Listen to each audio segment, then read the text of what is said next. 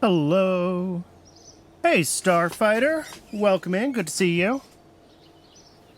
We are back in KSP today. Last week, we wrapped up some contracts. Yeah, I know some of these things failed. We're not going to worry about those. Last week, we were able to wrap up First Lunar Orbit and the crew science contract and finish those two programs, which is fantastic. Our next... My notes say that we should be able to just refly our Lunar Orbiter contract, and we might have to adjust our target AP and PE here, but other than that, we can oh, it needs to be video imaging 2. Oh. We might not have the science for that yet. We might need this.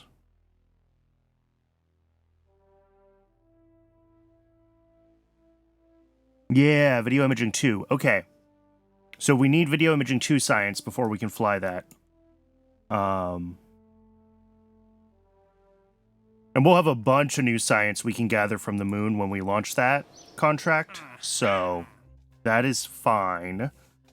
And then first lunar landing, in theory, we could do sooner. Like, I guess we don't have to have the mapping contract done before we do the landing. It would be realistic to do them in that order. But we could absolutely think about trying to do lunar landing without that.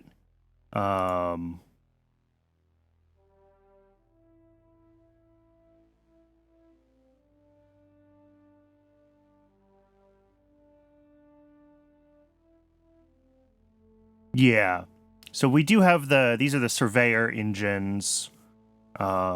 We have other, like, RCS thrusters that we could probably use in place of these engines. And then I don't even know when we might get, like...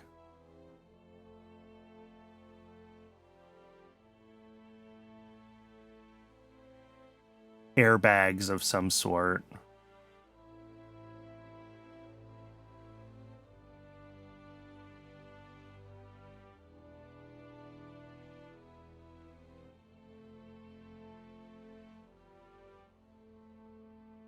Advanced uncrewed landing.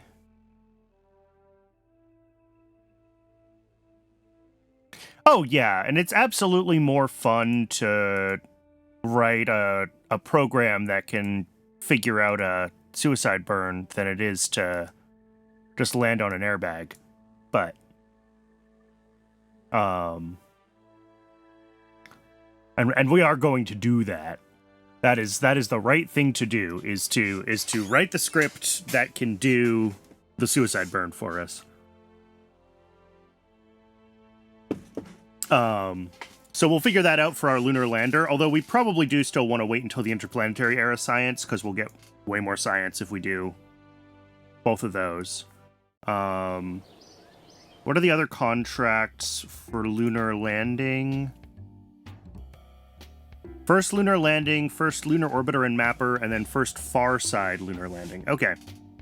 Oh yeah, I talked about this a little bit at the end of the last stream. I'm remembering things. The brain cells are rubbing together. Far side lunar landing, I think we should be able to figure out, like, from the moon's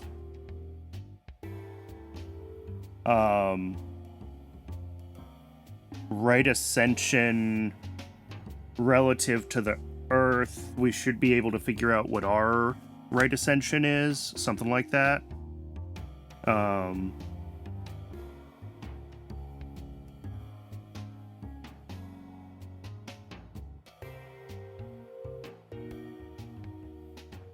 We'll figure that out. But I think if I look at my current research tree, we're looking at... Okay, I am doing science first before I do second gen capsules. So as far as the Gemini era contracts go, we have this first rendezvous.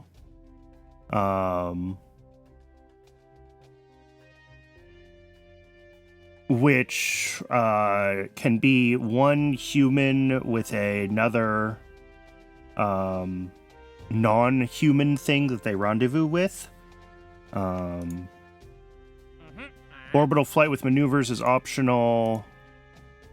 Orbital flight with 3 people is optional. All these test satellites are early commercial applications, and I just don't want to deal with them right now. Although maybe geosynchronous test satellite, like...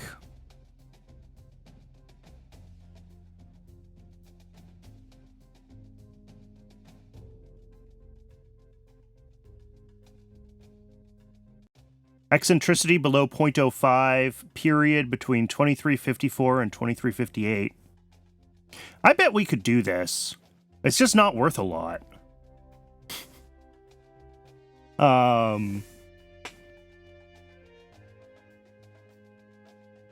And, like, yes, we're gonna want...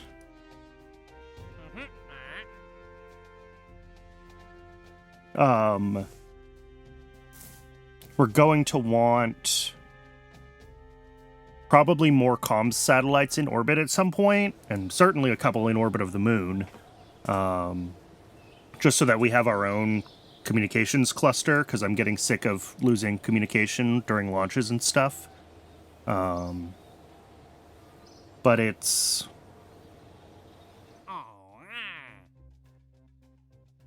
And that's kind of why I wanted to do the Scopos contracts in the first place, was that it kind of pays us to do our own communication constellation. But, God, the Scopos stuff is so annoying. So we're going to skip that stuff for now. We're not going to deal with comm satellites. This we can do relatively easily. First lunar landing uncrewed. We can either start working on the lander, right? Try to figure out what it'll take to actually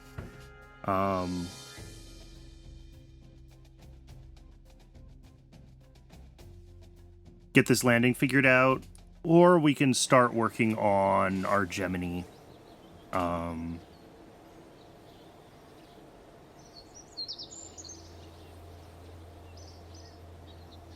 It's going to take a little while before we have all the techs unlocked to actually fly a Gemini, but we're not using an Atlas for that, right? So the question is, do we build a Titan, or do we look through our rocket engine options and maybe build something a little more unique?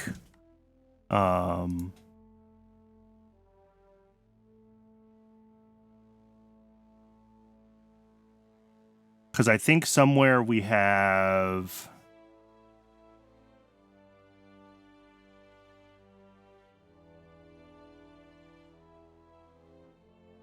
Yeah, we have the H1 engines, which were used on the Saturn 1.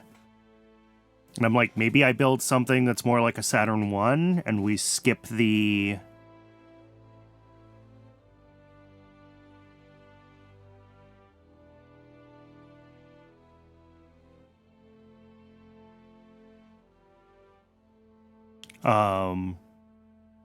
we could skip the Titan and do like an H1 based design. I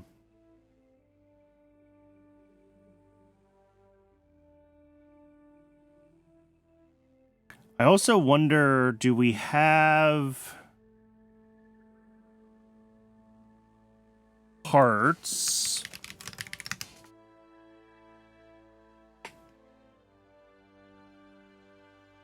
for the Atlas 2?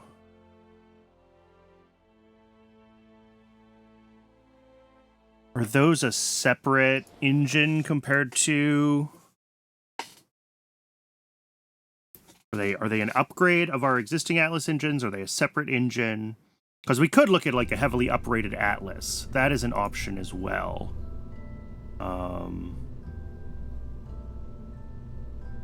Just ignoring the fact that we had to launch. An eventual KOS Saturn V would be so awesome. It would be. And I mean, I keep saying that like moon boots is kind of the goal, right? So... Okay, so the RS-56 is... Oh, significantly later. I didn't realize how late that an Atlas II was.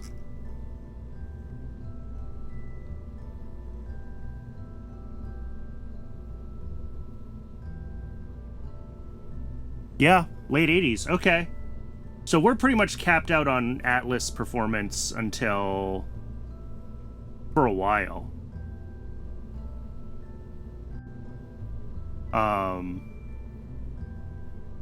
So I'm not going to try to do some weird Gemini Atlas. As much as I love the Atlas, we're not...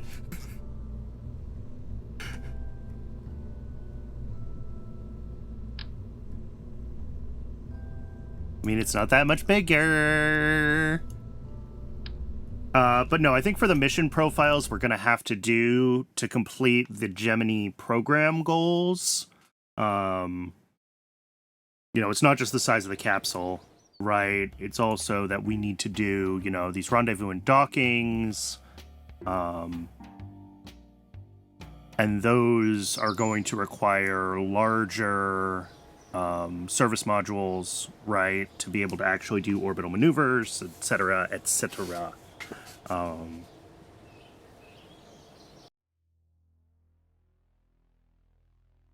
So yeah, 65 orbital rocketry, we get the next, there we go, the NA-71.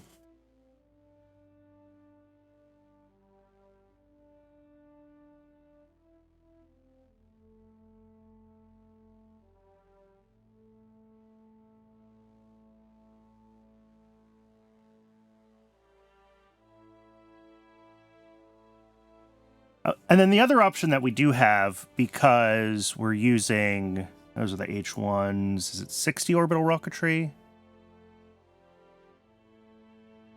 How far back are they? There we go. Because I have the theoretical and some fictional configurations enabled, we do also have a kerosene burning variant of the Titan engines available. And that does kind of get rid of the biggest issue with flying an accurate Titan, right? Is the we don't have to deal with hypergolics.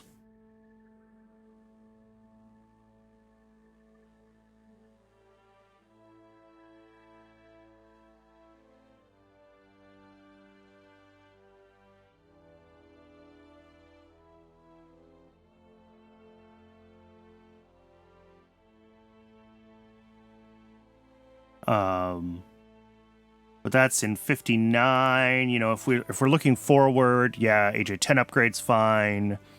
Juno, X405. The cancer juice packs so much punch. Yeah, this is true. And it's not like it's something we have to worry about. Although, this reminds me of the other thing we have to figure out. And that thing is, you know what Gemini doesn't have? Gemini doesn't have a launch escape system, because Gemini had ejector seats. I have no idea how effectively that is modeled in-game. But also, if we did bail out, we can only be in control of one Kerbal at a time. So I'm not sure we'd be able to, like, have both of them properly deploy their parachutes and survive? Yeah, this is my favorite thing about Gemini, is its hypergolic fuels and ejector seats. So, like, if the rocket is breaking up around you, the correct evacuation procedure is to launch yourself through the cloud of burning cancer juice.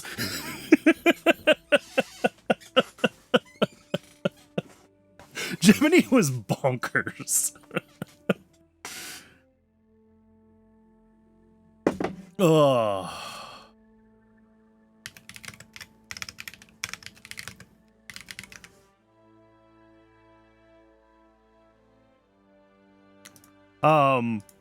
I don't know if they're full 0-0 seats, but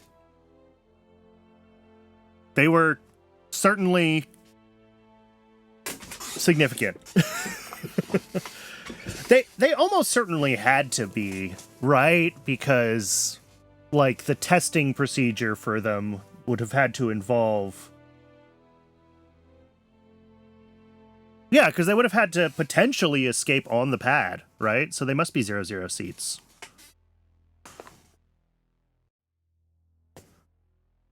But yeah, Gemini is stupid, and I hate it. But we're gonna build it anyway, because it's our other option would be to use Vokshot, I guess.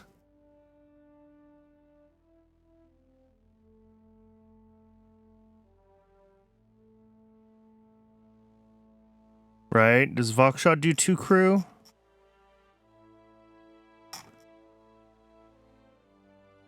I don't know. We could play with Soviet stuff. The other question, actually... Let me double check our required contracts. First EVA, first rendezvous, and first docking. Okay, so we do need to use at least a Gemini. If we're using American capsules, we have to use Gemini for EVA. The Mercury capsule does not allow EVAs.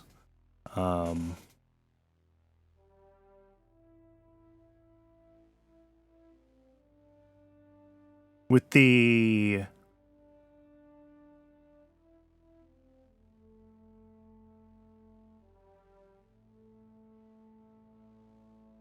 Soviet ones, part doesn't allow EVAs, part doesn't allow EVA. So you might have to be up to Soyuz if you wanted to use a Soviet capsule for EVA, actually. Oh no, you need to attach the airlock and then transfer the crew member into the airlock. Interesting. Okay, so you can do it with Vokshot.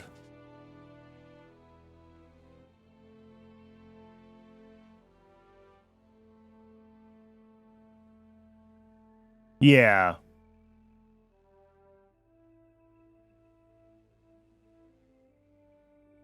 Cool.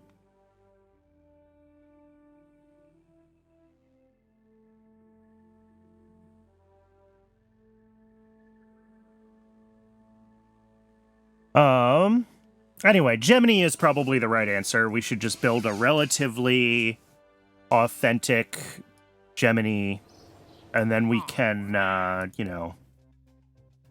This crew flight with maneuvers and 2+ crew is absolute... It seems worth doing. Like, it's worth a lot, even though it's an optional contract.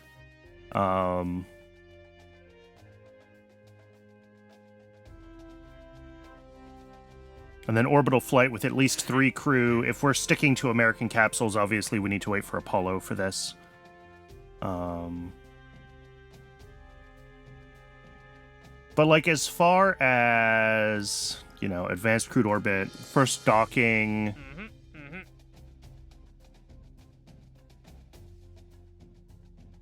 Okay, so we can do a Gina target vehicle for first docking if we so desire. And then first EVA.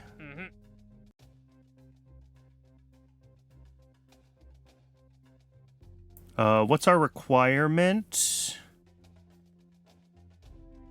Must have the tech for an EVA-capable craft. Okay. So that's, this will just become available as soon as we have Gemini unlocked. And it says, don't have an active optional crewed orbit contract. Okay, so I can't take this at the same time as the other optional contracts.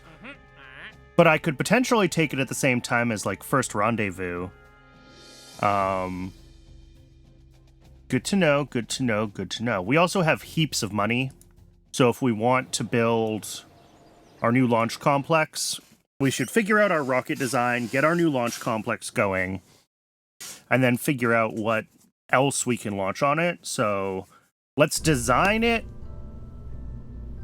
Let's design our new rocket with a Gemini capsule on top in mind. We'll build it for Gemini, and then whatever other payloads we can do, whether that's our lunar lander or, you know, geosynchronous satellite deployments, whatever else, we'll have pretty significant payload capability to LEO if we're designing for a Gemini, and we'll go from there. I think that is a reasonable way to do this. I'm gonna use, the separate parts rather than the single big advanced command pod. Just because if I do need to do any more complex scripting, it's nice to be able to, like, give parts tagged names and do whatever I need to do, right? So let's just search for Gemini.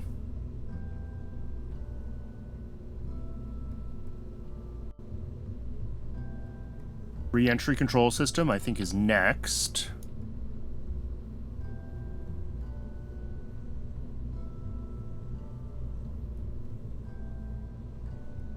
And then the docking. That looks right.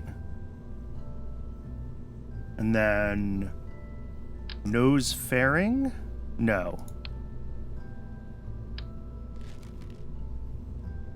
Ah, this is the version without the docking port. Okay. So let's build it without the docking port to start. All right. This attaches on top of this. And then the nose fairing goes on top of that. And then this says attached to the node in the... Oh god, it's one of these. Okay.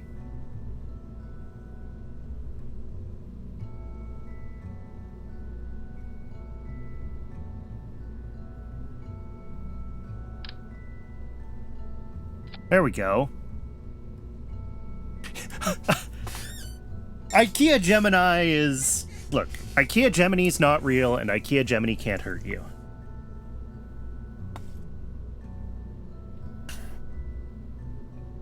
I think we got this.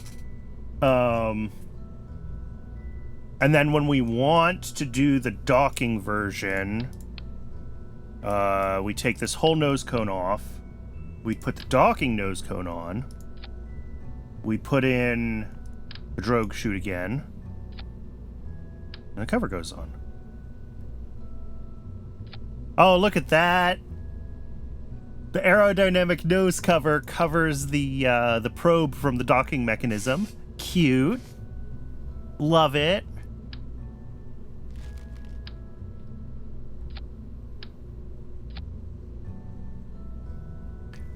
I also love the way Gemini looks with the windows. It's always a little disappointed in you. That's not the way that's supposed to attach. There we go. And then underneath, what have we got? We've got...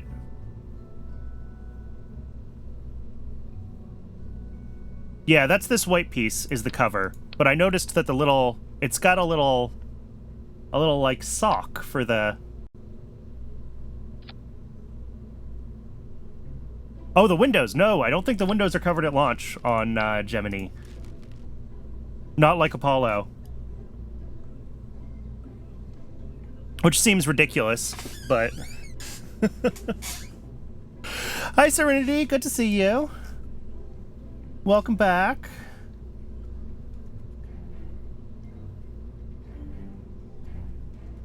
You used to have your avatar from the... Oh, am I not in the KSP category again?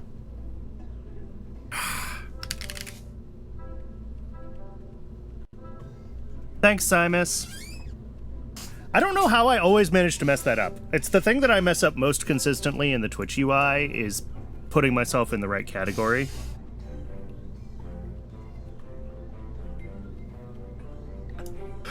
Oh, we're doing all right. We're kind of just getting started still, Serenity.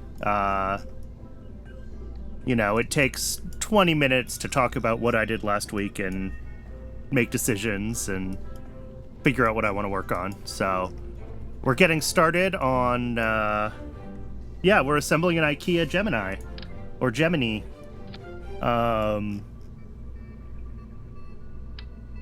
Gemini is the constellation, Gemini is the capsule, because someone at NASA pronounced it wrong and no one corrected them, and now that's just what we call it.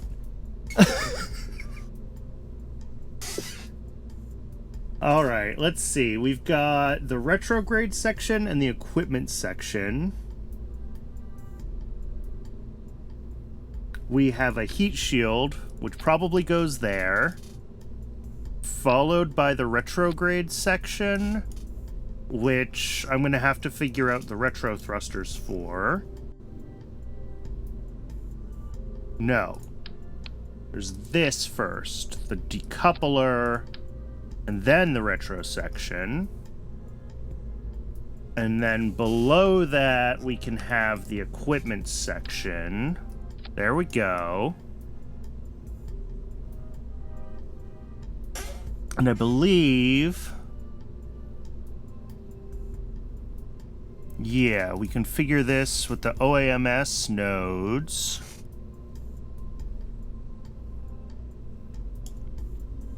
And then we grab...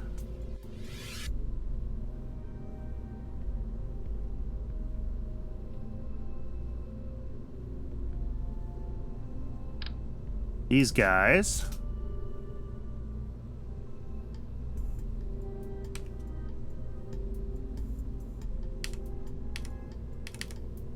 And we figure out... There we go.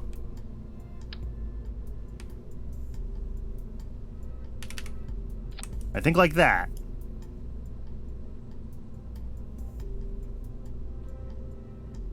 That looks like it's got thrusters in it.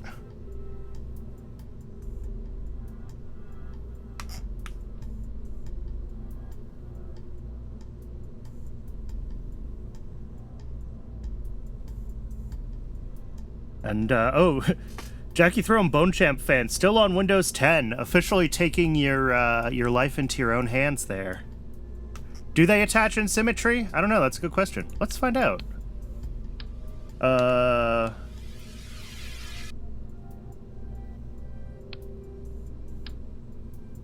Oh, they do attach in symmetry. Yes, I attached 4 of them.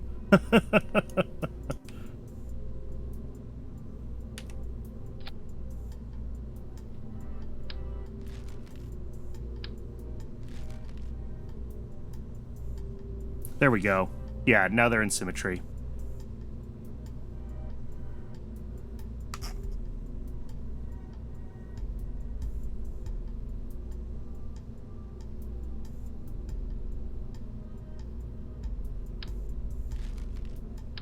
Okay.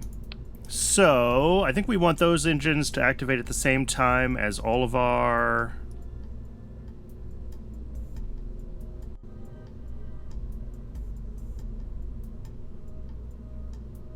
I think the re-entry control system is later. We want that to activate when we ditch everything else. And then this actually needs to be early. And then parachutes can be together. Okay. Is the external cable bus to go around the heat shield? That's a good question. I assume there's some cables that come through these mounting clamps or whatever else, or this thing here. Yeah. I bet somewhere I can find a drawing that talks about that. Alright, so the question with the retrograde section is... what are our actual retro motors? Here. Let's give this a save, and let's check our... because we have nodes in here for them, clearly. If I grab something that connects on a node... yeah, we've got 4 nodes in there. Those engines don't pop up when I search Gemini. So do I not have the tech for those started, or do they just not say Gemini?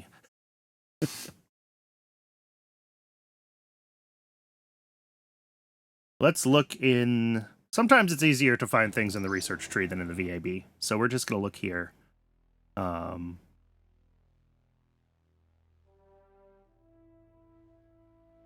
Oh, do I need this?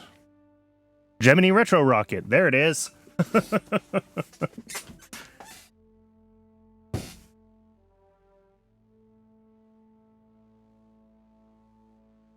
Zorin. I don't know that one.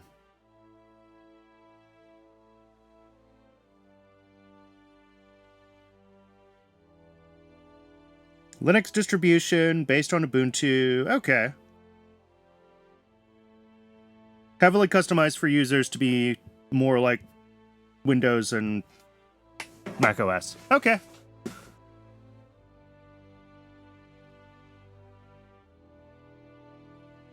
So yeah, we need this tech for our Gemini Retro Rockets.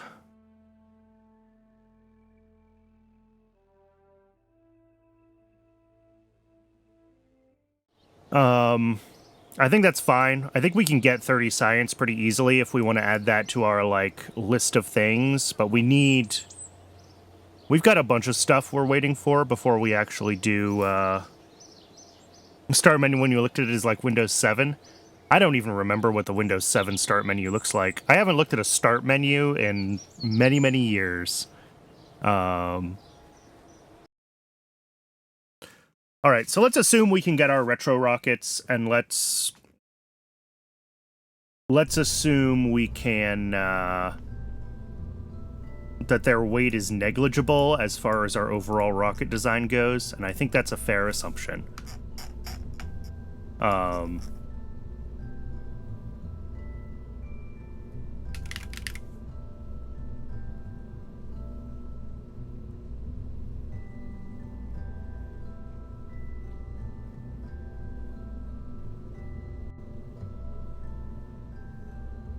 And as far as the equipment function goes...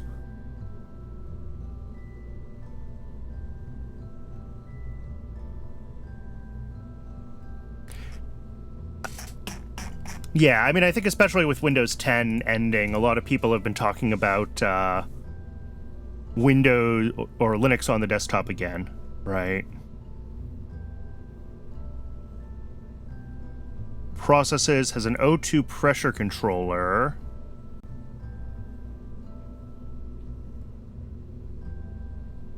It has its own avionics, up to 15 tons. That's fine. Oh god. That's not what I wanted to do. We're gonna just...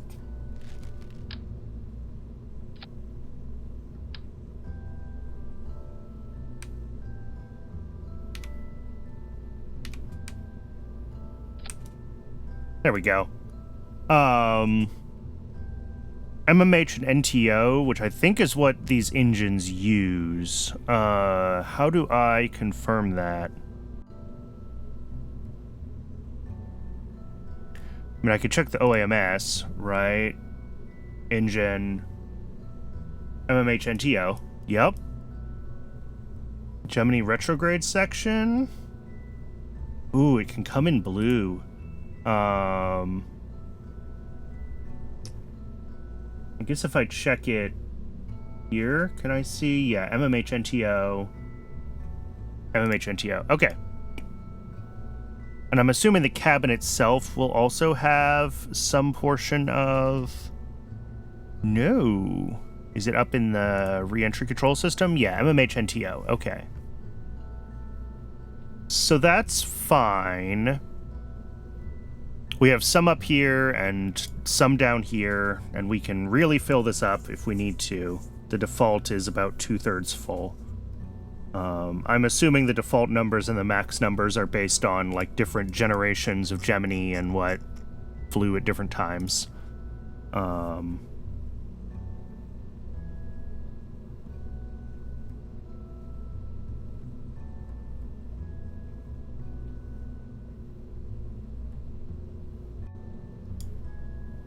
All right, let's, what we don't have... This needs to be ditched at some point during launch. What I don't see as a decoupler...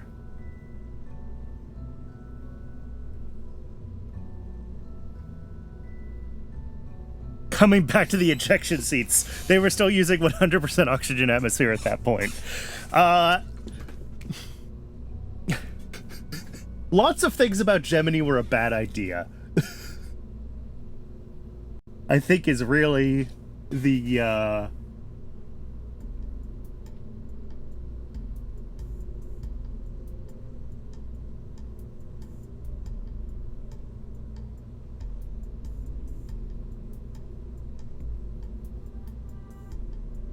don't see an adapter section for the Gemini to the Titan, and I don't know if that exists. We might have to just make that ourselves with a standard decoupler.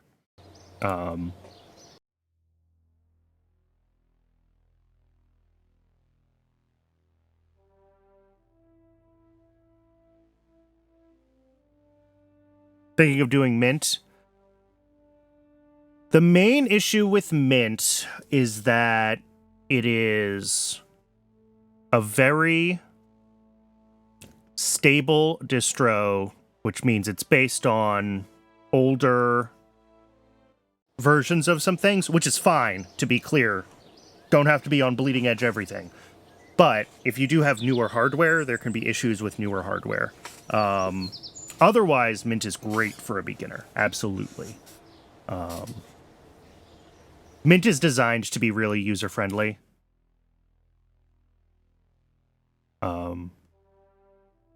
But it is good to double-check your hardware compatibility with it before you use a distro like Mint. Oh, 7700 and 1050, yeah, you're fine. That's... You know, when I say recent, I mean the past couple of years recent, not...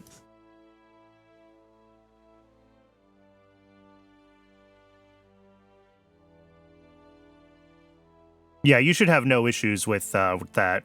I mean, obviously, I make no promises about any Linux distro working on anyone's hardware, but you should have no problems. Okay, I think I gotta do a decoupler myself here. I don't see anything that looks like an equivalent to the Mercury Atlas adapter. So I'm just gonna throw in a ring decoupler, and we will move on with the rest of our design.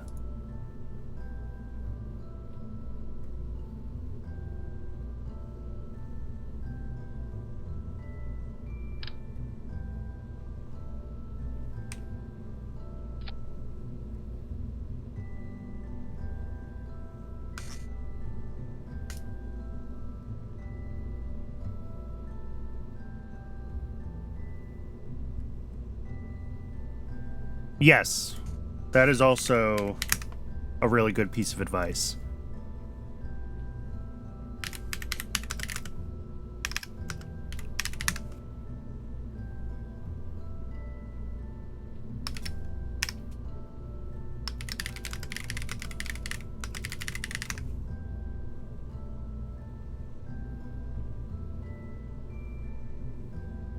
The inertial upper stage...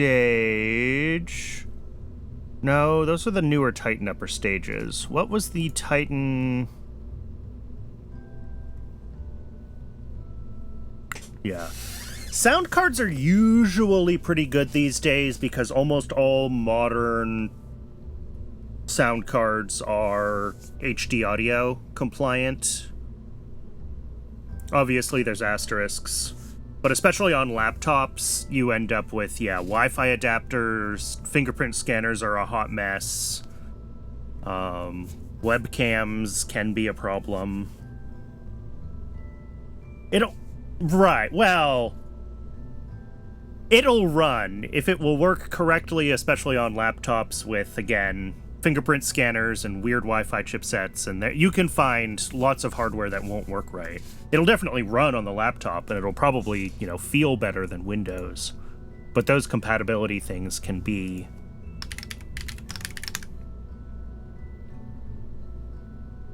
Here we go. Titan 2 GLV. This is what I wanted to check. Diameter. Come on. So the diameter of the overall Titan was 10 feet. Give or take. Wikipedia is really rounding on me.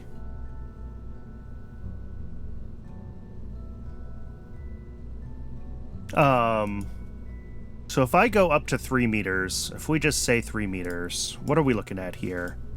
It is slightly wider than this stage. We should put a little bit of a cone here between, like, the Gemini and the...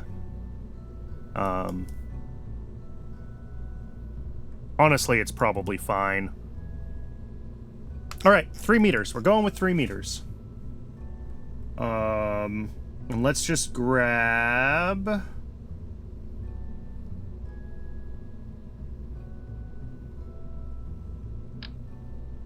Does this have design options, or is this always just, Oh, yeah, we have options. Okay, but they're just the S1, the S2, and the S4.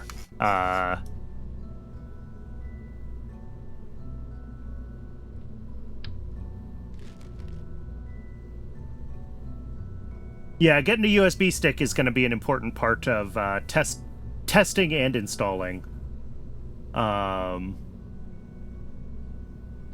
What is in the another modular packs? I haven't really used these ones. Oh, this gives us the squad styling.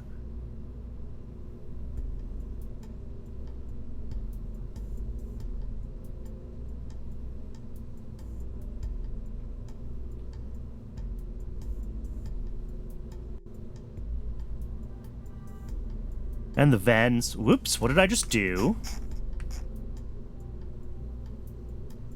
I have no idea what I just accidentally misclicked. That's fine.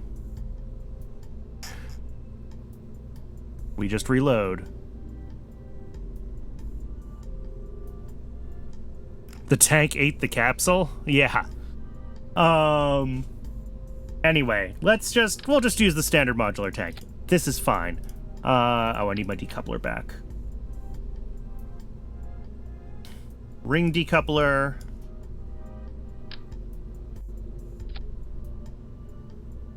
Three meters. Modular tank.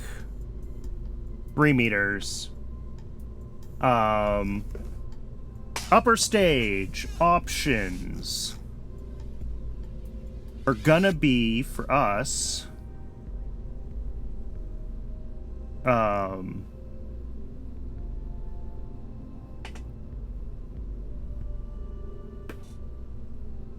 Is the wacky paraglider an option for recovery?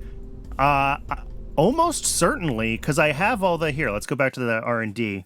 It might be, like, under spaceplane tech or something, so it might be a pain in the butt for me to research it. But I believe it's in, and I should have it enabled, because I have a bunch of the weird... There it is! Unfortunately, it is under spaceplanes. So that's a lot of science points. 1, 5, 9, 21. Ooh, and then 55. Yeah, that's like 70-something science.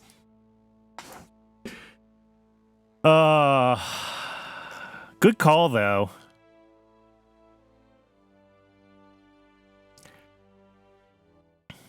I mean, we could upgrade the admin building and grab the X-Plane research contract and just, like, blast our way through. We would probably get enough science. Maybe not.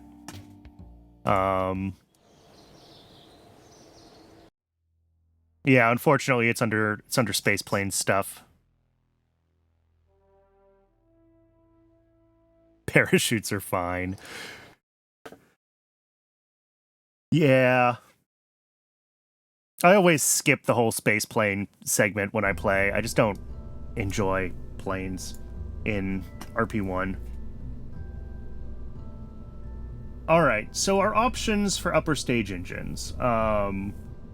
We've got the LR-91, wherever that is.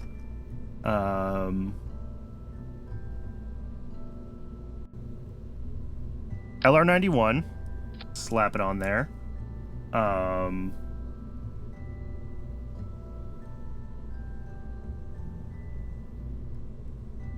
We've got...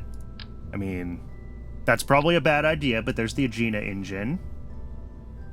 We have AJ-10 options, both early and mid. Which don't consider early and mid to actually be necessarily one newer than the other. They are just different. I think pretty much... Oh, and of course the RL-10. I think everything else is, like, weird stuff that doesn't really have a future tech tree-wise for us. Like, if we use it, it's a one-off, and we're not gonna have a path forward. Like, the XLR-99, you know, ran the X-15, fine. It's throttleable, it's multi-ignition, but it is not a great engine for our purposes, I already know. The G1 was basically never used in the real world. I don't know what it says available at spec level. But, like, this is cryo... This is the worst of both worlds, right? It's cryogenic fluorine, I think, and it's toxic propellants. It's ridiculous. This is like peak 60s engineering right here. Which I love about the 60s, but... the Juno 4... This was Vega.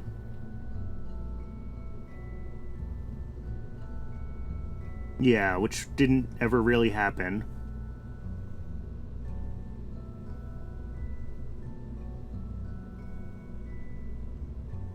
E1 was never used. H1 is really a first stage engine. The LR-91. LR-91's not multi-ignition. That's... So if we build an LR-91 second stage, it really is like just a second stage, and we have to rely on the payload for doing any other work. Most of these other engines are multi-ignition. So that is something to keep in mind. Do we have good AJ-10s yet? We have better AJ-10s. So we have the AJ-10-104, which is pretty okay, and is multi-ignition. And within the AJ-10 earlies, we have all the way up to the 118. But these are only single ignition AJ-10s. But these are Delta engines, which are reasonable. Up to the Delta D. To get the multi-ignition for the Delta E is 65 orbital rocketry. So we have decent AJ-10s, but not great AJ-10s. The Agena, we're up to, with extra start tanks, up to 15 ignitions. And the next ones are probably also 65 orbital rocketry. Yes.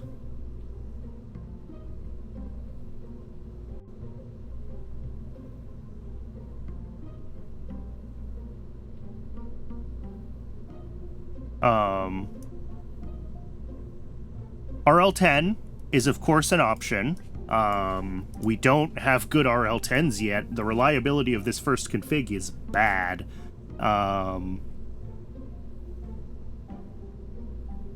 Ignition chance 94%, MTBF 42 minutes. So if we burn it fully for the whole 7 minutes that it can burn with an MTBF of 42 minutes, that's 1 in 6. But like, I'm unsure if an Agena as an upper stage is still... I mean, obviously they were still using the Agena target vehicle, but like if we compare the capabilities of just like lobbing payload into LEO, you know, is it better to do the non-restartable LR91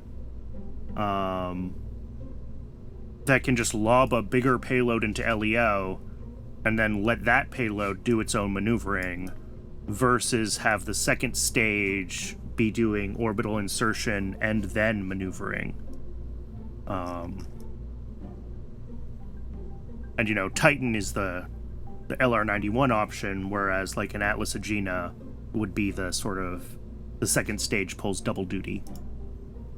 When did I move to Linux? I have been using Linux full-time for over a decade.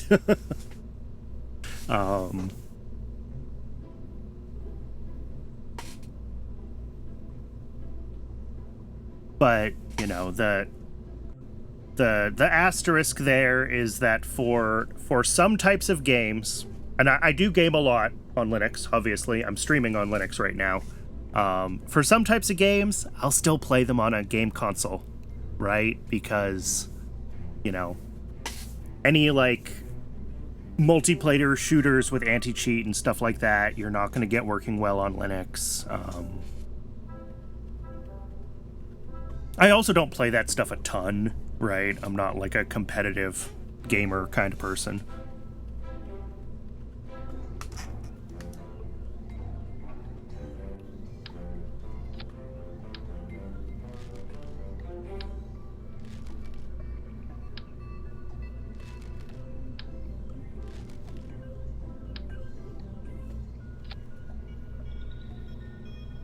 Let's go up to the AJ5, and I'm curious about the performance difference.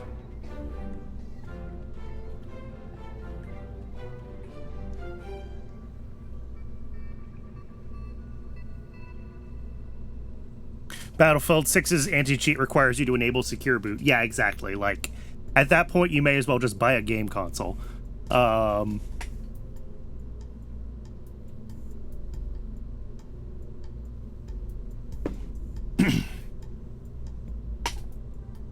So, it looks like the hypergolic versions of things are configured with... They have lower thrust, but the upper stage actually has higher ISP, which is fascinating. I don't know. We'll play with it. We'll see what the penalty for hypergolics is. Burn time is 3 minutes.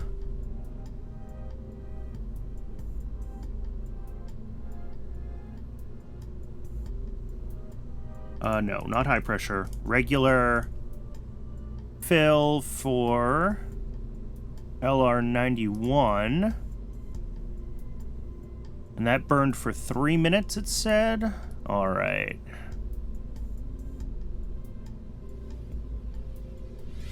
Alright, that's too much.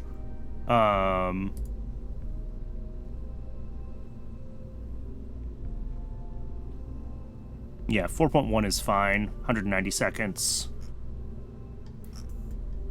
We'll play with the shape of this tank. Actually, let's play with it now. Select mount.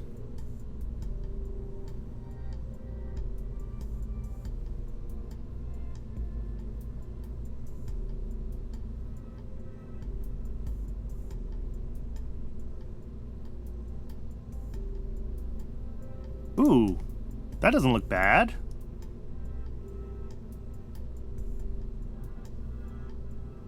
And then let's bring that back down to 180.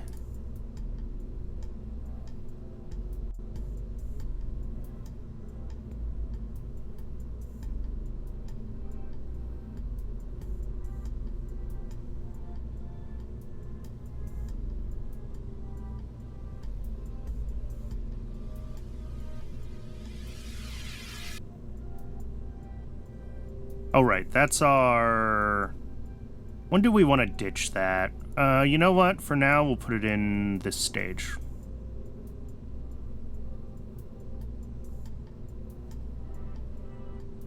And then coupling... No, payload.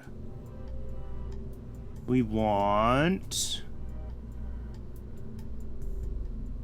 interstage adapter... at 3 meters, that's fine. Tanks, modular ISO grid at 3 meters. And engines, ground lit, the LR-87. Boom.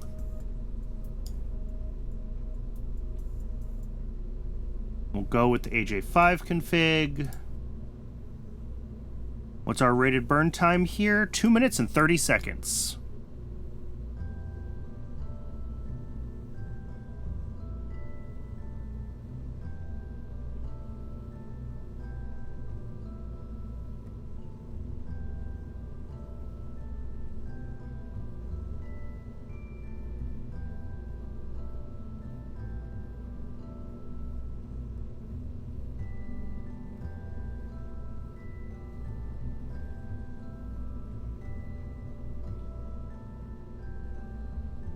$230 seems a little short. Our total delta V across the first and second stages is 9 kilometers a second. So... But that's Titan, right? Titan is designed to really be a booster and then an orbital insertion stage. So it's gonna be the 2 stages together that do the actual oomph. To LEO.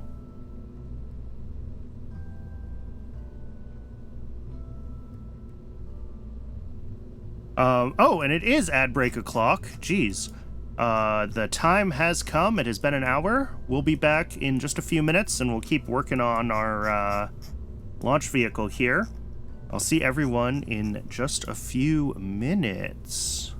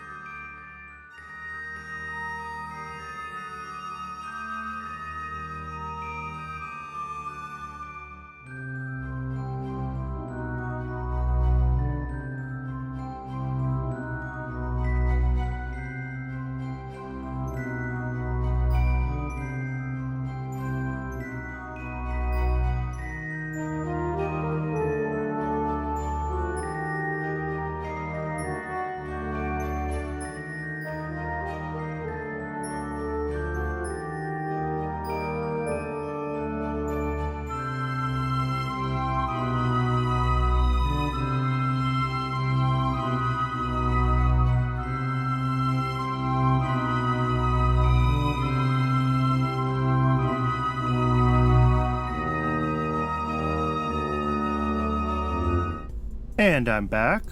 Sorry about that. Took me a second. I actually got distracted. I was reading about the Titan Gemini launch vehicle and didn't realize the Twitch ad had finished up. So the Titan GLV, and I switched to this configuration, is supposed to be using the -7 config, not the -5 config, and that does give us a few hundred extra meters a second, and it feels a little more comfortable. So this is an option. And let's just save that as Titan GLV. And as much as this is an option, it's not our only option, right? One beefy upper stage engine. Yep. The thing I had talked about maybe doing, ditch all that, is if we go to... let's actually grab the Katniss part. S4.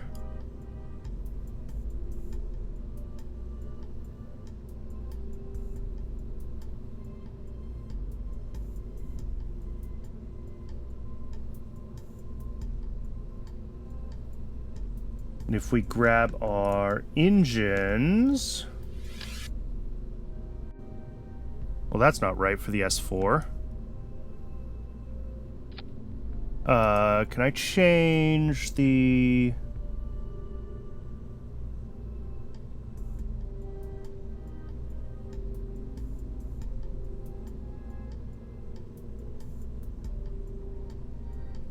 Oh, because the S4B was the one big engine using the J2.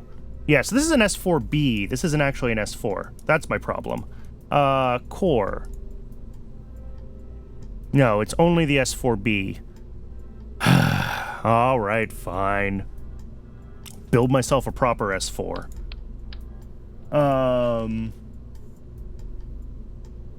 We'll just use the standard modular tank. Out to 3 meters.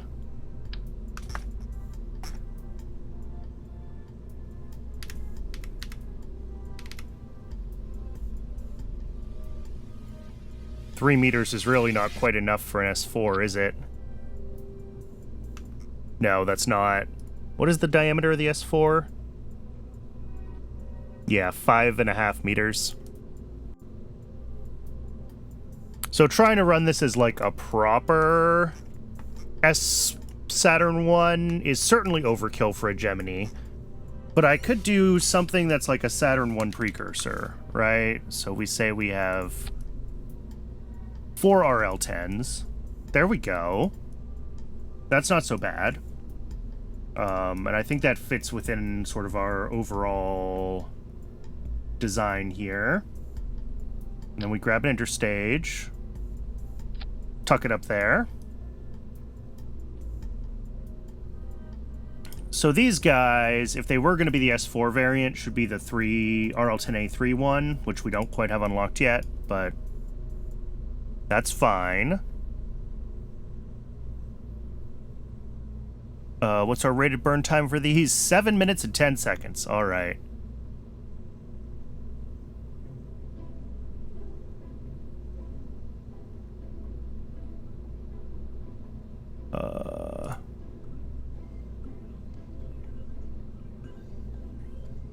Which, maybe we do want to make it wider.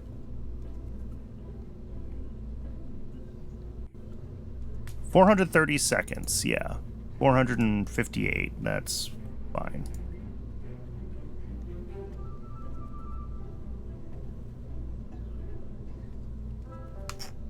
I mean, the joys of cryogenic propellants, right? So we probably would want to make this bigger. And actually, let's do... If we do a nose at... Let's do 4 to 3. Long? Yes. And then go up to 4 meters. There we go. Now we can bring this down to a much more manageable...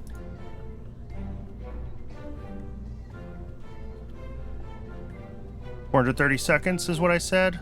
430 seconds. It's at 436. Beautiful. This goes up to 4 meters. Bring the engines in a little bit. Can play with the base a little bit too. But that's already like 6,000 meters a second.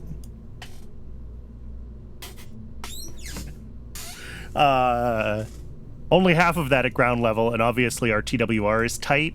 And the TWR of this whole configuration is a little concerning to me. If 0.8 is good enough for an upper stage, it probably is. And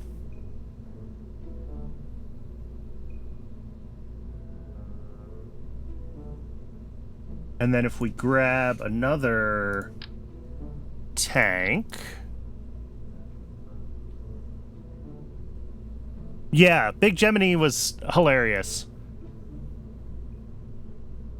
And I think we go 6 meters with a nose at 3 to 2?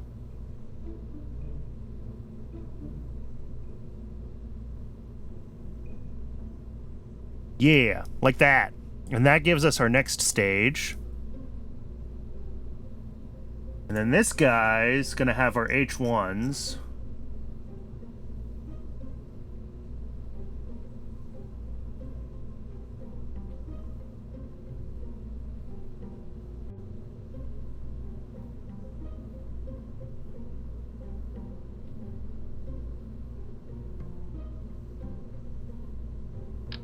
So an H1C in the middle.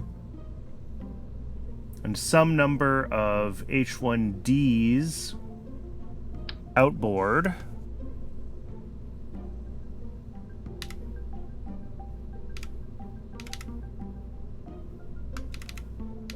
However many we need. I don't know, we'll play with it, see what it looks like.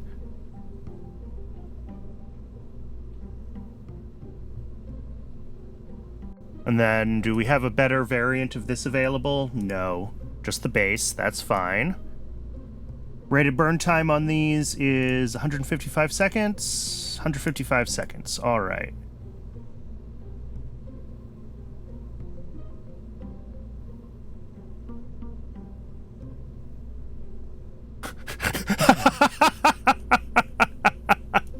Okay, it's a little stubby, but it does have 12,000 meters a second of delta V.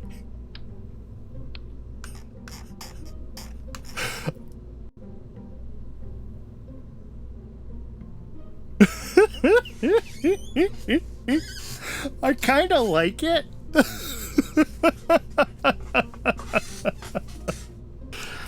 So the question is, like, one, does this RL10 upper stage have enough TWR with Gemini on top of it, etc.? And then obviously this configuration of H10s, if I wanted to, and our TWR is already 1.5, so like we don't have to, but we could, you know, go bigger.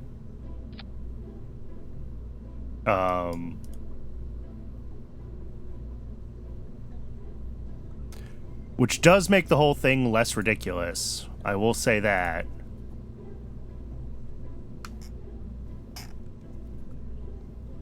Gives us a little more delta V. Interestingly, basically the same TWR. We're at 1.5.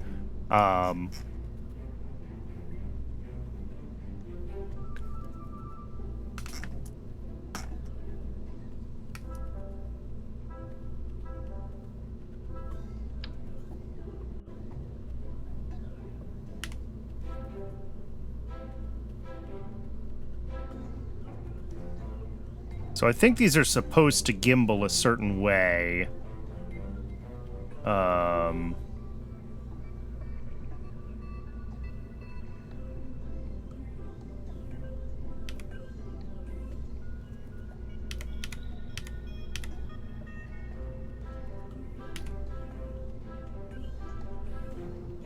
Yeah, I think they're supposed to go like this. Almost has N1 proportions, yes. Significantly smaller, though.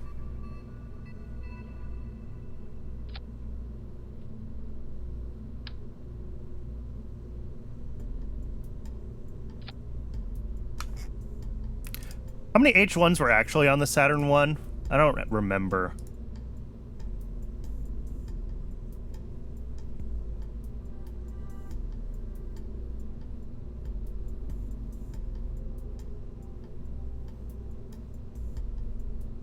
Eight of them. Interesting. 2 rings of 4? Was that how they did it?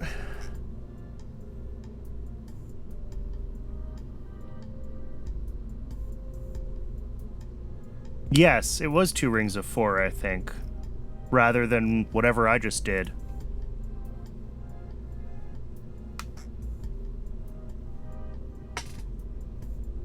So it would be like, that,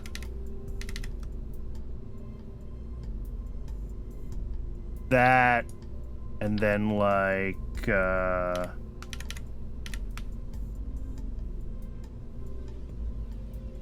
that?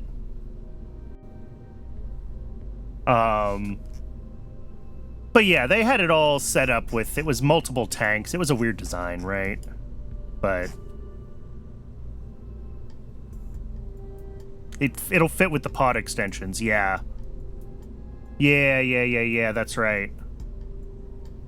I forgot about the engine pods. I was thinking about, like, the cluster of tanks and how that's designed. But, yeah. I mean, also, this does technically basically fit this. It's just, I think, wider than the actual Saturn 1, which is why the whole thing looks so stubby.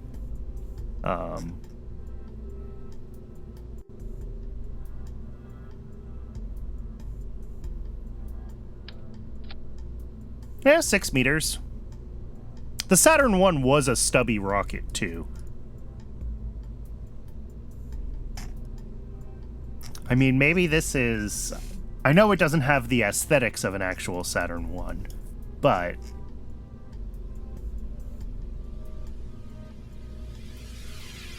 it's not an awful design. And it's, oh, I need to ignore the, like, 300 meters a second that the Gemini gives us as far as Delta V goes for maneuvers, but, like, with... I mean, it's still, like, 12,000 meters a second, right, of Delta V, which should be plenty for any of our, like, payload options to orbit. Certainly plenty for, design like this.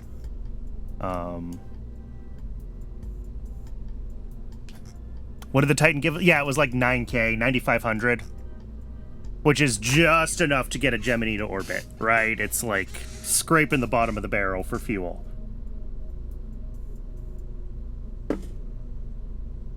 This is comfortably into orbit, plus we can use it for larger payloads.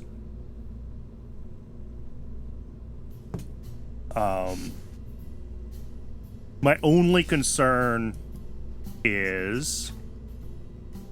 well, here, wait. No, our numbers are messed up. Oh, no, there we go. They're the same. My only concern is the 0.77 TWR on the RL-10 stage. Depending on our altitude, when we hit that, you know, 170 seconds in, I'm concerned about the second stage. Other than that, I think we're fine.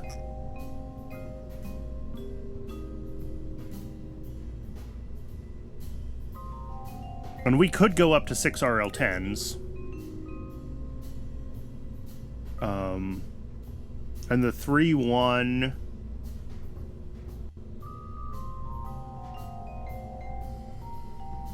slightly better ISP, but basically the same. Although the actual second stage of this would have had 6 RL10s, not 4 of them. So let's,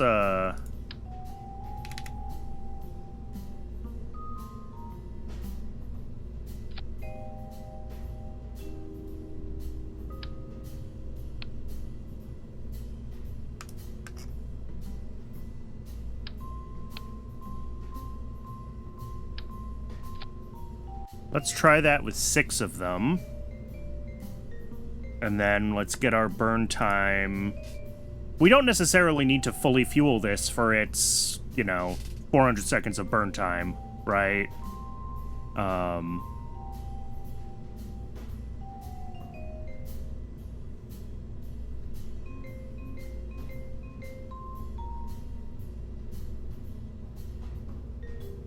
If we want to keep it to a reasonable... Oh yeah, and that ruins our stage 1 TWR too. Look at that. So we're kind of restricted by what we can get into the stage 1 TWR.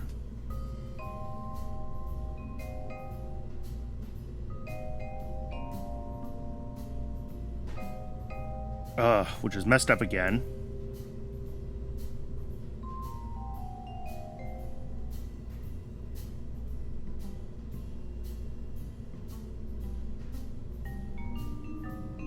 Okay, there we go. So if we want to keep the top stage TWR, I mean, we're still looking at 12,700.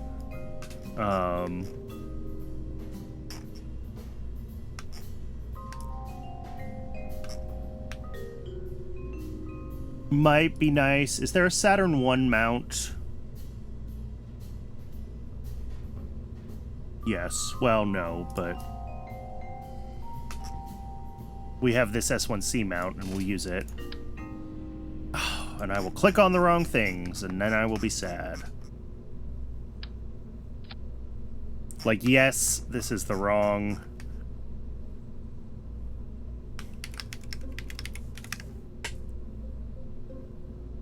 This is the first stage of a Saturn V, not of a Saturn 1. Oh, I did it again. But we...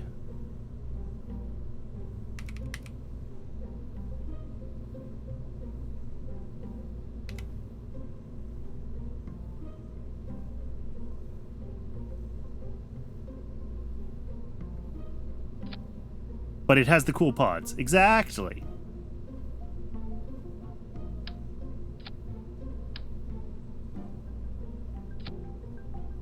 Although these are surface attaching to something weird. Oh yeah, we're gonna have to play with positioning everything here, but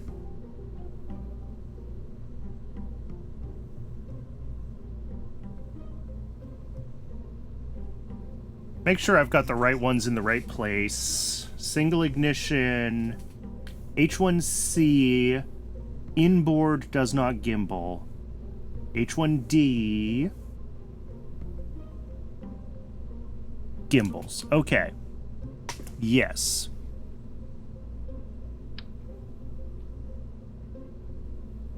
So those are our inboard ones. Outboard ones.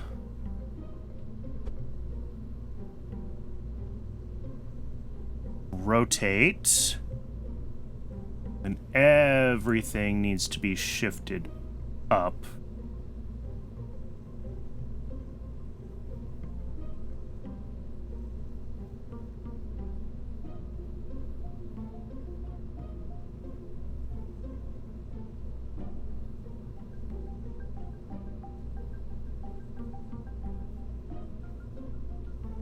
The inner engine nozzle has a connector plate fixing them all. Interesting. I don't... Is that modeled here? Oh yeah, you can see the connector plate versus the gimbal arms on these. Interesting.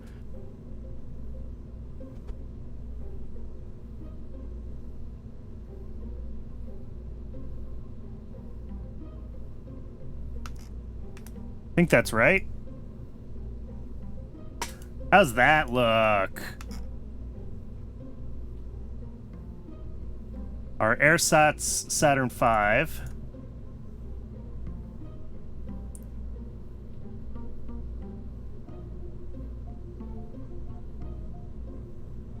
Rated burn time on this is 155, so we need to bring down the length just a little bit.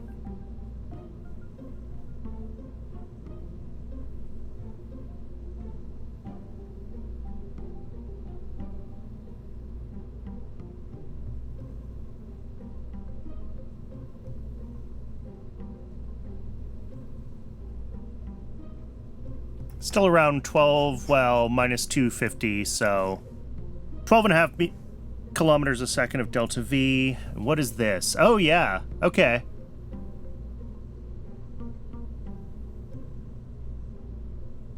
Yeah, that is a really good picture.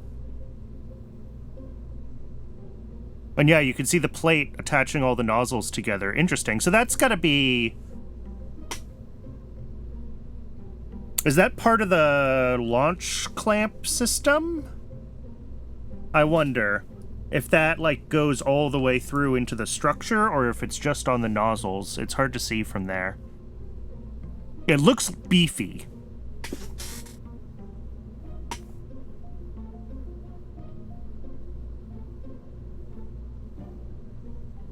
I think I like this. It's a little goofy, it's a little stubby, but it gets the job done. And when we get a couple of rocketry techs unlocked, we'll be able to push up to the slightly better H1 config, which is rated at a slightly higher thrust for the same burn time. But what that'll let us do is push more fuel into our second stage, or even at a third stage.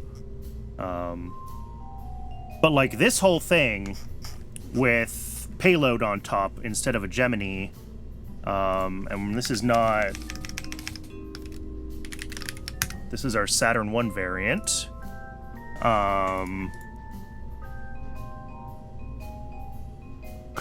It's goofy as heck, and I love it so much. But like the Gemini itself is... What's our payload here? 3.5 tons. Just for Gemini. So like, this will easily put...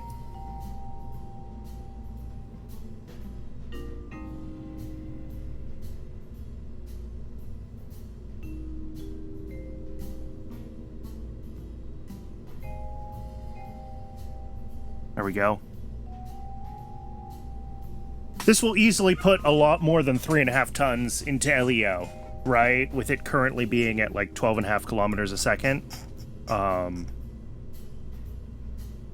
we can potentially do a variant with smaller payloads that pushes this second stage to the full 430 seconds. You know, we basically can have another minute of burn time on the RL-10 if we want it. That we're not doing right now.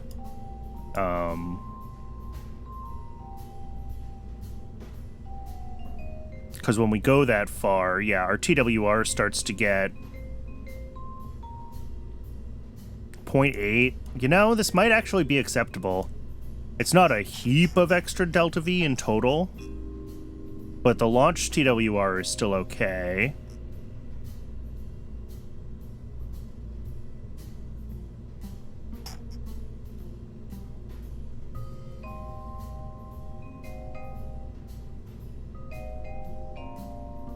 I could make this bottom stage... Maybe we could get away with it a little bit narrower.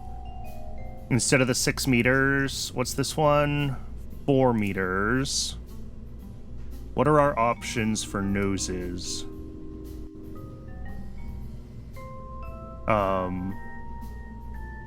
Because this is doing the 2 to 3 nose. No, the 3 to 2 nose.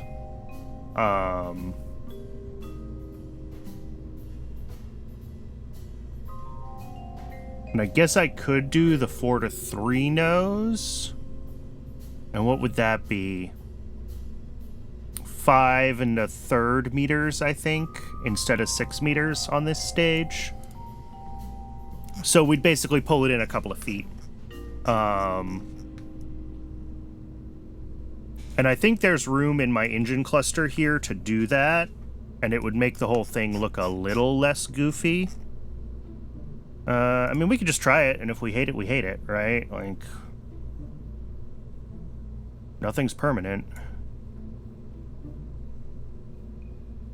4 to 3 with our then diameter. Yeah, and that gets it to that 4-meter diameter at the top. And then down here, actually everything looks okay. Did it automatically scale the positioning of everything? These guys are a little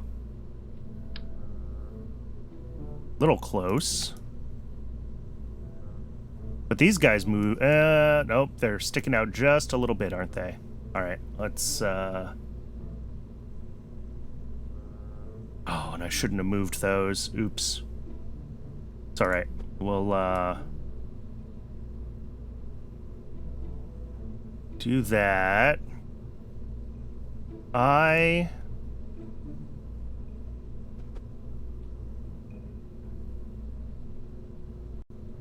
Move those in. Are we clipping? Badly. Well, sort of badly.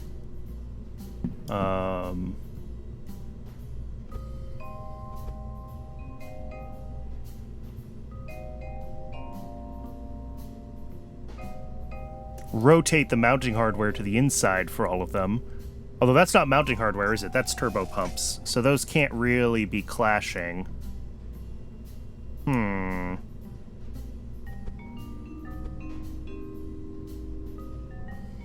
Let's pull the turbo pump machinery in. So then these guys can go out a little further. There we go. That looks better. And then these guys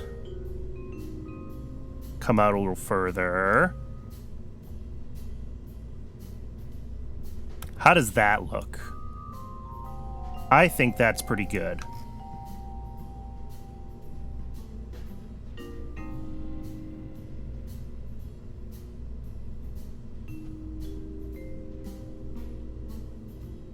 And then make sure all of our engines fire at the same time. And because it's a thinner tank now, it has to be a little bit longer to get that 155 seconds. 162, sure. Yeah. There we go. That looks a little bit less ridiculous.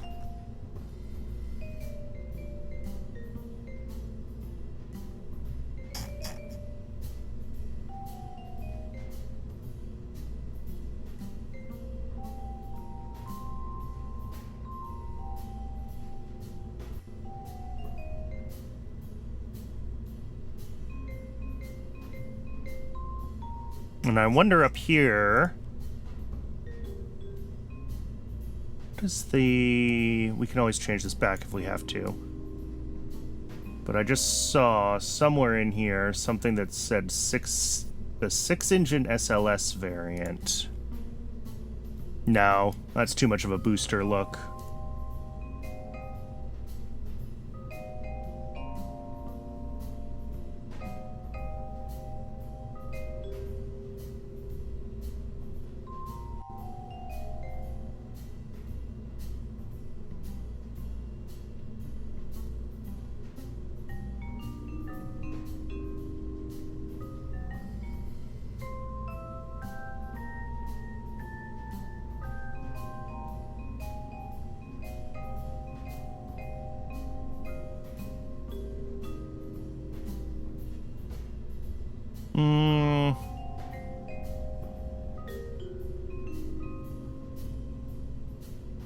I think just the standard flat is fine. Okay.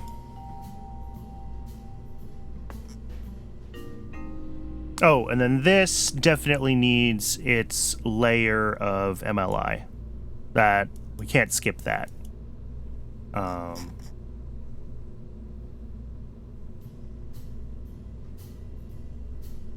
So I guess the question is, how much of our delta V do we have in the initial stage versus in the RL10? And, like, what does a gravity turn profile with this thing look like, etc., etc.? So we'll have to do some sims with it. Oh, let's finish getting it actually built. Let's, get a fairing for the interstage.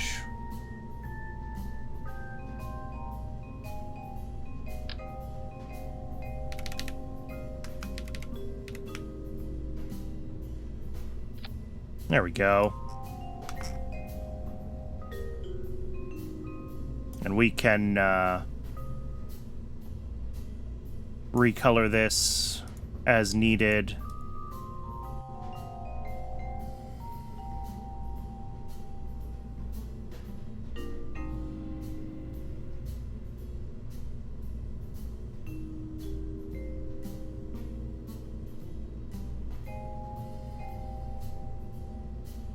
But for now, that's good. And then we also got to figure out with our Gemini, do we like the black and white? Do we want... there's a few different options. There's an all-white. There's a couple of different stripe color variants.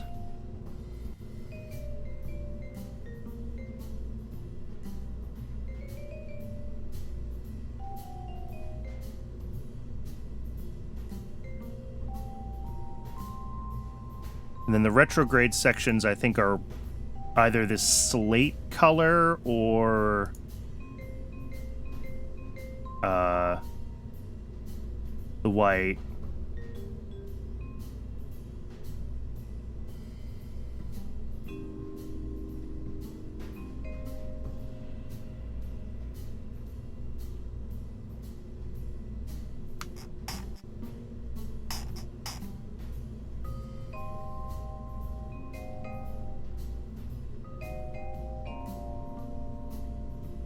Actually, these don't need to decouple, do they? Turn off the decoupler for those. Right, because they'll just stay attached to the bottom stage when the top separates. That's fine. Okay, that's looking good. Next, we need a launch computer for this thing. It is 475 tons! Jesus! Oh,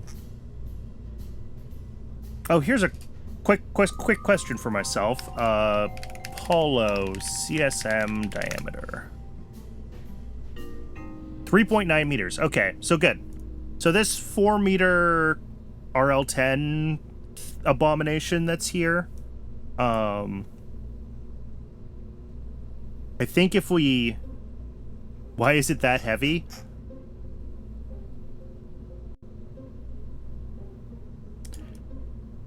It is a Saturn 1. Like...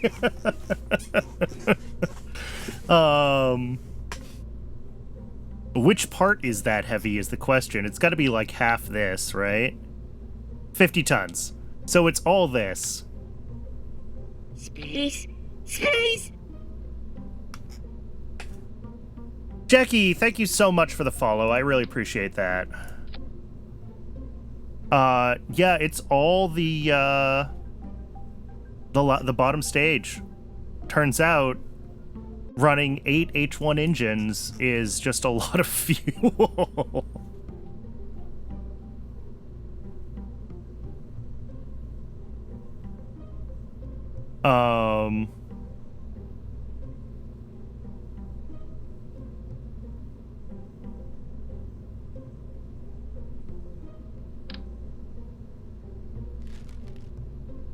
Yeah, big computer it is, indeed. Actually, if we do these at 45 degrees with 4 of them, it really does not like that, does it?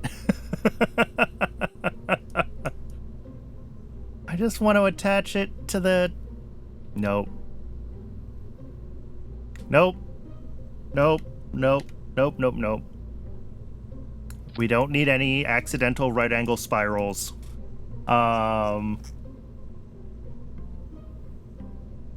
What about the Apollo style clamps? What if we do those? Yeah, those are fine.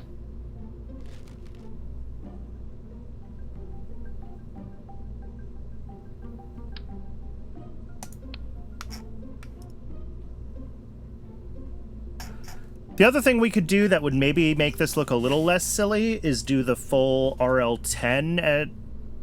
do the upper stage at 6 meters instead of 4 meters.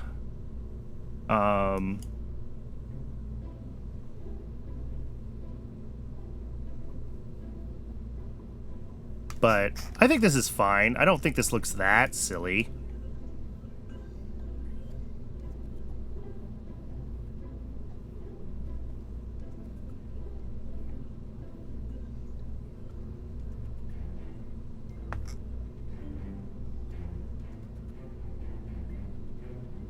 All right, so staging-wise, launch clamps need to be after ignition. Upper stage next. And then when we get to orbit, we activate the OAMS and our RCS. All of our RCS. Oh, I don't have the retro engines. Let's, we need to put something in there for now.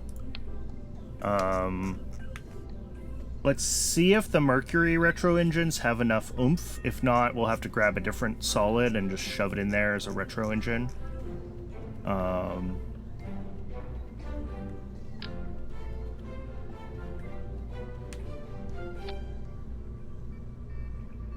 That is not enough delta V to get us out of orbit. Okay.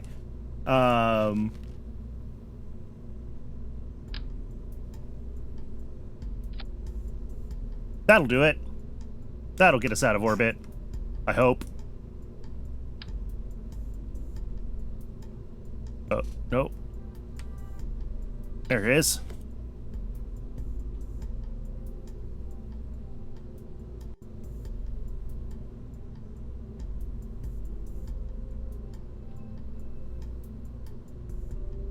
The engines that poke through, those are the,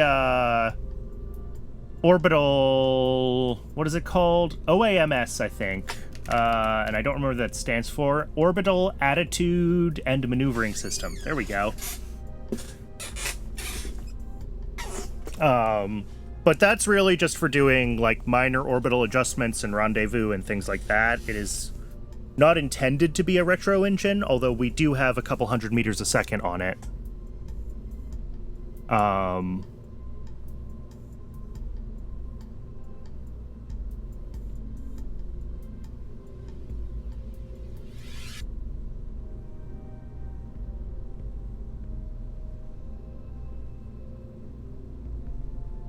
The thing that I am unsure about is... here we go. Nope.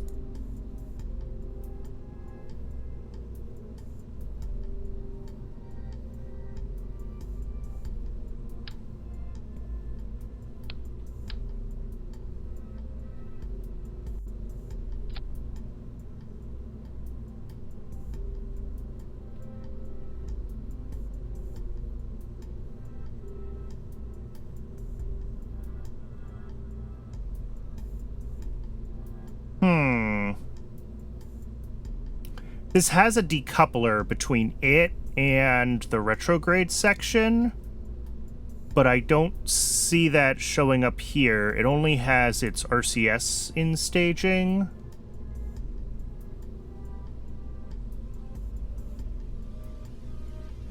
Yeah. So they stage simultaneously. That's not what we want. Okay. So in our script for deorbit, we're going to have to manually decouple the equipment section in the script. We're going to have to fire this decoupler explicitly.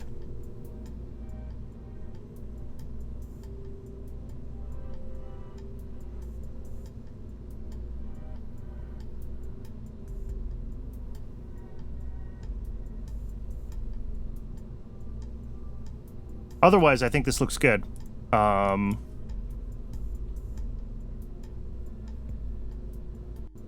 Yeah, that's just what happens when you have too much stuff going on with one part, is you can't stage it all. And that's fine. It's not hard for us to, like, write the script to do that.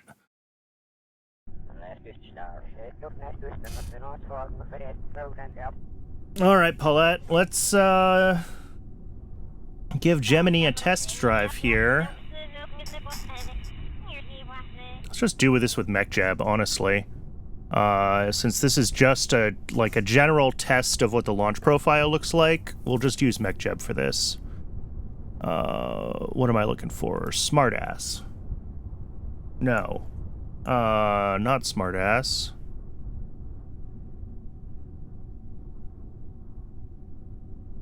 Ascent. There it is.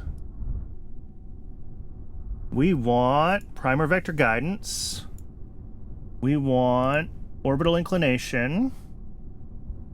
We want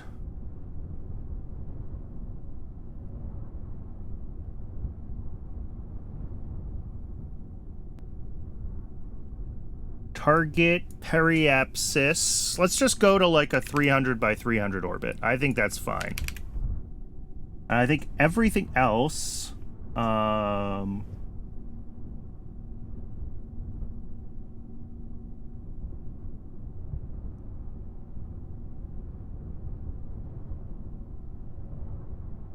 should be fine.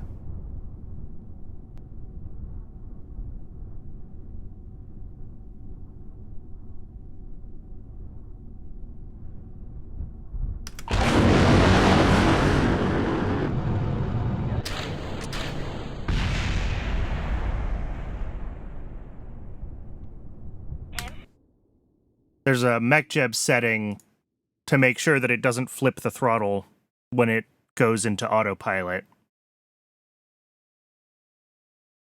In case you're curious, that's what it did. It flipped the throttle to 0.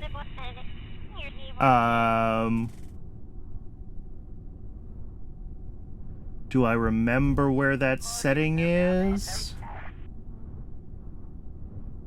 At least I think that's what happened. Status enabled. Guidance burning. Engage. Start burning. Yeah, it's turning off the throttle. Oh, control. Oh, I never said avionics. We never made avionics on this thing. I did everything but avionics.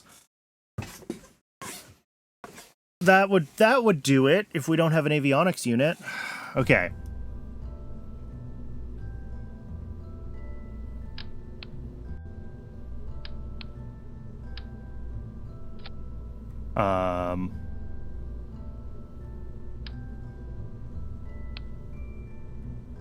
Oh, there it is. No, stop trying to go up inside there. Be below it.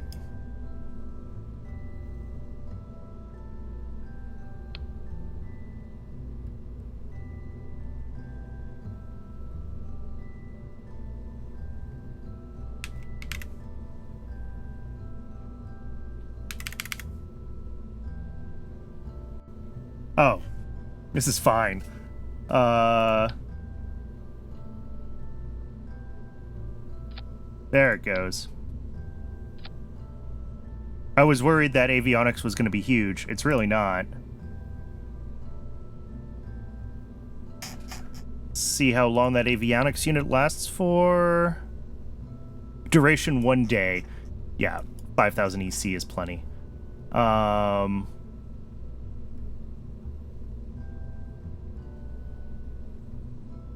Yeah, what's our draw from avionics?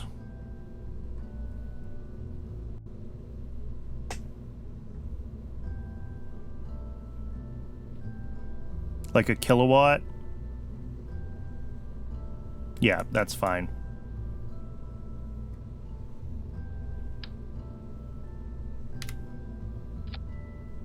And then upper stage weighs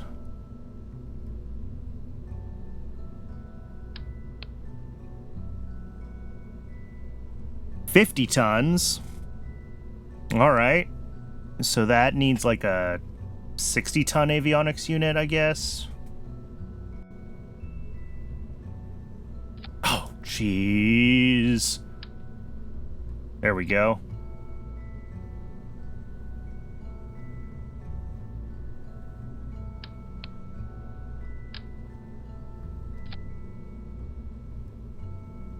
I'm going to make this one a deep space avionics core because it is... We might need to hibernate this upper stage if we do anything interesting with it, so... And I'll give it lots of EC.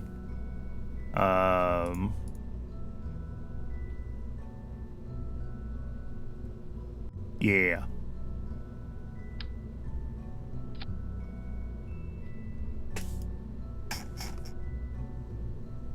Alright, let's double check. This whole thing weighs 478 tons. What did I set this avionics to? Oh, 200... Geez, no.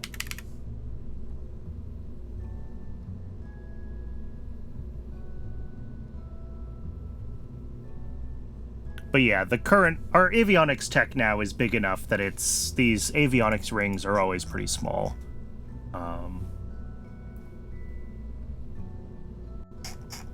Alright, let's try this again with MacJeb. And then, if MacJeb can pilot this thing to orbit, we can try to get our...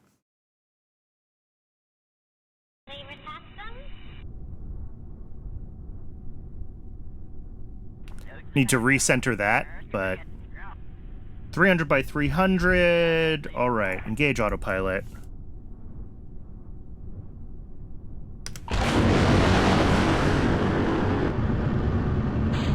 There we go.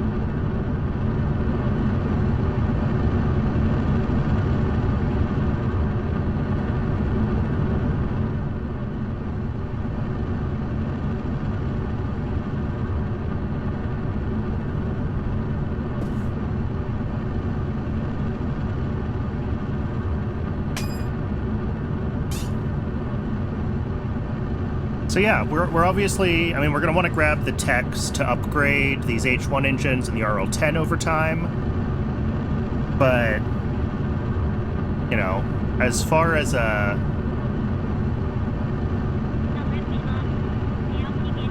you know, this is potentially useful for us all the way through...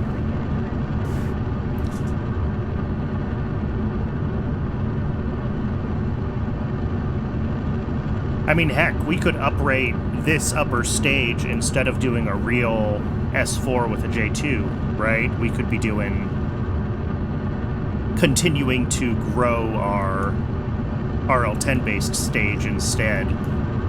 Like, there's a world in which the S4B didn't happen the way it happened, right?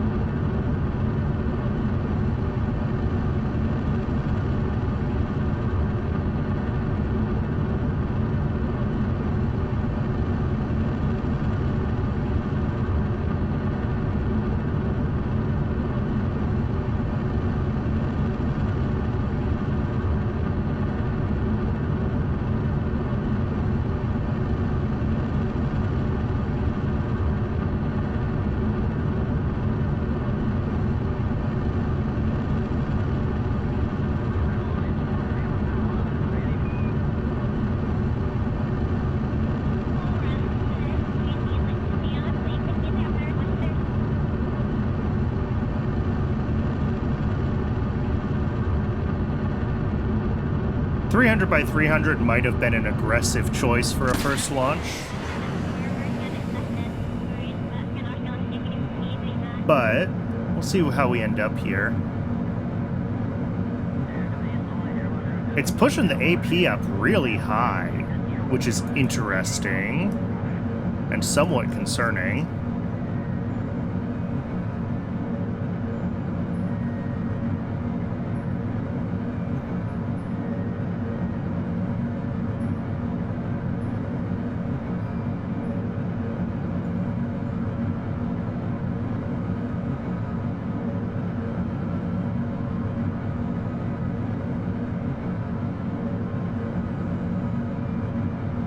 Wait, orbit 277 kilometers by 2.343 mega... Why is it trying to do that? What did I do? Yeah, no, it's trying to go into a... I think it's trying to go into this orbit here. 277 by 2000. Which is hilarious, but I'm not sure why. What did I do?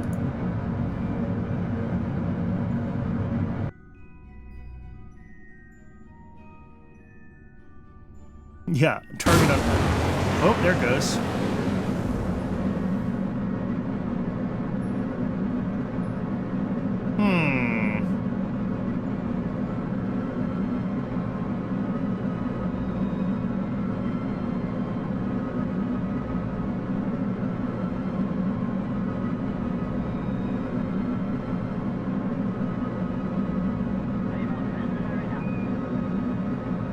Works on Jeb's machine, yeah.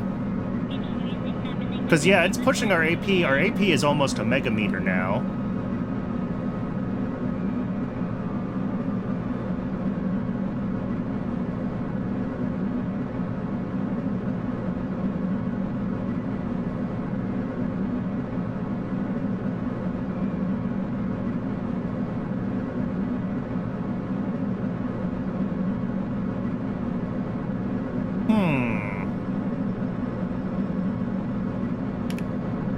Yeah, it's, Is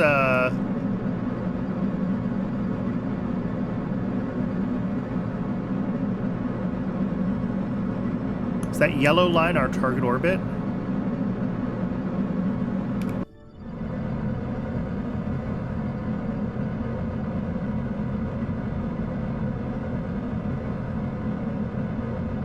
Let's revert to launch, because obviously this is not doing what I want it to do.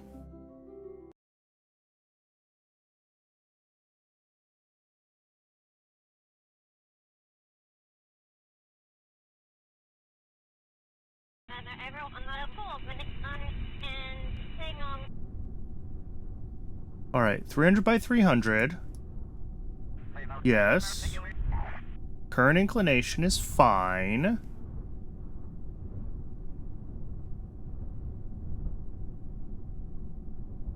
Module disabling does not kill throttle. That's important.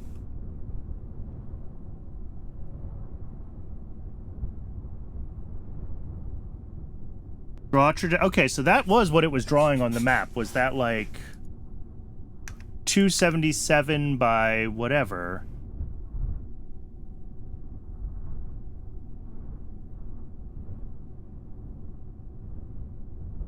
All right, let's try this again.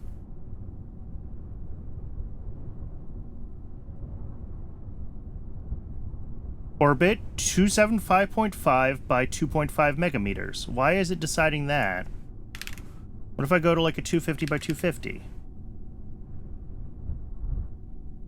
225 by... Oh, because it's trying to use all of my fuel. That's the issue. It wants to use all of my stages. Okay. Turn off early shutoff stage? No. Early shutoff stage 3. No, stage 4.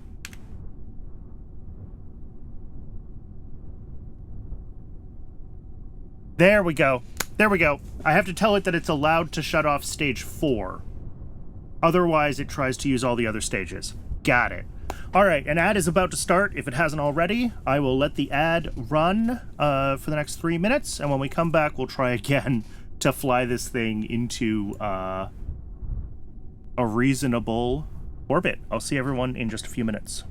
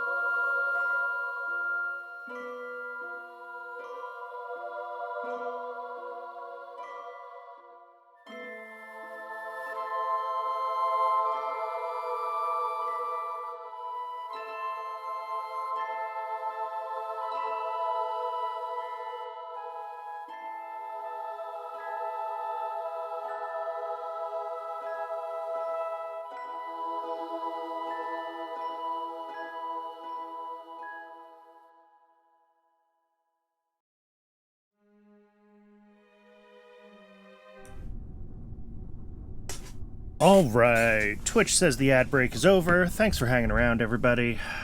Okay, so I figured this out. I had to fix the early shutoff stage setting so that it would be allowed to stop partway through burning the RL10 stage here. So now that it knows it can do that, we should be able to hit launch, and it should be able to hit this 300 by 300 orbit, no problem. Yeah, it says that it's got an extra 3.6 kilometers a second, so we should have no problem doing that. Let's launch this thing. Autopilot is engaged. Engage autopilot. Ignition.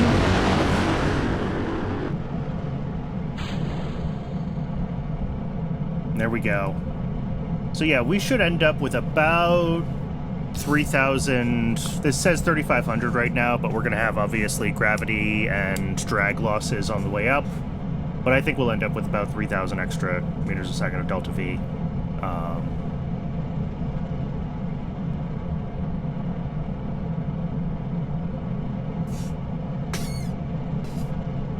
And then, yeah, this is way overbuilt for flying a Gemini. It really is.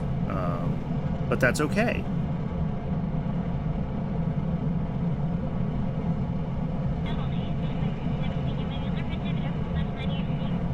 Because I think what we'll do eventually is we get rid of this adapter section, and then the Apollo CSM will fit right on top of this 4-meter diameter here.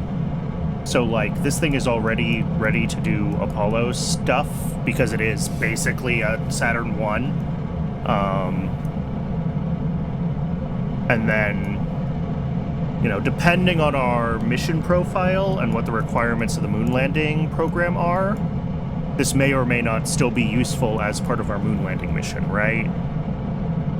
It would be cool to do a Saturn V, but, like, could we do a multi-launch mission, which was one of the original designs, right? And fly, like, 3 of these guys up, rendezvous in LEO.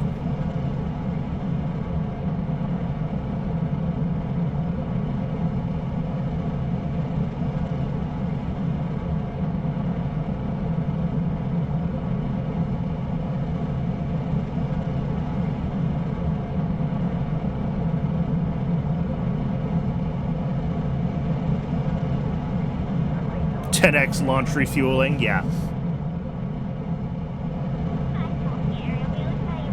Well, I mean, if you do it right, you don't necessarily need to refuel, but yes.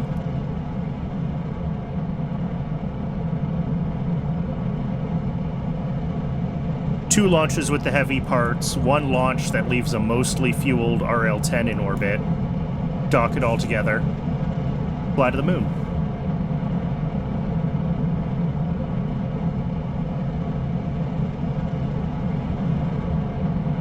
Oh. That's funny. Well, hopefully that doesn't overheat.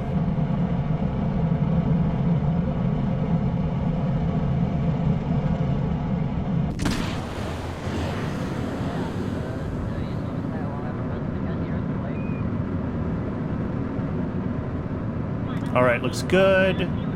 We're pushing out our AP height, but our time to AP is coming down. I trust MacJeb knows how to fly this thing, but because this is such a low TWR second stage, it may require some, you know, it might require us to write some more complex launch programs, which I've been avoiding doing, right? We've been getting away with a really basic gravity turn for a long time. And we may have to finally read some papers on primer vector guidance or something.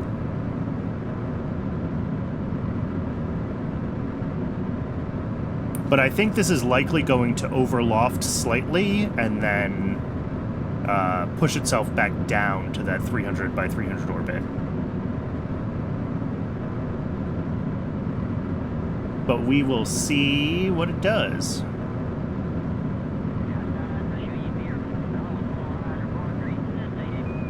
Because I think what my program would be doing right now is it would be pitched way up. It would be saying, our AP is way too low, we don't have enough time, we want to pitch way up.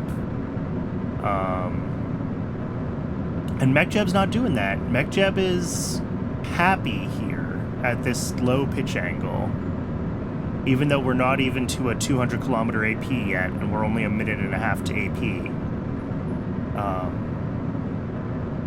With a 200-second burn, I could put us into fast forward a little bit, by the way, but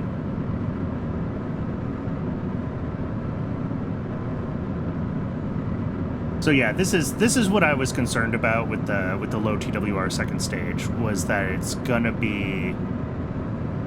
require more complex flight control to fly, and that means we're gonna have to spend some time reading some papers and actually learning things. Gross.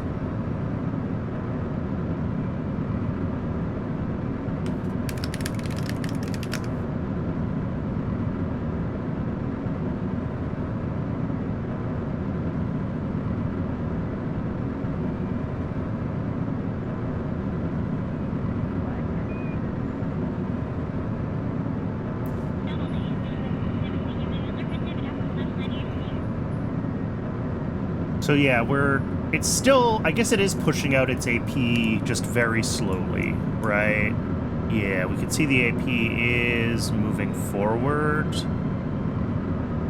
a couple pixels at a time. I don't know how well that shows up on stream, but I can see that it's moving relative to my mouse cursor.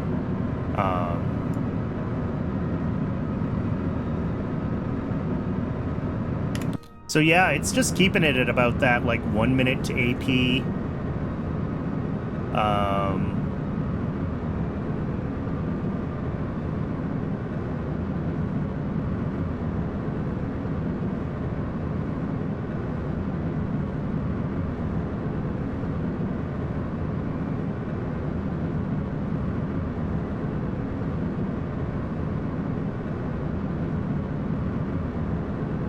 Just over 200 kilometers AP now.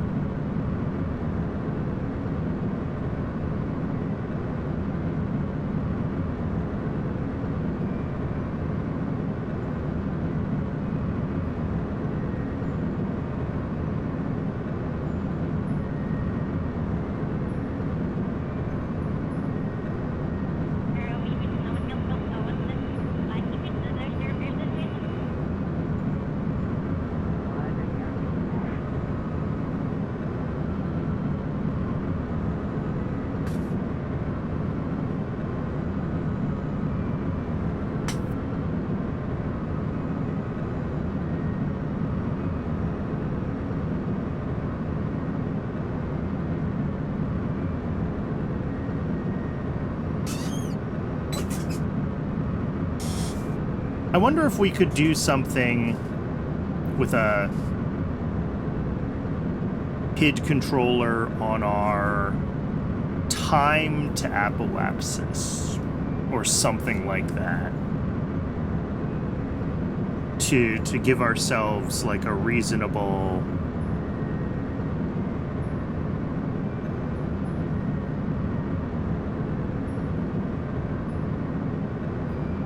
although this is letting that time to AP go up. It's happy to let it go up right now. I think it's either going to overloft and then correct. And it looks like that's what we're doing.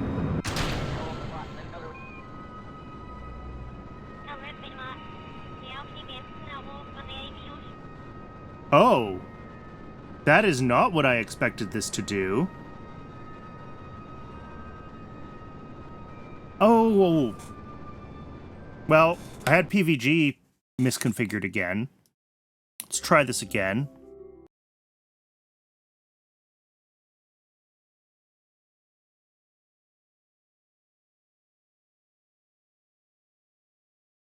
I'm going to spend all this time figuring out MechJeb, and then we're never actually going to use this in the script. Okay, last stage needs to be stage 4, right?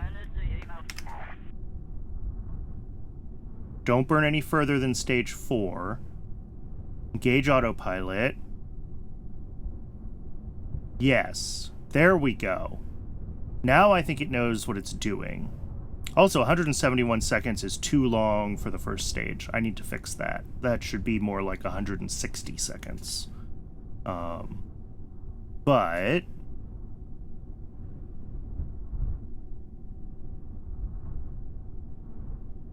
now let's try this.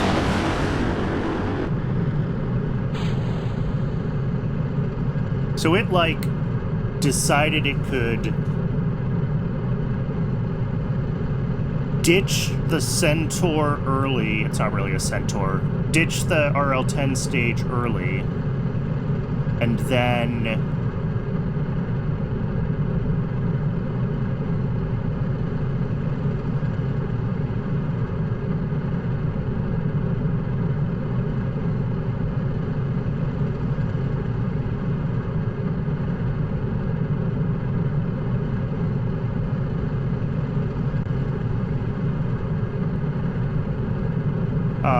finish using the OAMS, which is not what we wanted to do.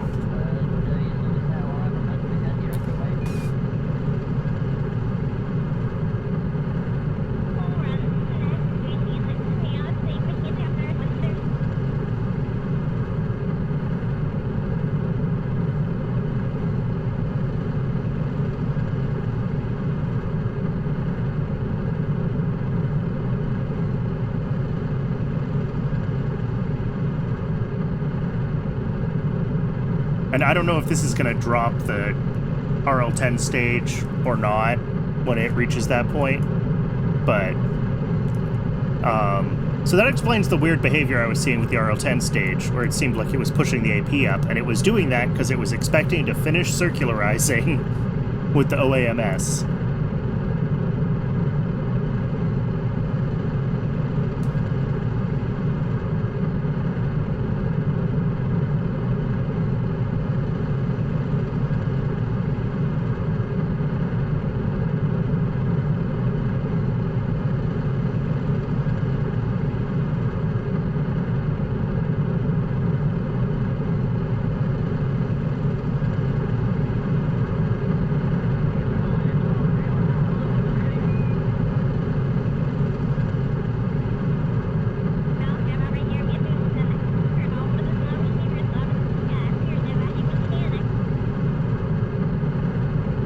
Something else we can play with is this limit Q.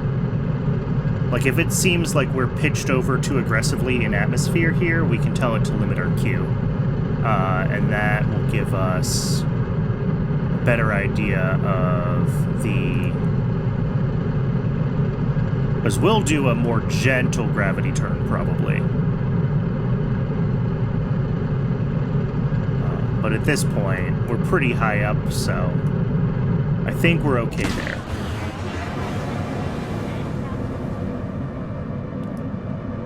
Oh, that was cool. I could just barely see it, and I might have to try to do some free cam stuff to catch that.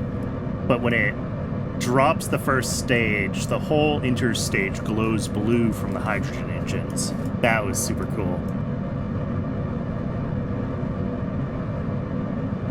I could put a 7th engine on this if I really wanted to. If I really wanted to go overboard with this upper stage. 6 of these is already a reliability nightmare. By the way, we are not flying a person on this until we get a more reliable version of this engine. And I should make it really overkill. Yeah. This thing can very nearly already get to the moon. Like...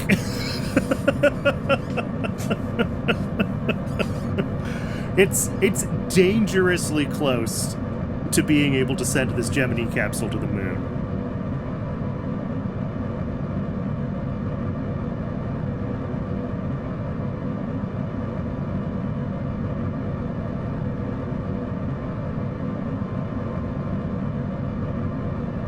Yeah, so this is more of what I was expecting, right? We're pitched over more. We're pretty much still just burning prograde, which is great to see.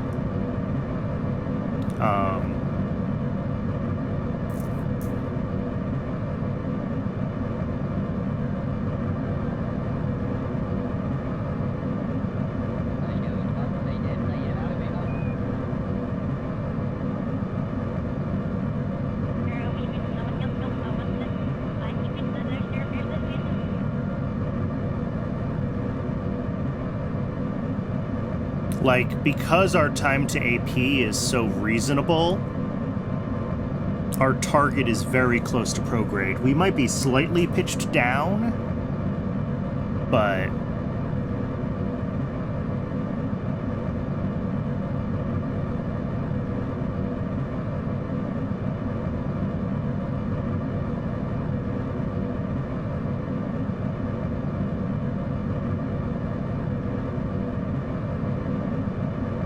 This looks like pitched up.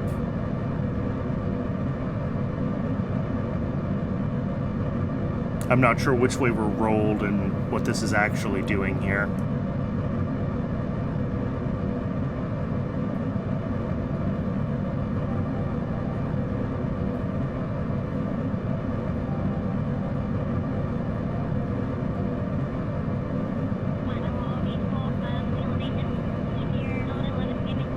But yeah, PVG is quite happy with getting this thing to orbit.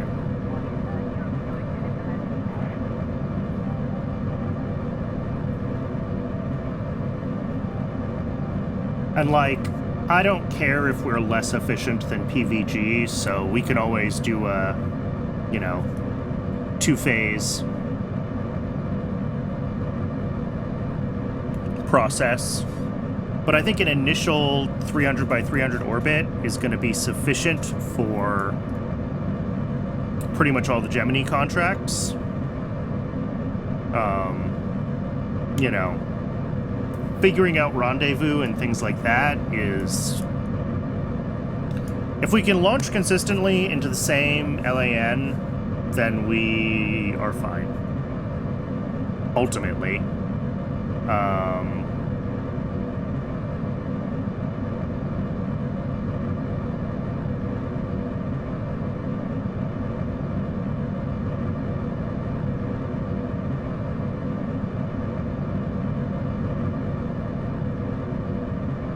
So yeah, we're slightly overlofted.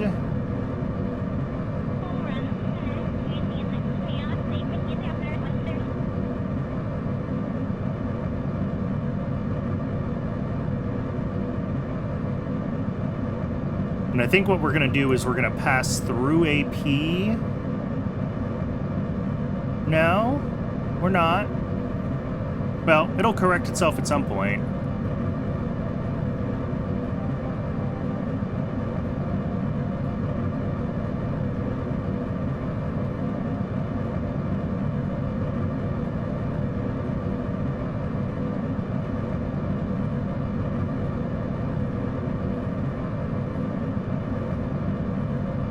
But just seeing how MacJeb flies the rocket, like, helps me figure out what we need to be doing in our scripting, right? That's really the whole point of this exercise, is for me to understand.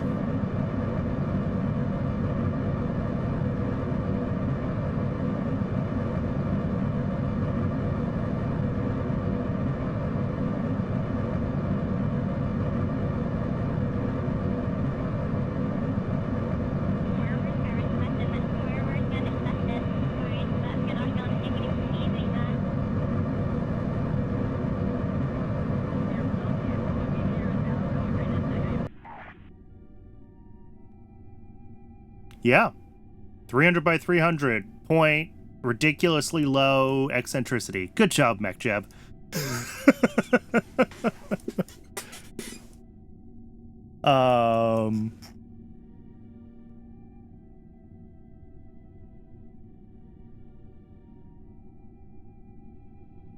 Yeah, MacJeb is open source. We can absolutely, like, look at the MacJeb source for the PVG implementation.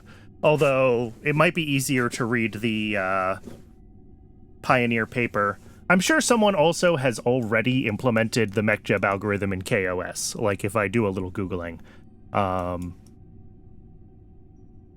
I'd probably rather find the references in the MacJeb source. Do they link to specific papers? Did you see? Or does it just say it's from Pioneer? Because I'll happily spend some time reading some papers and implement it. I think that's, you know, if I'm just going to copy what the MacJeb code, then I may as well just use MacJeb. But, like, if I'm going to re-implement it from reading white papers, then I'm fine with that. That's kind of how I feel about it. Because I had fun when we were doing the lunar intercept stuff and reading all those papers and getting that figured out. That was a good time. So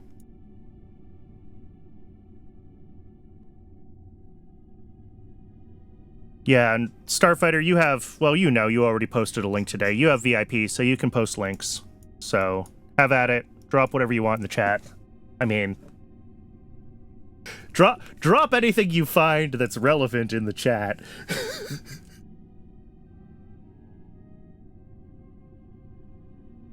Oh, of course it does. That's just code. So yeah, we have 2388 meters a second, so this thing can't quite get to the moon, but it's darn close. It's like 3 kilometers a second to get to the moon.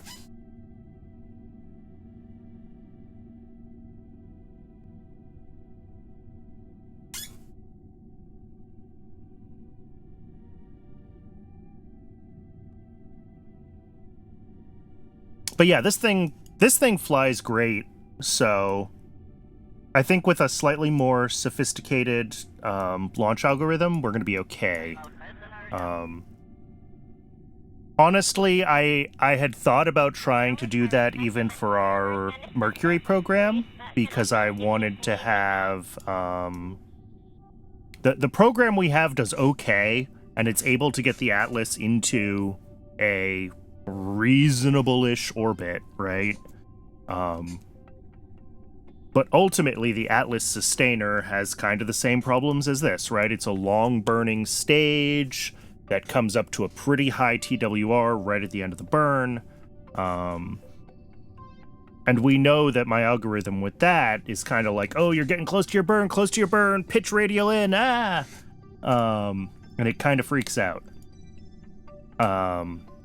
So if we can get a better way of thinking about it, where we can come into a,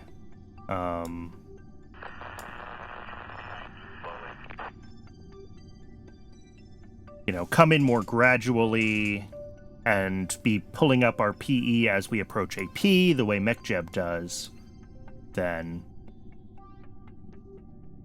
I'm curious how well the classic ascent profile works as well. But anyway, let's go back to the VAB. So I think this is going to be fine for everything we want to do with a Gemini, realistically. We're going to have uprated engines sooner than later, honestly. I'm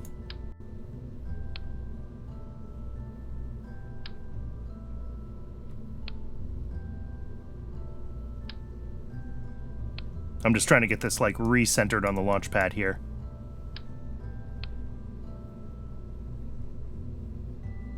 We're going to have slightly better version of the H1 engines before too long, so that'll be good. And other than that, there's not a lot to worry about. We can... Code is very reminiscent of Enterprise Java, tons of boilerplate classes that no one ever needs. Yeah, I've seen that a lot when I've looked at KSP modding. I think some of that is brought about by Unity, but some of that is just because I think a lot of people that know C# learned it doing enterprise projects, and it has some of the same issues that Enterprise Java does. Let's bring this stage a little closer to a reasonable burn time. Yes. Even 15? Yeah, that's fine. Because these are rated for 155, right? Yes. So 15 meters instead of 16 meters is a little safer there. These guys are rated for 430, so I could actually push this up a little further. 10 meters? 10 meters is too much. 9.6 is safe. I mean, we could go up to 10 meters, and we would be relying on... I mean, we're likely going to have some boil-off in longer missions, so having this be a 10-meter design is probably okay. Yes, that's like 20 seconds of overburn, and no, we can't get 20 seconds of overburn, but we will have some boil-off.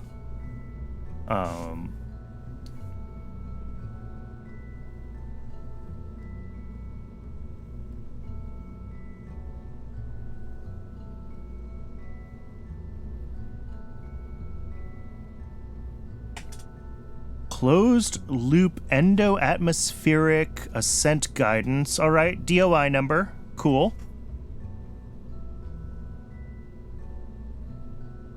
I did at one point also find, just searching for primer vector guidance, there are some NASA papers that come up when you search for that.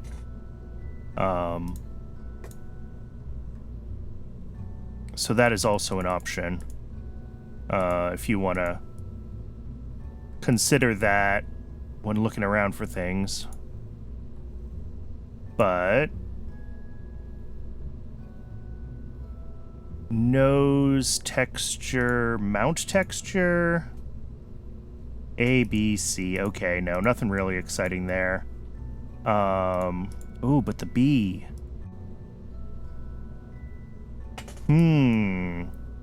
How do we feel about the stripes being offset on the engine mounts like that?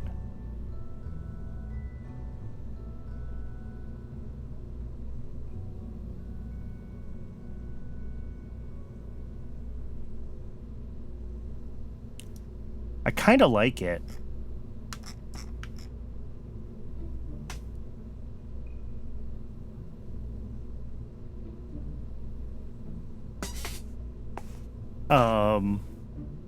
Yeah, they are right at the 45-degree transition.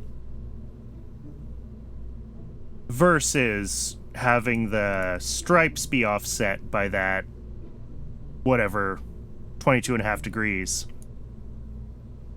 So that they show up here.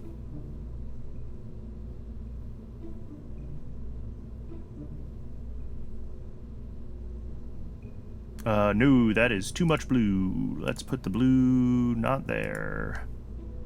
I think I was using beige with the blue. The blue is too much on this one.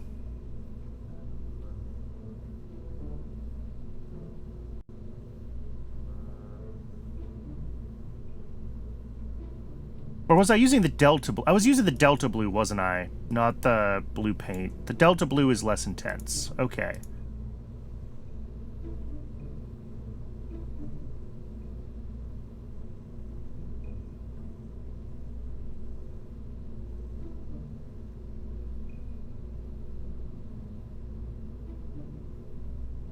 Yeah.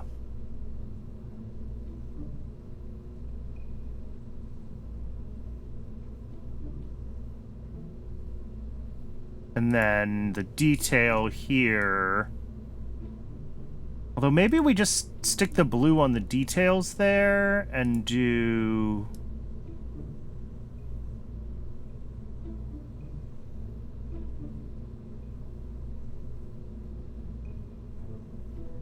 the black paint? No, not that one. The black paint. And then the black paint. And then we just have the blue as just a little bit of an accent color. I don't know. That's not enough blue.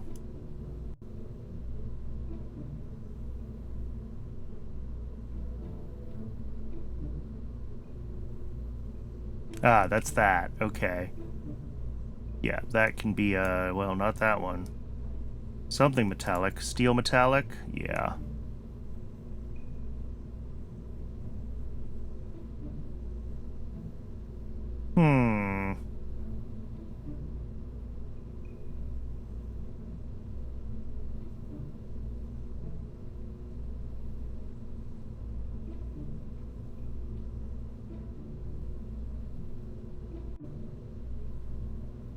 Yeah, I mean, 2003 is very recent. I would have expected these algorithms to be 30 years to 40 years older than that. At least the basics of it, but maybe not.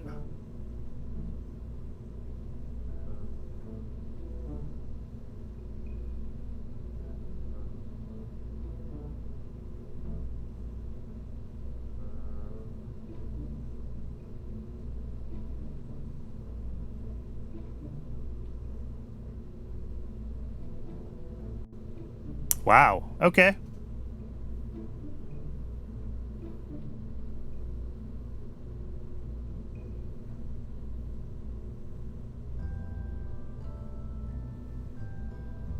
The other option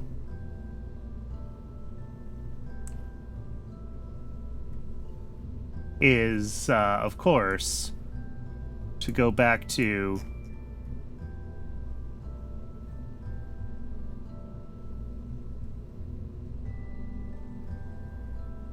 stick to the silver rockets.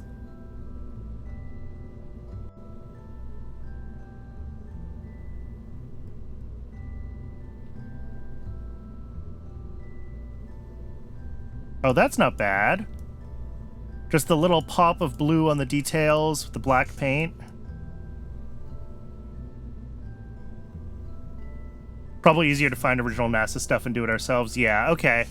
That might have to be... I hate to put it off to next week, but I bet we could spend today contemplating a lunar lander on top of this same booster stack, and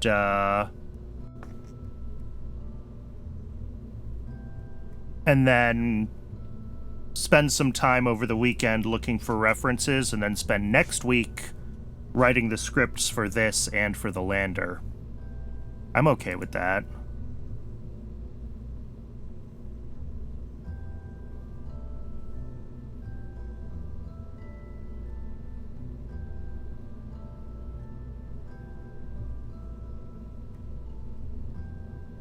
Ah, that's the problem.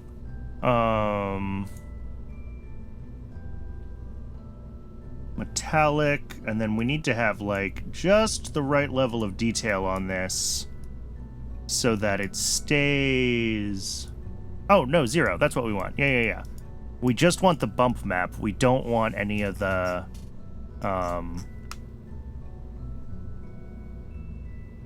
other stuff.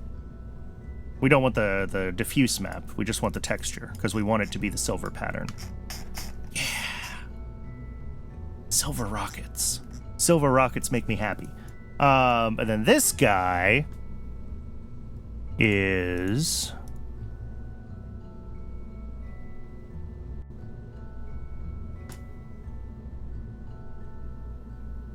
foam. Right? Because this thing is all hypergolics. So upper stage is gonna get...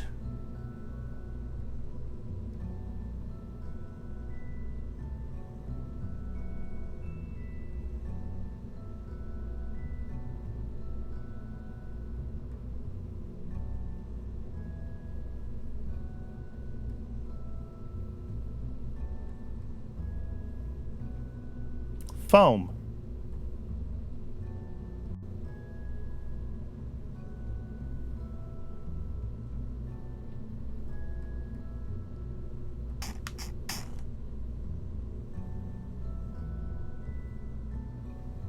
Or sorry, I said hypergolics. It's the other thing. It's all cryo. This is an LH2, so... actually, I should change the core to... Oh, sorry. Yeah, you're a Hydrolux core. 2.5x? Yes, you are 2.5x.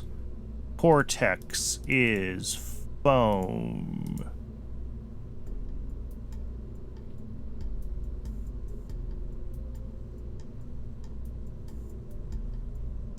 That is a Gemini type capsule. You are correct.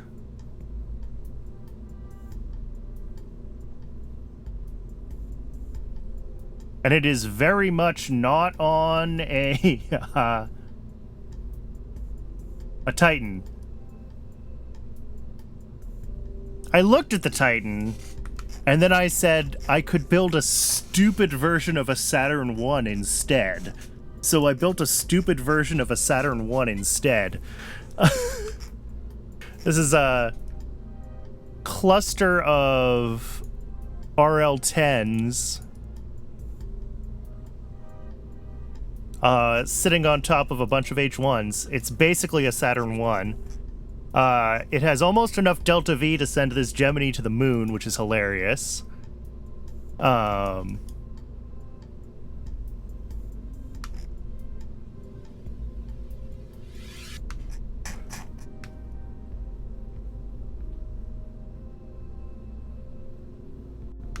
But yeah, this is what... I think I gotta do the orange foam all the way across. I don't like the black stripe in the middle.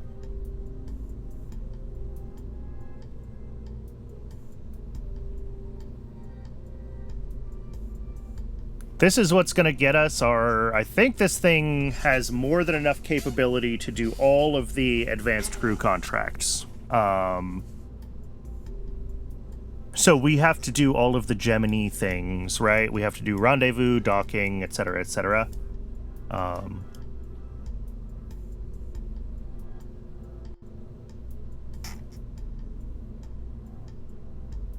And this rocket has more than enough capability to do that.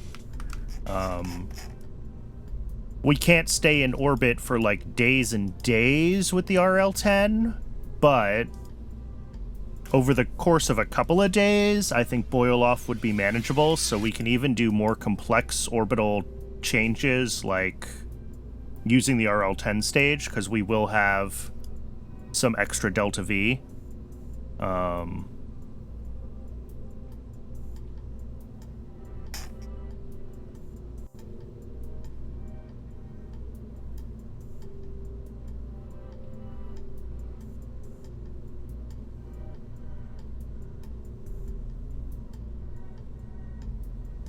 And then... Sorry. No wastewater, please.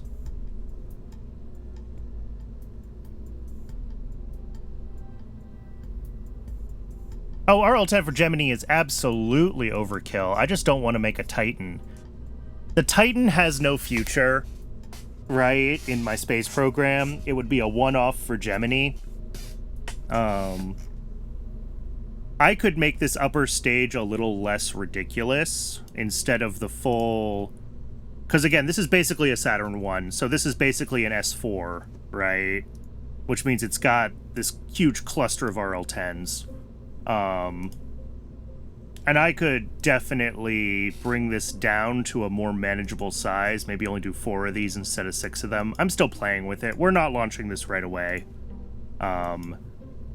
But I wanted to be using tech that I'm gonna be using for, you know, the foreseeable future, and that has, you know, this has a little bit of the H1, well, probably the Titan engines would also have a little bit of data, right? Because they're still from the same, like, family as everything else. Not as much as the H1, though.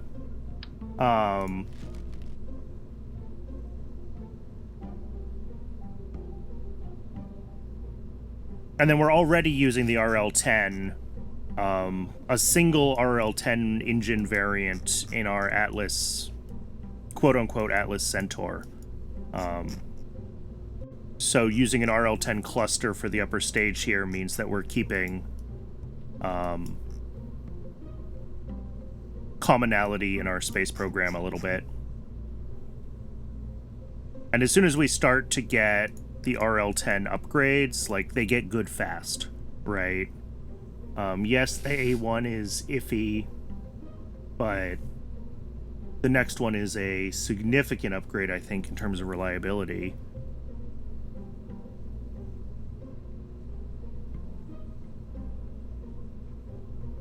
Yeah.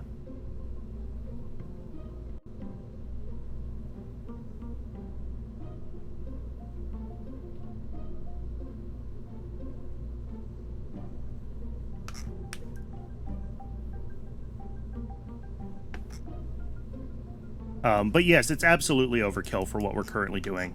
But... And the whole thing weighs 460 tons, which is ridiculous.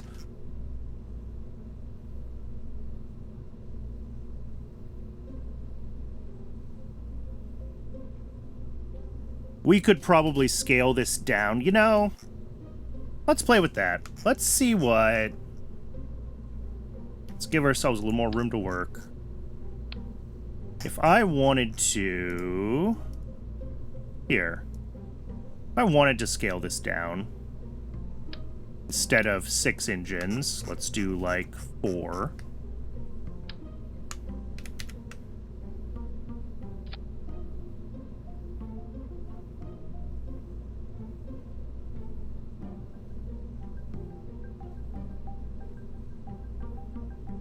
Alright, that's fine. The TWR of the second stage is a little bit lower, but whatever. And then what is our, like, overall launch... See, our overall launch TWR is still 1.5. I was wondering if I could get away with... like that? And the answer is not quite.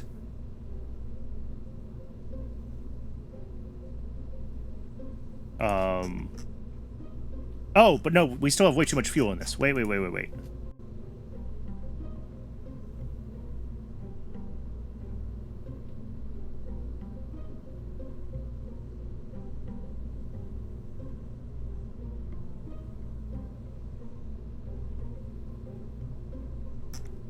It is a significantly smaller rocket. The TWR of the upper stage is a little bit worse because it's only 4 engines instead of 6. Sure. 0.7 instead of 0.8. We lost like 1,000 meters a second at Delta V.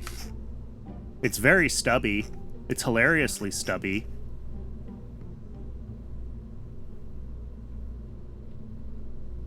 But yeah, my real concern is because of the low total burn time of the H1 engines.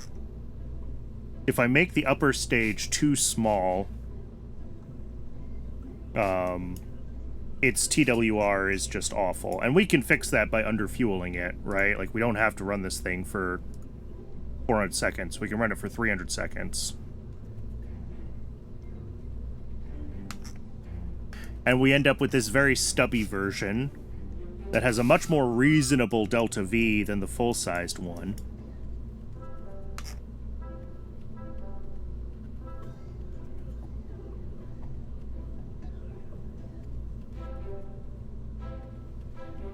It is a little silly.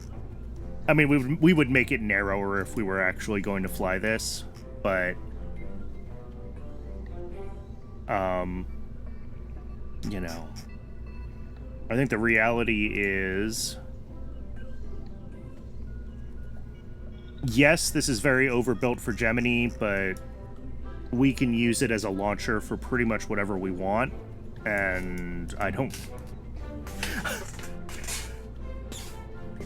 That's nice, right? Having a decent...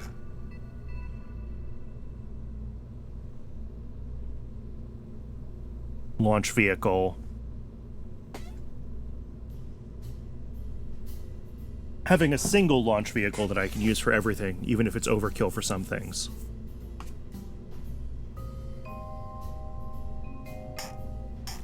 No.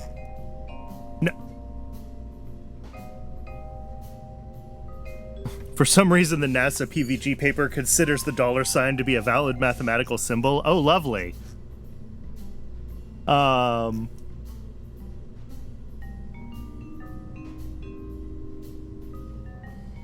the other question with this thing is, given that it is a huge cluster of engines, and yes, the H1s should be pretty reliable. Yeah, MTBA of 2.7 hours with 2.5 minutes of total burn time is pretty okay. We do have 8 of them. And we will... I mean, we'll switch to the upgraded ones as soon as we can.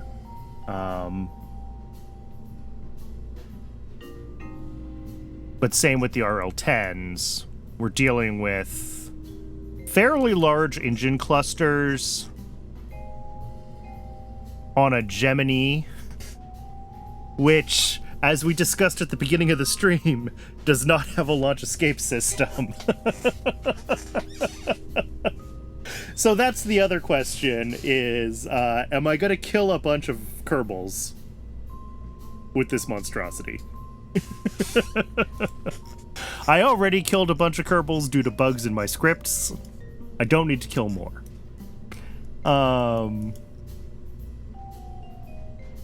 These are the eternal questions in rocket design, right? You know, multi-ignition engines for upper stages. I mean, I went through the whole everything, right? AJ-10 is too small. Single ignition-wise, really the only other option here is...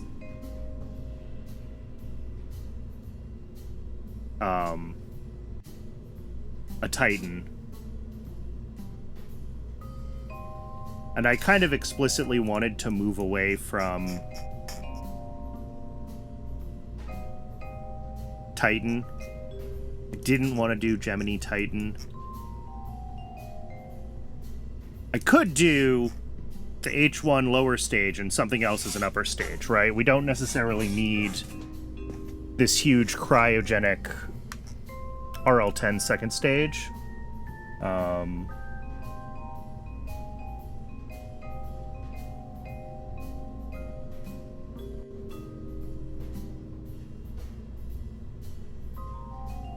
Yeah, the E1, the H1s are what we're using as our booster engines. We really don't want those as a second stage.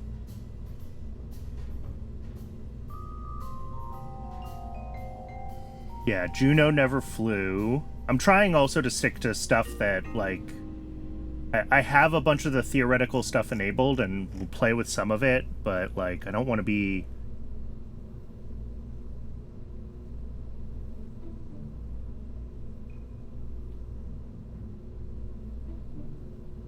going too wild with, again, anything that's a technological dead end, right? I'm trying to keep my designs to stuff that I can actually advance and move forward and use again. And of the engines that I have right now,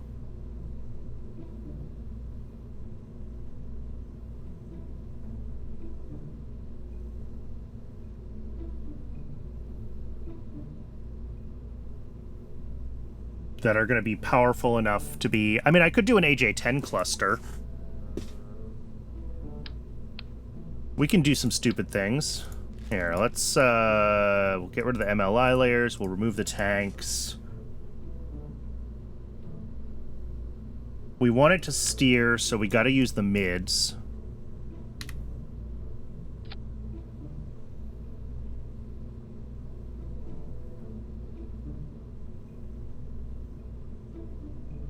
What's the burn time on these? 300 seconds. All right. We're going to need more than 2. Here, let's just do a cluster of 6. You know what? Let's do this. Oh, they're not going to have the same ratios. Never mind.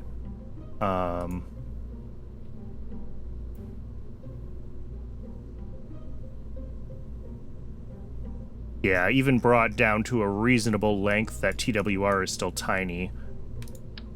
So we'd want to do, you know...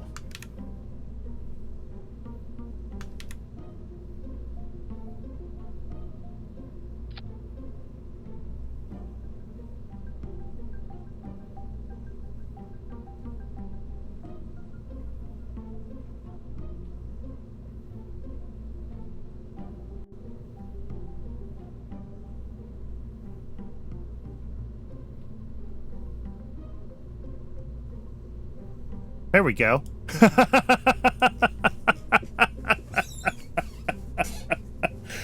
Oh, I hate it.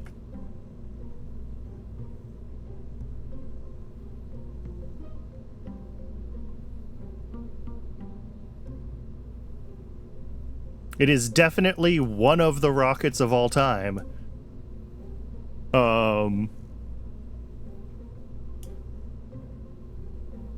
And unfortunately, we don't get the better AJ-10 mid. One day we'll have a 38 engine setup. I mean, really, this one wants to be, Oh, and I'm not even properly aligned here on, like... Here, let's get rid of all of this.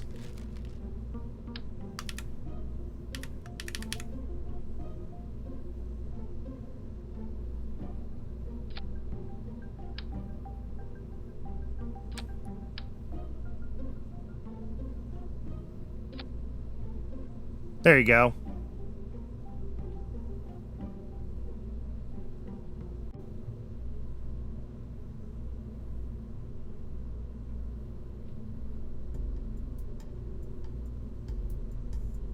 .7 TWR, 4,000 meters a second delta V, 18 AJ-10s.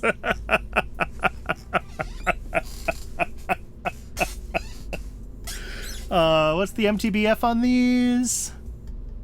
4 hours divided by 18. That's not good enough. That's an MTBF of 13 minutes on a 5-minute burn, so we'd expect 1 out of every 3 launches to fail with at least 1 engine. And admittedly, this could probably survive an engine failure, but...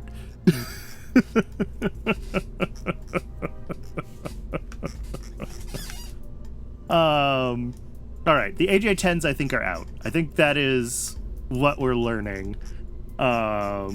Which we knew, right? We knew the AJ-10s were not the right choice for a stage this big. Who cares about single engine failures? Exactly. Although that was the multi-ignition AJ-10s, right? I might have a better single ignition AJ-10. Where is it?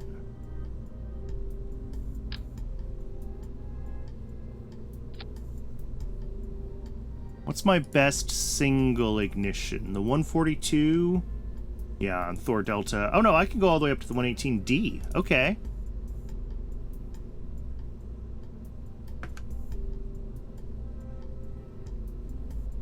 If the engine's gibble, that kind of cluster could survive. Yeah, exactly. That was my thought exactly. It's just a matter of, do you still have... And on the second stage, TWR is not as big a deal, right? So... But... With the AJ-10 118D, which is, I think, my best AJ-10 variant right now, rated burn time is still 180 seconds. Oh, that's a much lower rated burn time, actually.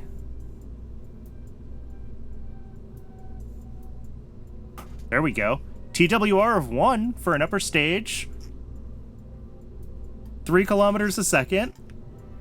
Oh.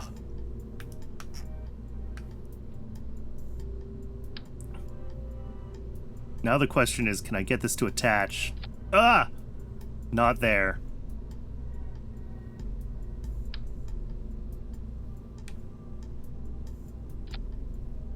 What an abomination.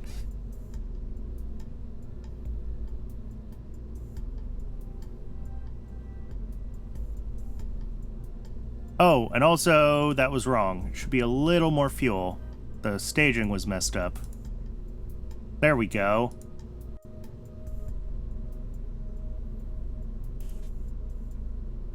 But still, 1.06 TWR, plenty, more than an upper stage needs, let's be honest. 1.5 TWR for the overall system. So we could even go down to the single H1 engine that I had done. Obviously, we want to keep the 4 gimbaling ones. And then bring our length here down, back to our rated burn time. There we go. This one might not make it to orbit. That's only like 7,700 meters a second in those 2 stages.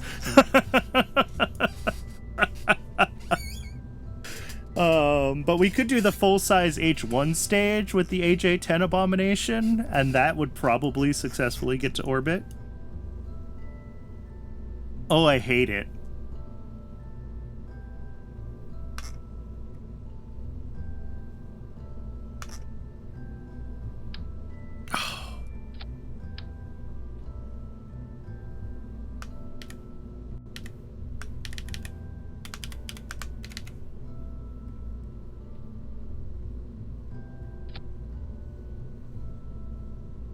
Oh, and it is very nearly ad break o'clock.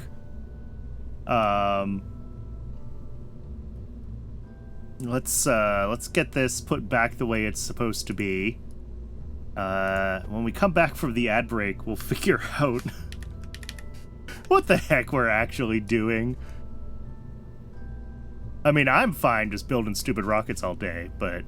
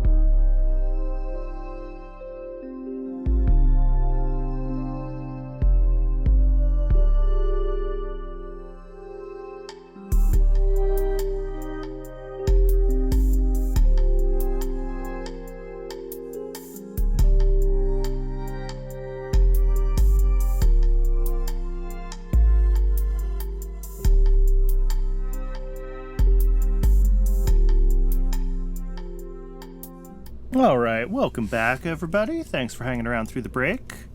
I made a decision during the ad break, and that decision is I'm going to stick to an RL10 upper stage, but we don't need 6 engines, and we can underburn it a little bit. So that's what we're going to do. We're going to do a 4-engine RL10 upper stage.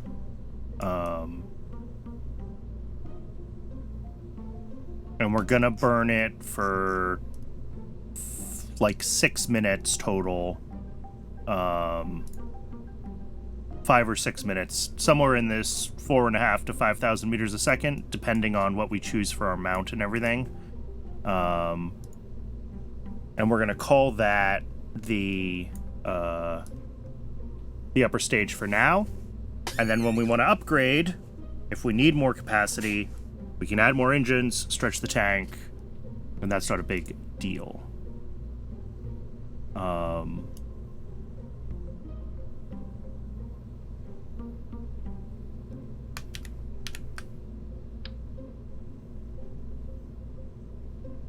Boom.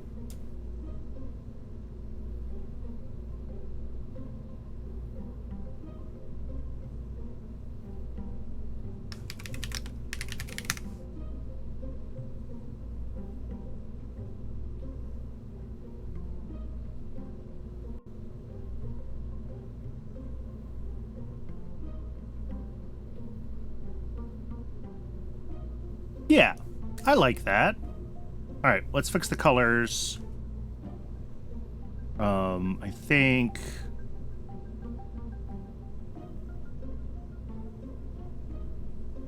Oh, can I not recolor that mount? Oh, that's unfortunate.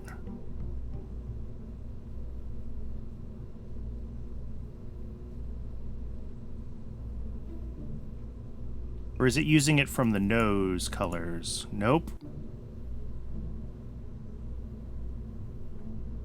So we have to have that black stripe if we use this mount. That's... sad. Alright, what other options do we have?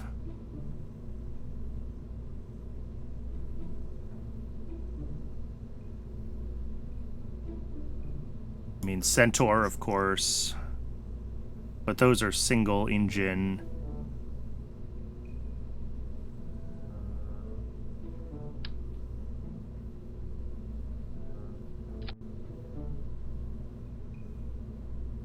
S2 with only 4 engines here.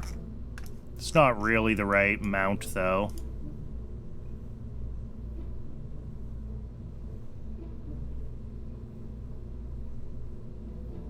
Not Vulcan, not Atlas. The domes aren't really for multi-engine.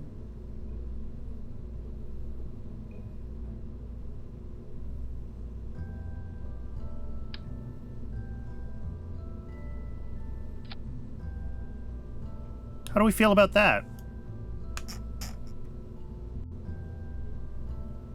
I don't know if I love the...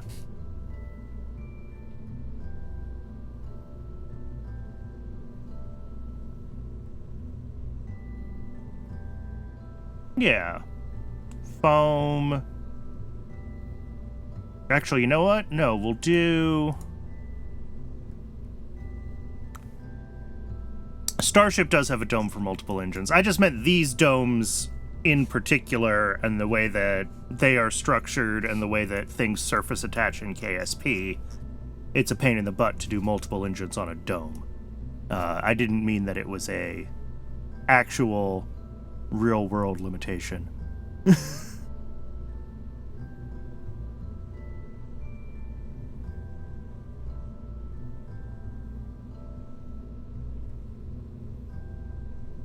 But I like that because the inside is inset, right? It's like we have the like foam insulation up here and then just like a layer of gold foil on the lower side.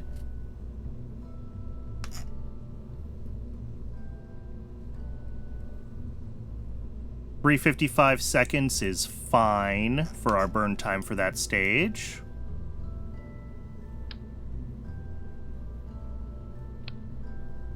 Here, let's see if we can get this attached.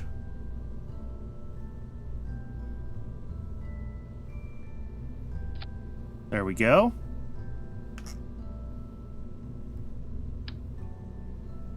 Oh! Ooh! This has another node up inside the dome. Look at that.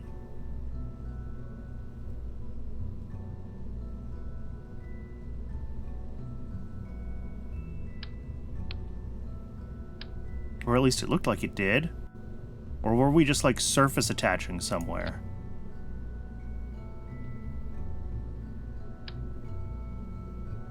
Oh no, we were just surface attaching. Ha, okay, never mind. Oh, it's that node, the one that doesn't decouple, of course. That's okay. This should be exactly 2 meters of extra height, right? Because it's a 4-meter dome.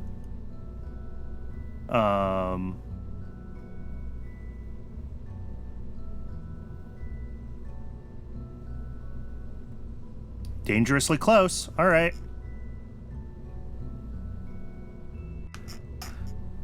So that gets us a little, I don't know, like 500 less than this. So close to 11K minus atmosphere losses, etc.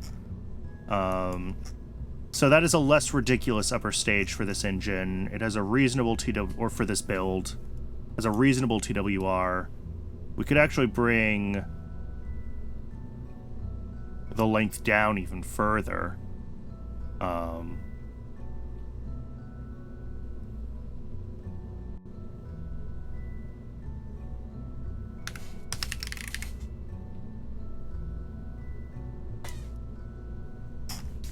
TWR on the first stage is probably okay. I mean, we saved like 50 tons, so we'll have to go through and fix our avionics to be the right size for the actual size of the vehicle in a minute. But just like, here's the question again. We do that, and we bring this down.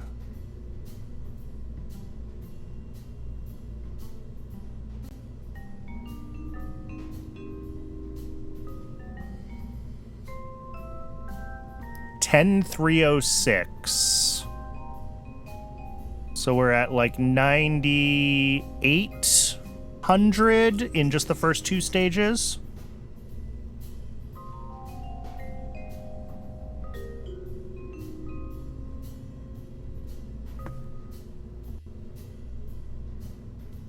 Using this kind of abridged Saturn 1.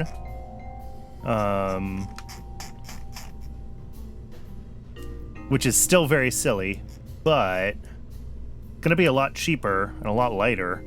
Yeah, building the launch facility for this would be a lot cheaper.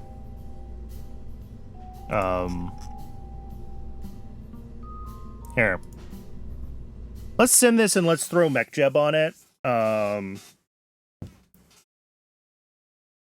I suspect since MechJeb is a better pilot than my scripts, just because MechJeb can get it to orbit doesn't mean that I will reliably be able to with my programming, right? That's 100 by 300. Last stage is stage 4, and allow early shutoff on stage 4.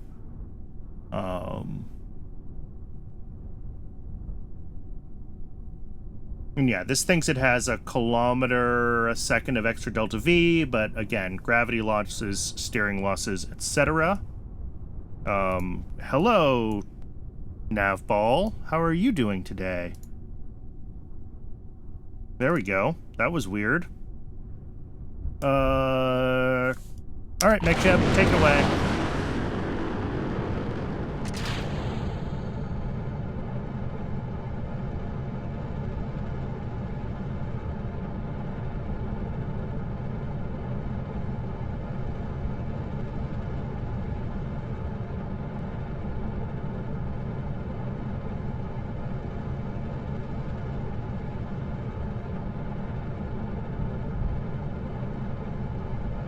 I'm not sure what's up with all of these different stages. It's like it's showing it sequentially shutting down each engine or something.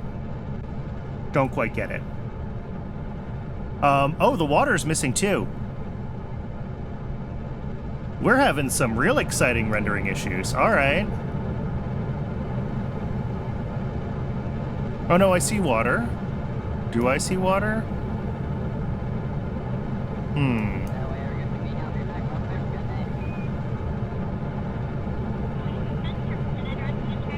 We might have to restart the game soon, is what I'm starting to think.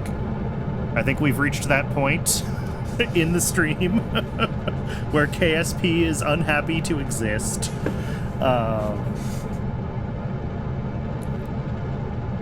This thing somehow feels even sillier than the big version, but it is a significant improvement in economy compared to the big version. And then when we want a full-size Saturn 1, or if we want a full-size Saturn 1, we can scale it up, right?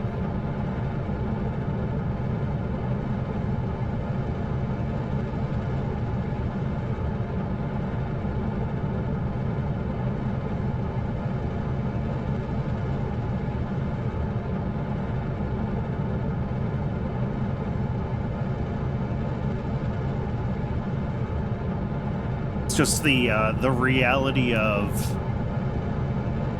well, reality is that we don't have a lot of engine options in between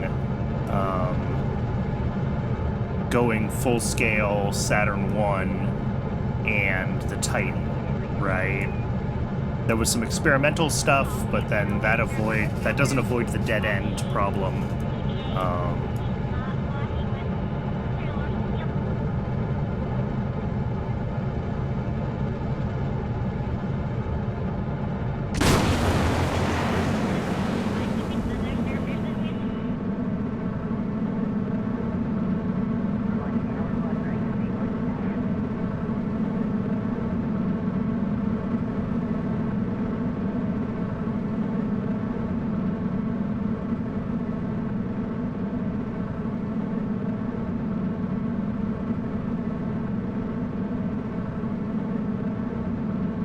But yeah, I don't think MacJeb is going to have any problems getting this thing into orbit.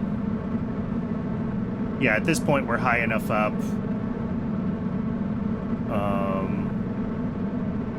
And it says we're going to have about 600 meters a second extra in the RL-10 stage, and I think that's totally acceptable.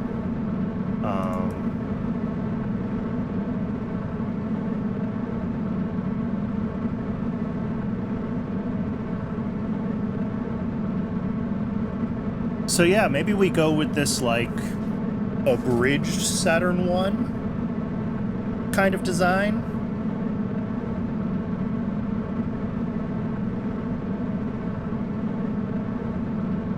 And then the question is, do we keep with these ridiculous wide diameters, or do we go down to more like Titan kind of proportions? And kind of redesign the whole thing as like a 3-meter wide stick. Because I think we could do that if we wanted to. I do think we still need the 4 H1s for full steering. Because I think they only gimbal in one axis. So we need 4 of them to have pitch and yaw control.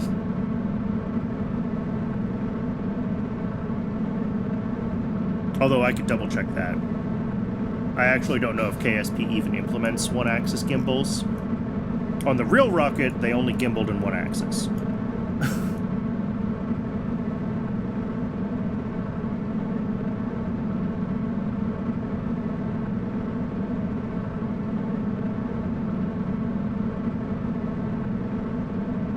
But yeah, this is going to have no problems getting into its target orbit. Still 600 meters a second to spare. We don't have to wait around for this. All right.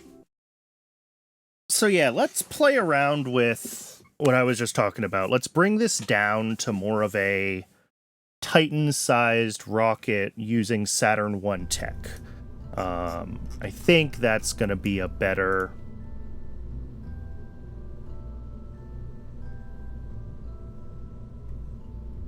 design.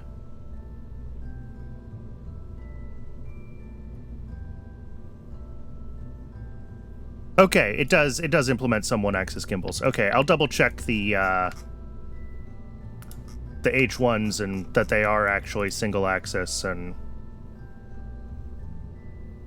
but it does mean we're not going to be able to use this cool domed mount anymore because these engines are going to be too...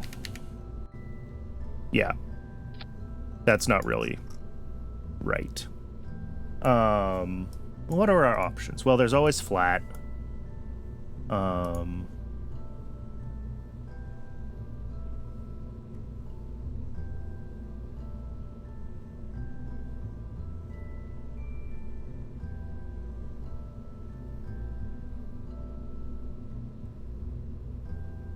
There's this one. Skeletal medium. Keeps some of the aesthetic of the dome.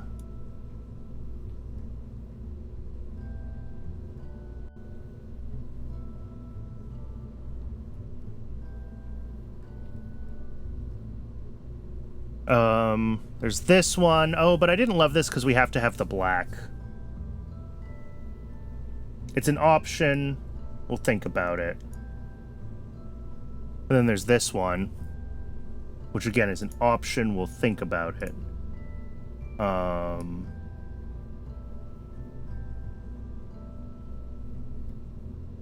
that doesn't really do what I want. I do like the LDC quad look.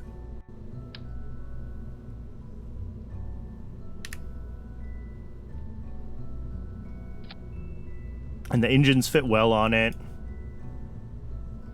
We just have to accept the,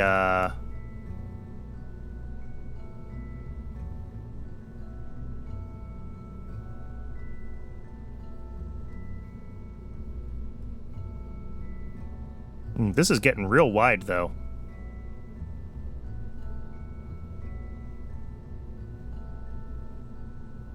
Or real long, rather. Alright, so that's that. That is our upper stage-ish. We can dial in the length of this upper stage, obviously. My question was, this H1D...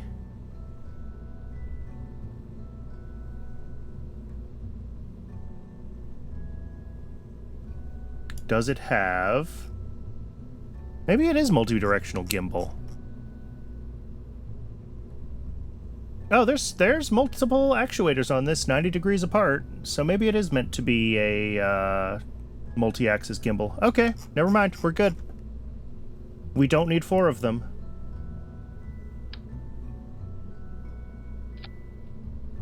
And then we need to adjust our extra length on this.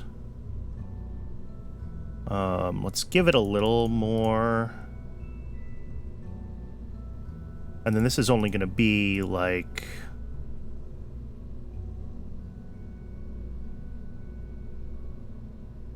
Oh, 3 meters, please.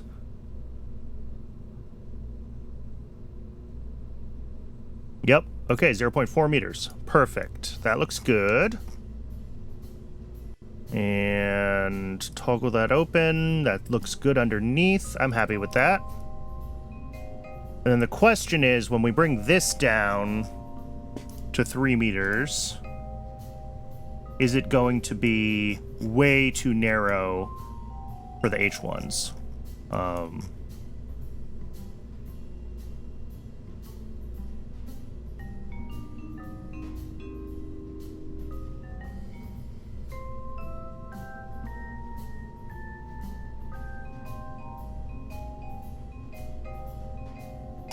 And I mean, obviously for 4 of them, yes.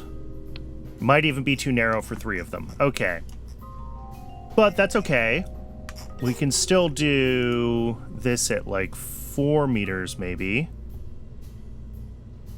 Because 6 meters is what we were at before, I think. And that was... Here, I'll just slap those back on. Or was it 5 meters before?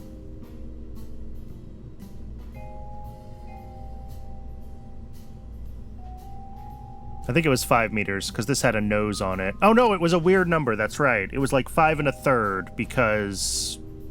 Yeah.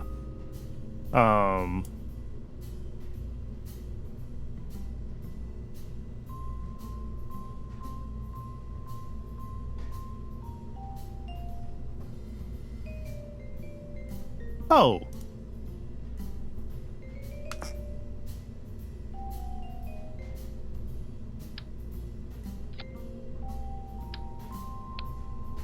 Can I get that engine? Nope.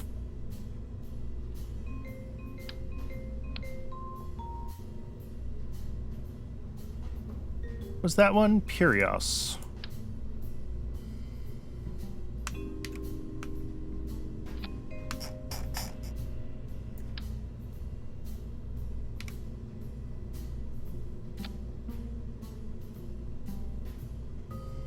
All right. And then this needs a 4 to 3 nose, which is fine.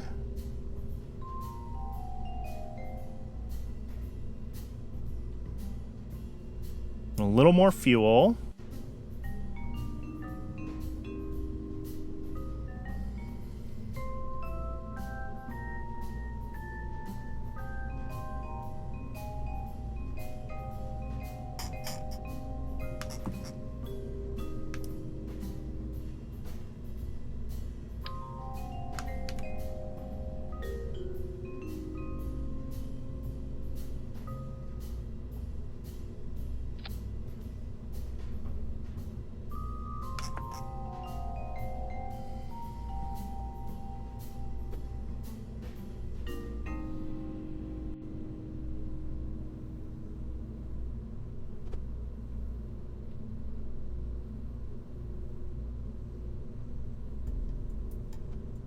Definitely, we're back to doing a little bit of an Atlas design, just aesthetically.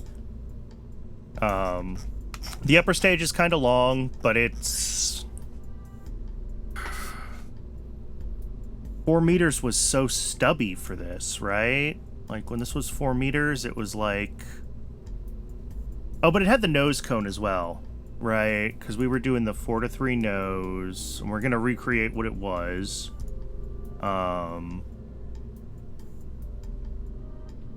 And then to get a reasonable upper stage, burn or TWR. Now that's not awful, actually, at 4 meters there. So then if we get rid of the nose on this one and stretch it back out to the length it needs to be. I know the nozzles are poking out. I'm working on that part. Because this needs to go up to 4 meters.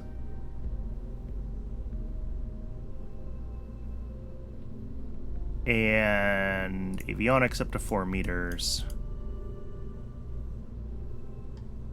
Obviously, I need to make that slightly longer. So this is a 4 meters straight up and down rocket. This design's not awful. We're at 9,800 meters a second delta V. So this is like the bare minimum. We can make this a little bit longer if we need to.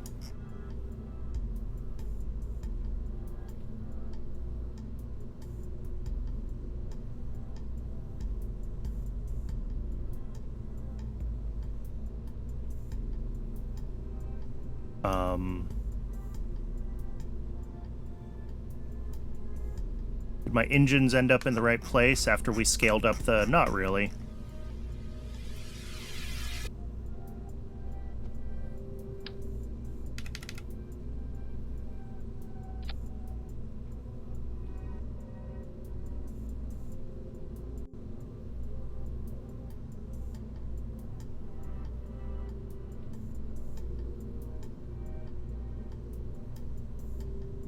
Open that. Close that.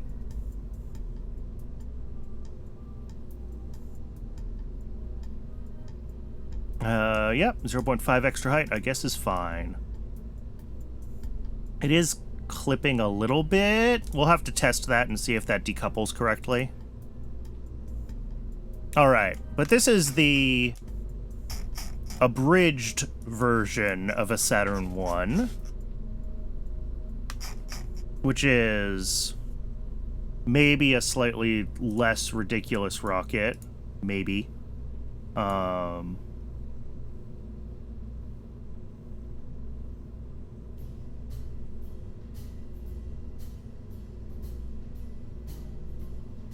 Oh, this is recolorable. Excellent. There we go. We're gonna do the platinum metallic matches down below. Here, let's open recoloring GUI, store color. Open recoloring GUI. Load color.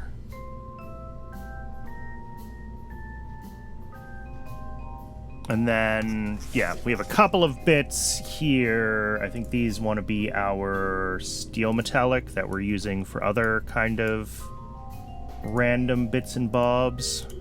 Pipes and things. Yes. Yes.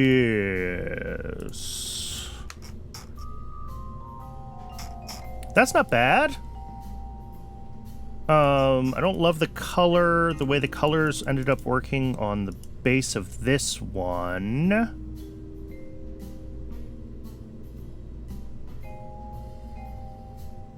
Oh, there we go. Do that, and then do this in our blue. Gotta have our blue detail accent somewhere in the design.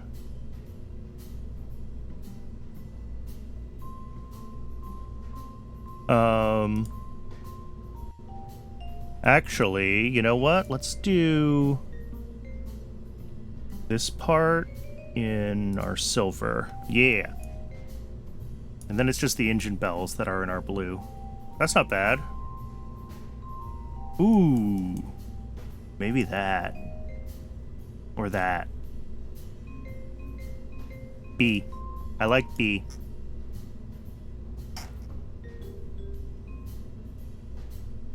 All right, so this is a much more appropriate size of rocket for a Gemini. I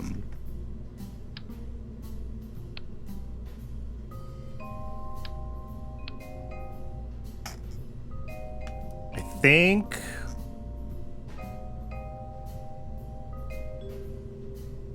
well, my concern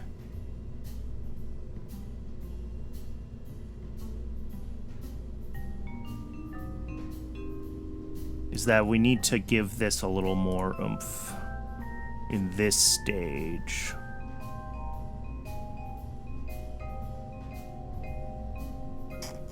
My concern is that we don't have enough overall delta V.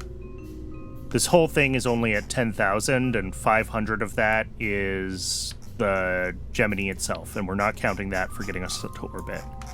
So we might need a different mount that'll let us do 4 or 5 engines instead of...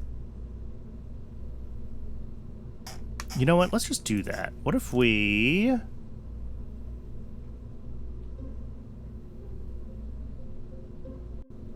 Yeah. Get rid of the H1C entirely. And we do 4...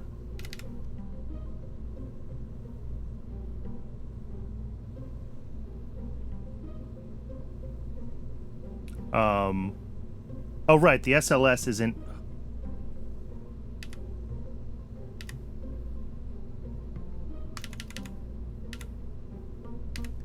Gotta do these in 2 groups of 2. Yeah, I forgot. The SLS cluster is weird. So it would be like this. And also, this is still too tight of a mount for these engines, even with that. So no, we're not using the SLS mount. I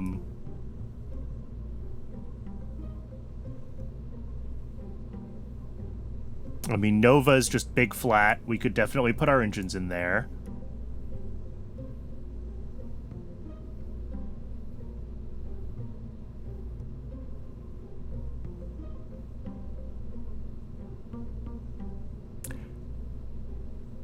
No, it's because of this.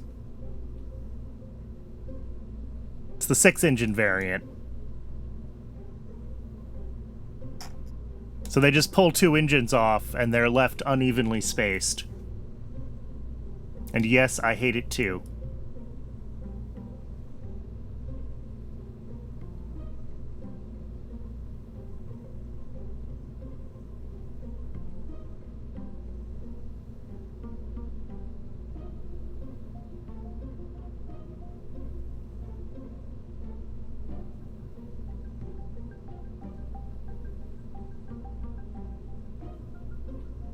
Oh, the other thing we could try... Wait.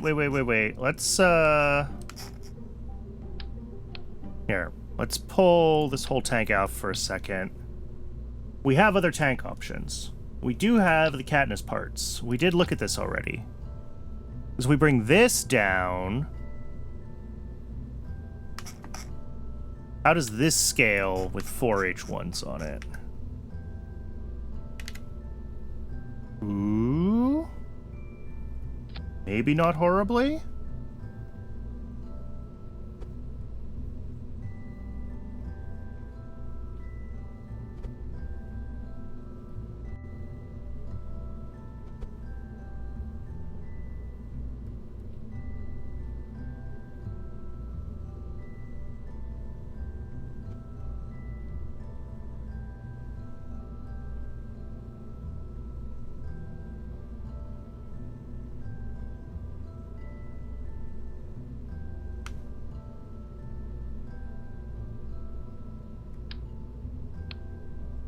So this would work, although, again, we're back up to more engines than I necessarily wanted. We don't need a center engine. We can get away with just these 4 H1s. We'd have to stretch this a little bit to get our full burn time, which I don't love. All right, that was A for effort. Let's go back to this guy.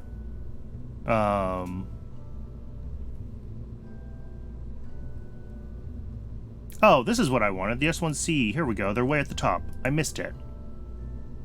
Because then I can do it with my own scaling, whatever. We don't need to use the Katniss part. That's what I want.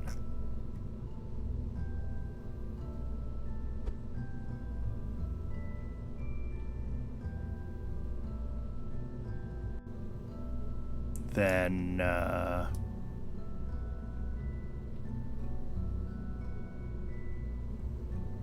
Oh, are these still in... Shoot, these aren't in 4 symmetry. These are still in the weird 2 symmetry. Oops.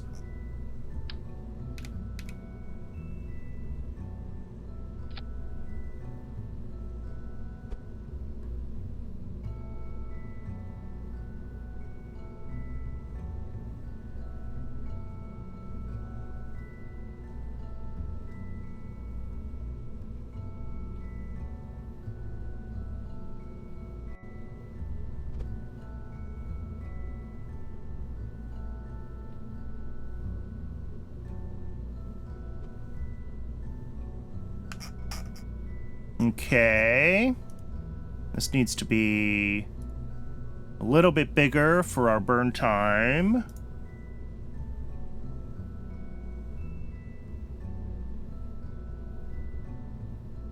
But there we go. That's a more comfortable delta V number. Our TWR looks good at 1.4.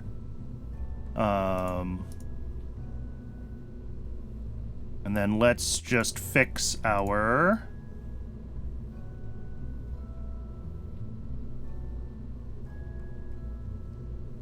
Ooh.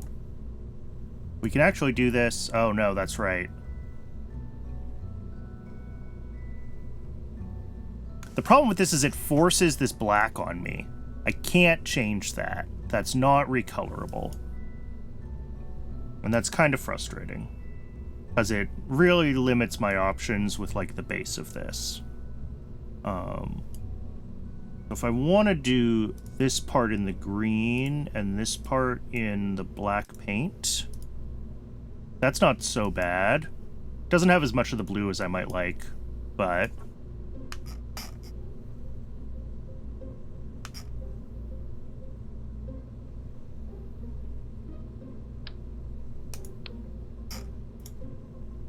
So how much did we save over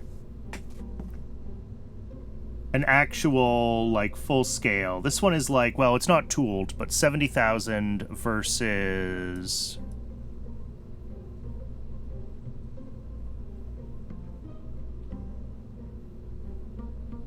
$77,000? Okay, so we saved like 10,000 funds. That's actually not nothing. Our launch pad is going to be significantly smaller. 250 instead of like 480 tons.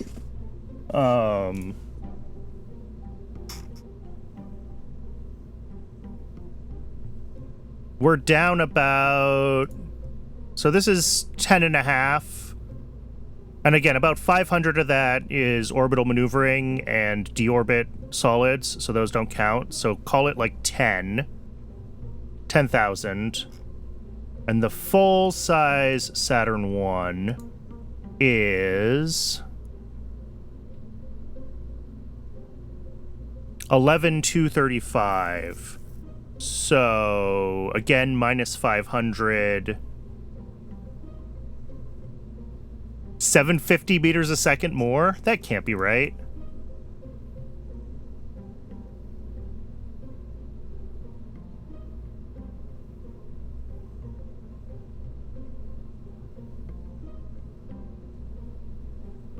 Yes, we save a whopping like 800 meters a second. For a significantly shorter... And 800 meters a second is a lot of delta V, to be clear. But we can also still, like, shorten this. If we don't need as much delta V in this stage to actually get to orbit, like, bring this down further, which gives us better TWR, it'll give us better everything, really. So, you know, we can play with the size of the upper stage.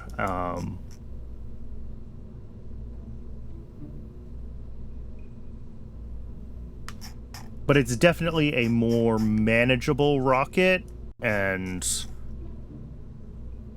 scaled pretty linearly with cost. Yeah, actually. But,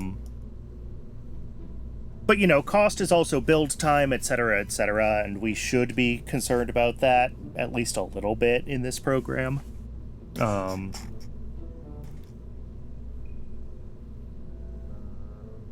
The other thing we could try is going back to the 3-engine bottom stage with a balloon tank.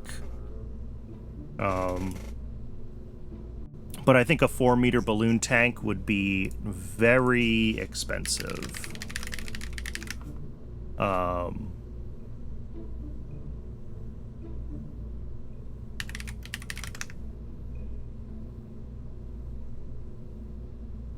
Although, I mean, the Atlas was 3 meters, right? So we're not necessarily that much bigger. I don't know.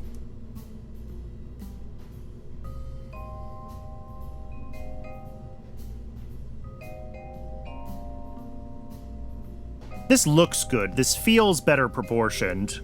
Although, you know, the Saturn 1 was always a stupid rocket design, so I'm not surprised that this feels better proportioned.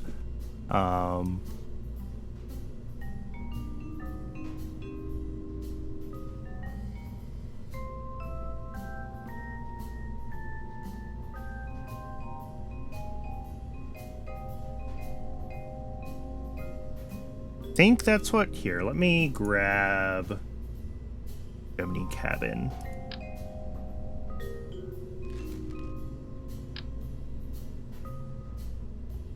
Can I please stick this somewhere? Anywhere?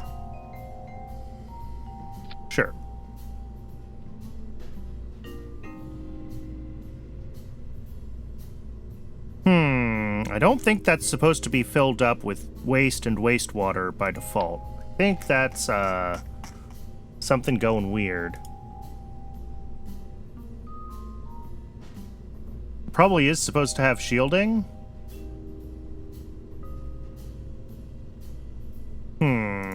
Here, let's just do a whole new rocket.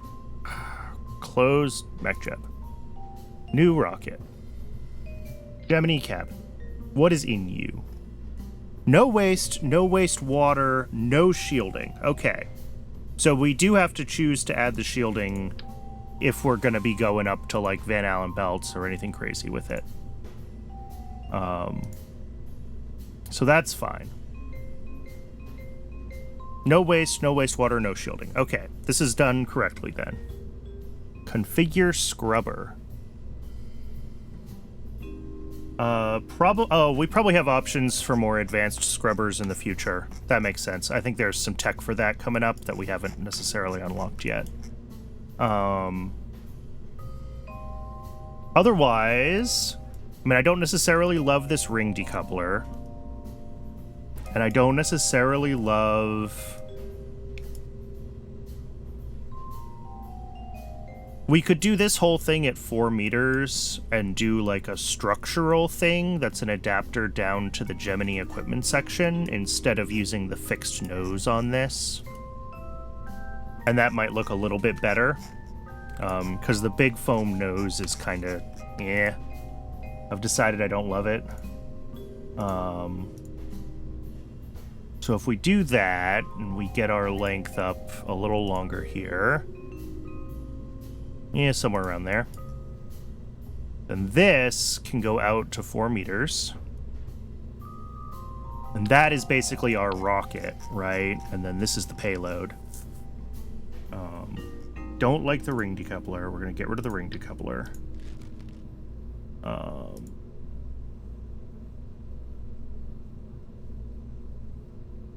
mean, we can just use the procedural decoupler, I guess, but make it a cone. Top 3 meters, bottom 4 meters, length, whatever looks... Oh, no, I can't make it longer than... Okay. So no, we're not doing that. And also, the top is not exactly 3 meters on this Gemini, is it? It's a little bit less.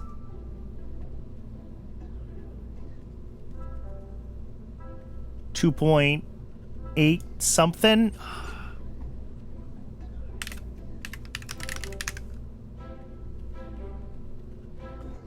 I think it's 9 feet 4 inches. That's what I think. 9 feet 4 inches is 9 1/3 feet, which is 2.84. Yeah, 2.85 meters. Yeah. Because, I mean, 1/3 of a foot. It's 9 1/3 feet, which is totally reasonable to me as someone that grew up thinking in feet. Feet divide well by 3. 4 inches is a reasonable increment of size. You know, 4 inches is about 10 centimeters, right? So... it's, yeah, so I think what we'll do is we'll do the cone decoupler to go from our 3 meter rocket, yeah, up to that,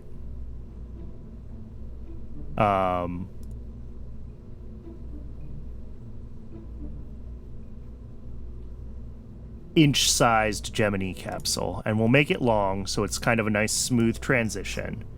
And then I'll just drop in a procedural structural piece.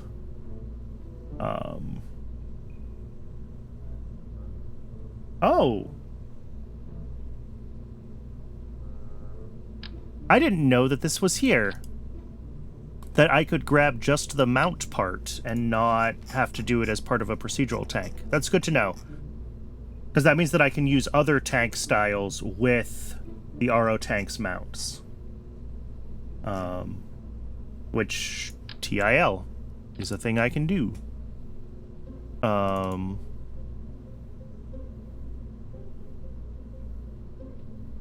Hollow cone, sure. Top diameter, outer is 3 meters, inner is 2.9 meters. Bottom diameter,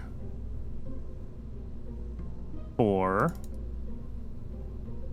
There we go. And then the length is whatever it needs to be to look good.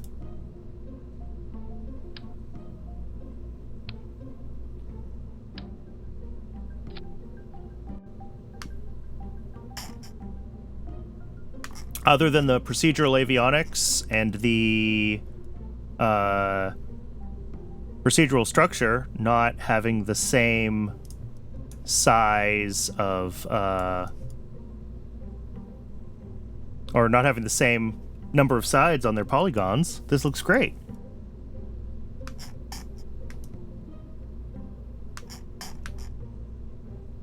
So the question is, do we like stretch this up a lot so it kind of matches the Gemini, or do we bring it down more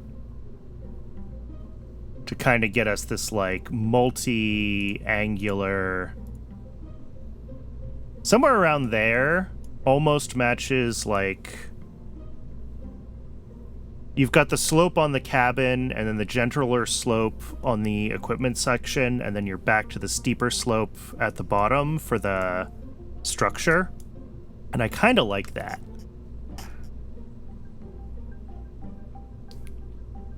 We got to fix the colors at the top, obviously, for the adapter. We got to decide if we want the, yeah, it's...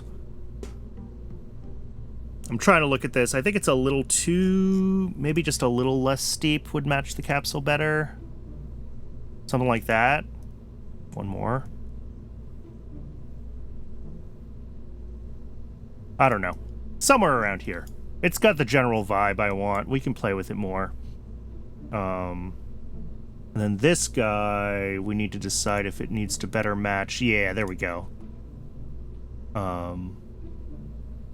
Those are closer to the same slope now. All right, other options. Do we like the late or early Gemini design? I like the grid pattern, honestly. Like, to me, that's what Gemini looks like.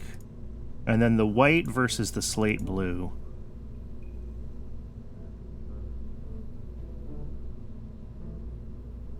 We can go full white with our...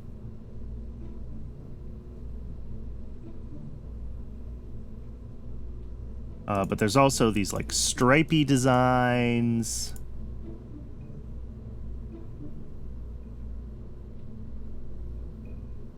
I don't... White is kind of out of place with the rocket not having any white. Yeah, I'm trying to stay away from white on my rockets, right? It's a very conscious decision. But,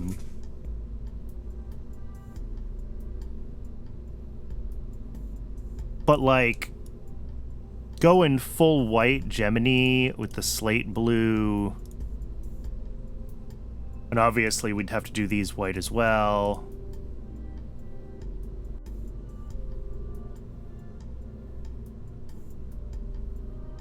Like... That is really ugly, actually. It certainly stands out, but I don't love it.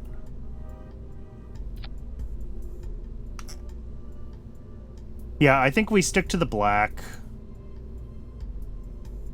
The black with some of the lines highlights looked decent. Yeah. Just like that one.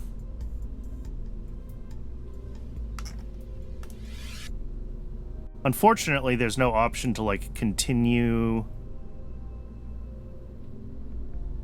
Ooh, actually, we can leave that one striped. Yeah! It's too bad this stripe on the side doesn't connect up. I think that would look better, but... That's not so bad. And then we've got this blue here, which does not really match anything else in the design. So the kind of slate gray. I mean, we could do it up here, right? We could do this decoupler section to match that, like...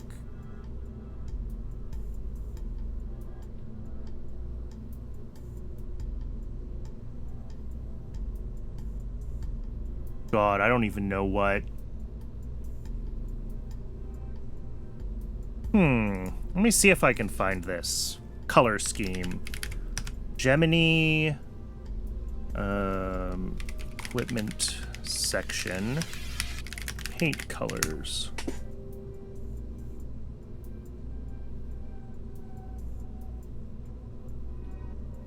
Well, turns out Gemini is a brand of paints. So when I search for Gemini paint colors...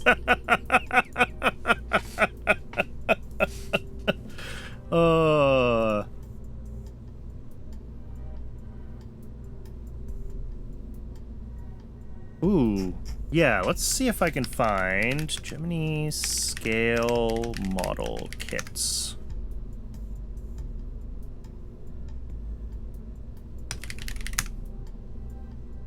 Can I find... I don't know when that blue was used. I think the blue was used earlier, right? Not on any of the flight models, but on, like, boilerplate capsules and stuff, and all the flights were the white color. So finding a reference for that color is going to be actually kind of a pain.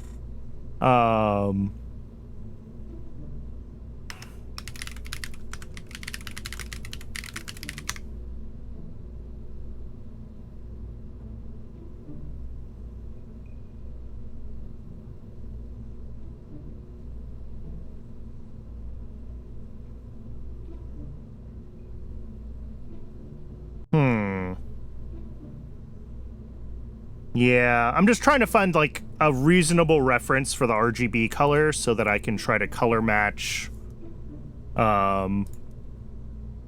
here. Yeah, easiest is to see what the mod defines. That is probably true. The other option is that I can print screen this, copy it, open the GIMP, and...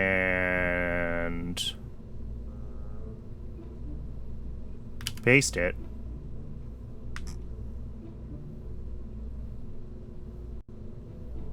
RGB 52, 56, 58. It's very close to a gray. And I knew it would be very close to a gray. It's just the slightest blue. 61, 64, 68. Yeah, depending on where in the, like, light versus dark you look.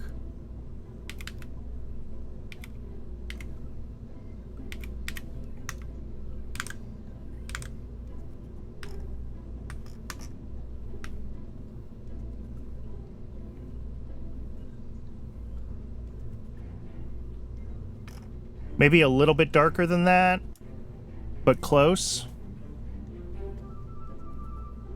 I'd also like to have some texture on this, so... but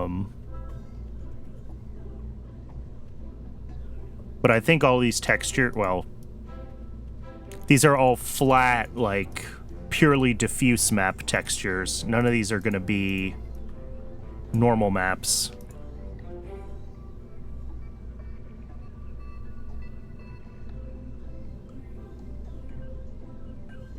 Yeah, that's the problem with this part. Nothing has normal maps. Womp womp.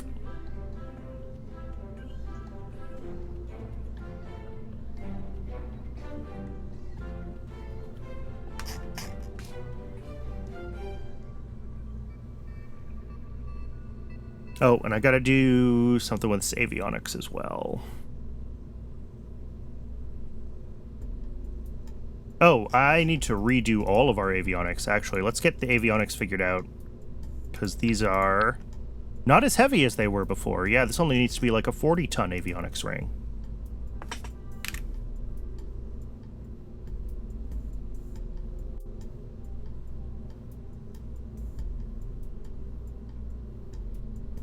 And again, I want to do... Actually, for this design, I think near-Earth avionics is fine. Is it? Will I want to hibernate this avionics? That's the question. With this vehicle in this configuration. If not, then near-Earth avionics is fine. Because these can't hibernate. These ones can hibernate.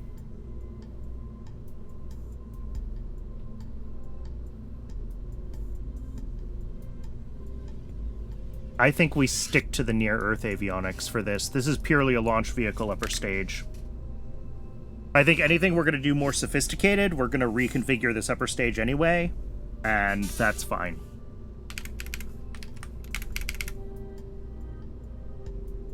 Yeah, and that's going to be a very thin avionics ring, because avionics is nothing for us these days. Turn off the antenna. Furthest it goes is a coast to... Yeah, it just doesn't have that much delta V left after dropping off the Gemini capsule in orbit and the what am I trying to say? If we do want to do anything more complex, again, we're going to make a bigger upper stage, right? So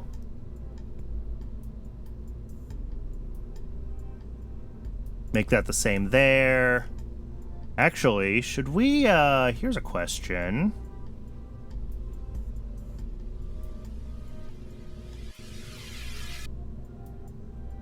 What do we think about that? Bringing the color scheme all the way down, that slate blue.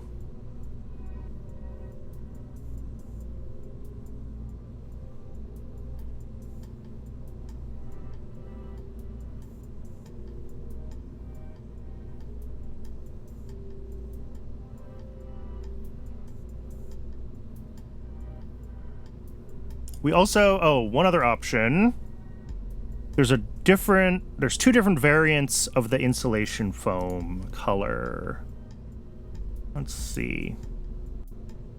We got this one, and this one. I think the lighter one is better. Oh no, the first stage is staying stainless steel. We're not changing that. We're sticking to our stainless steel metallic look for our boosters. And that's fine. We've got an interstage here on this procedural fairing design. I think that's fine. Super heavy Saturn 1, yeah. And then this stage, what much does the whole thing weigh? 233. All right, we'll set this avionics to 250 tons. Again, like 10,000 battery, why not? It's 30 kilograms on a 250-ton rocket. And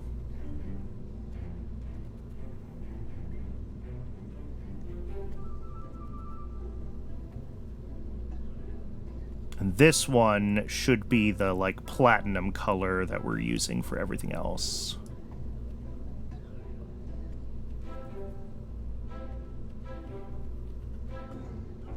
There we go. Yeah, and that blends in nice. You can't even tell that's there. I mean, you can tell a little bit because the texture scaling is slightly different between the two, but good enough for me. And then we've got our little, that Delta blue detail that I've been trying to keep in all my designs. I'm pretty happy with this, all in all.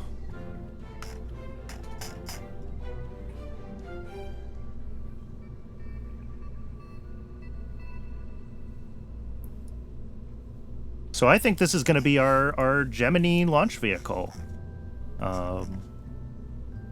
Oh, something's screwed up with our staging, though. That's, let's fix our staging. Which one is that one? Time to yeet two someones into orbit.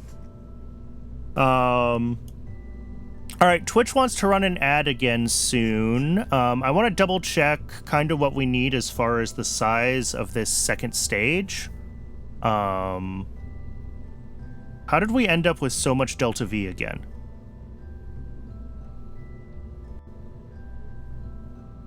Did I do something wrong?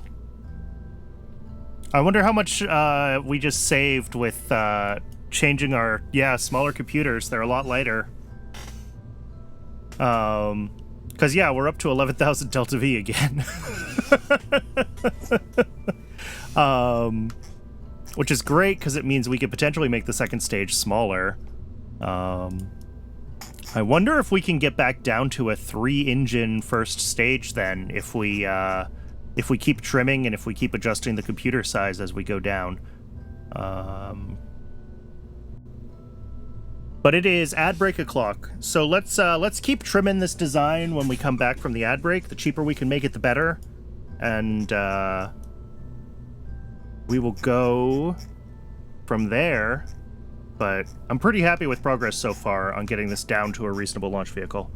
See everyone in just a few minutes.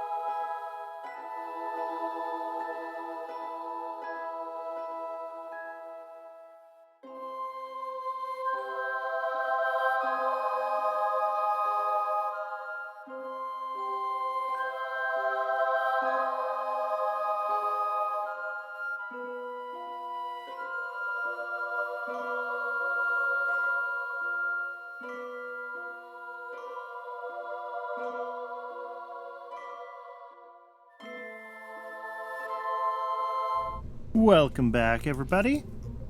Or we're just happy with the improved performance, spares us some optimization once a wear contract pops up. Yes, that is certainly an option.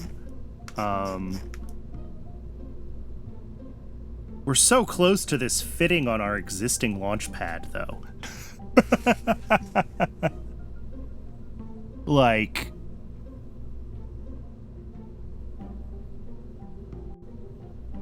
really close.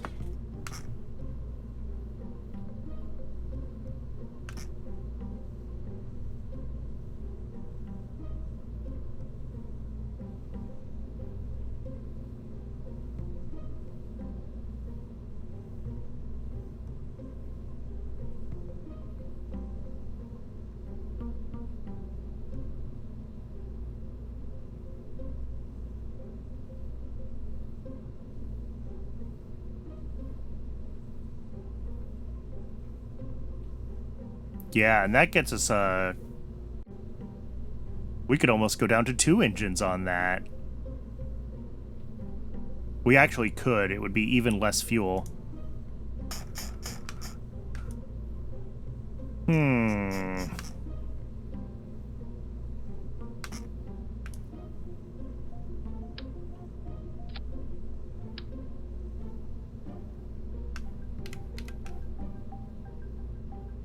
We were to go down to 2 of these guys. Obviously, this is showing ridiculous,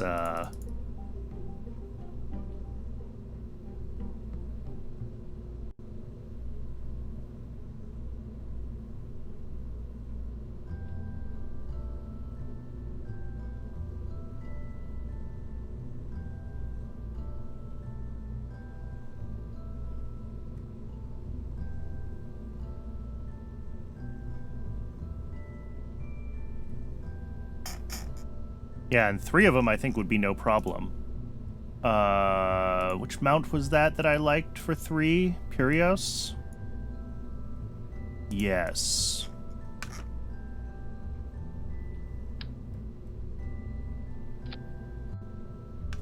So 2 of those guys. 1 H1C in the middle again.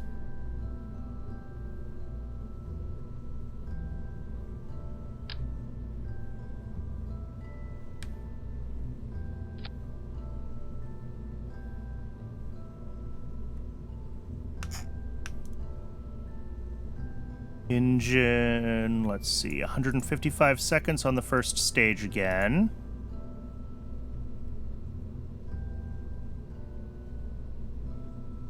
Sure. 1.4. What does the whole thing weigh? Oh.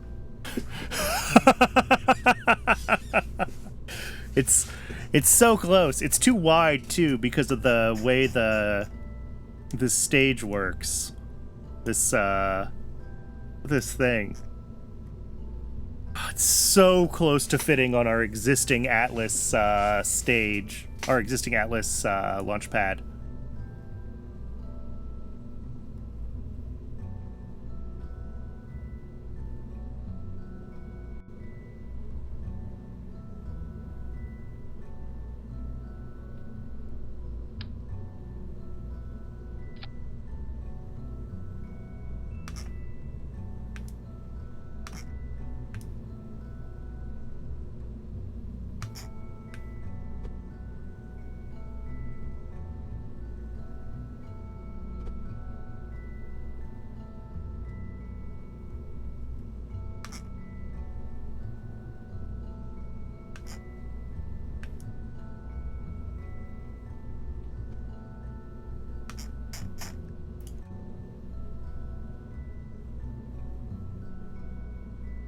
Well, yeah, 1.4 liftoff TWR. That's not bad.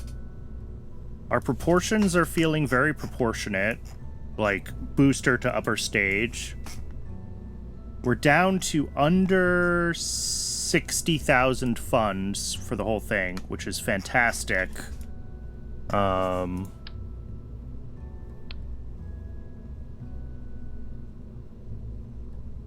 And, like, we can always reconfigure this to a multi-engine variant later on, right? If we so desired to put a bigger upper stage on, or even a third stage on this thing. We're already using the H1 engines, so that's fine. Like, we can stretch this tank with more engines, or we can go to a wider tank, right? We can go to the full 6-meter tank that we were playing with earlier.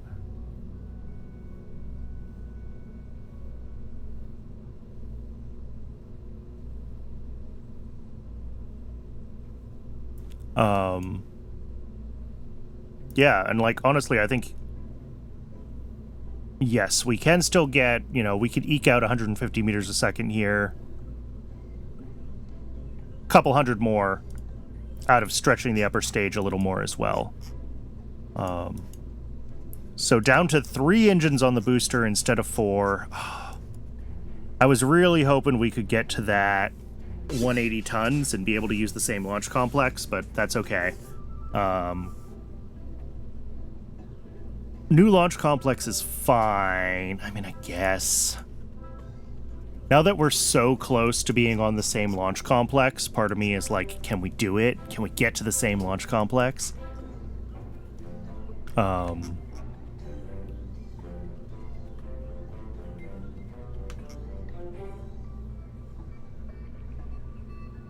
Oh, I didn't update our... 1 second.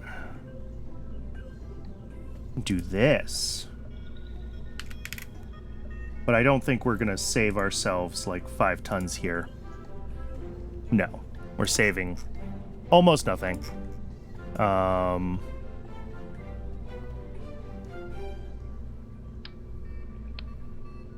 This stage here is 33 tons, and I think this is already set to 40. Yeah, that's fine.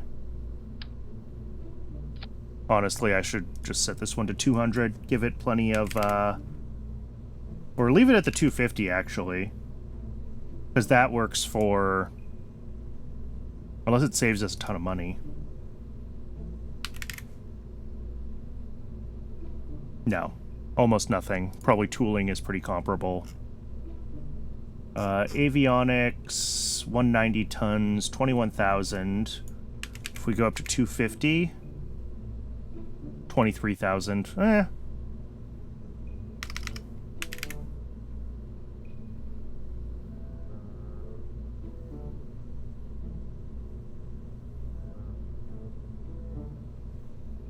Alright, well, we can't quite get it onto our existing Atlas launch pad, which is probably fine. I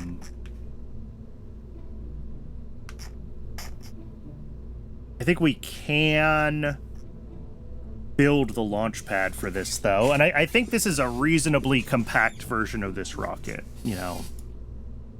Again, the important thing was we wanted to be using... That is a good question. I think we upgrade later. I think we could stick to the 3-engine variant, because it does save us a bunch of funds on every launch, and it means we'll be able to launch these things faster. And then if we do end up needing the extra capacity, we can go for the 4-engine variant. And if we don't, fine. And then, you know, ultimately, if we need the 8-engine variant as part of a Apollo-style program, or, you know, a 6-engine S4 style or whatever, we can go for that.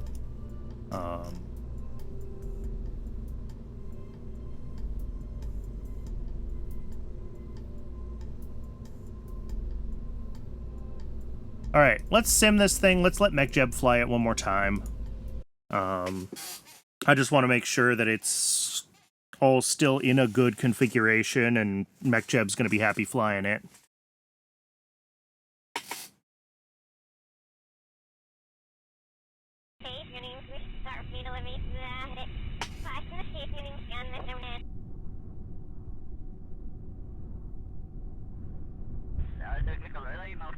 Oh, early shutoff is still last stage is stage 4. Be happy at stage 4, right? Yeah, it says 1,300 meters a second spare, so I think that's going to be a good launch. Oh, and the other thing I should do is I should rotate the booster by 90 degrees. Because it'll look better. I think. Yes. Yeah, we want it to be tilting over sideways, like it's pitching over in line with its engines instead of beside them. So we'll rotate this 90 degrees.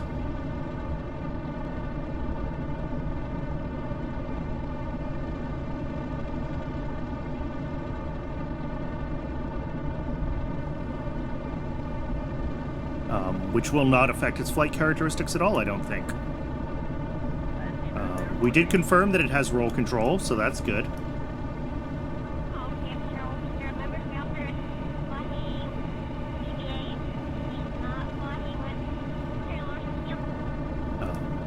But I think what we do want to do is we want to build the launch complex so that this is like the smallest rocket that it fits, right? We want to have room to grow into our next projects. You know, room to stretch this, room to go for engines, etc., etc. And then the next question is, if we do that, which of our other launch complexes do we decommission? Like, have we reached the point in our program where we say Thorad is no longer useful, and we decommission the Thor LC, and then we're left with an Atlas LC for maybe still launching comm satellites or potentially unmanned moon missions, and a bigger LC for rockets in this family?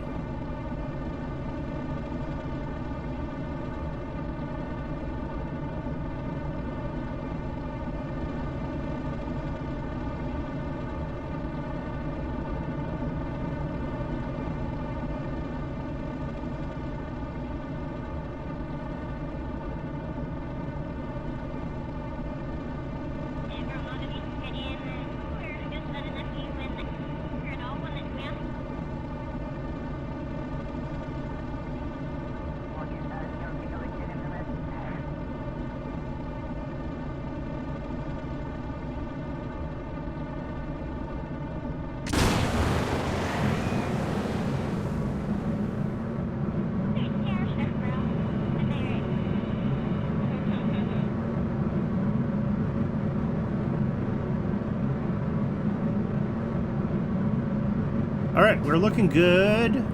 300 by 300 kilometer orbit with like 280 something meters a second to spare. That's a solid place for this to be able to deliver this capsule. And then again, we will have the option for the uprated one with a larger upper stage with more booster engines. And that'll, you know, we can go up to the 4 or even a 5 engine variant, right? And I think a 5 engine variant can lob a pretty full Centaur up to where it needs to. Might be starting to look a little long at 5 engines, but that's okay.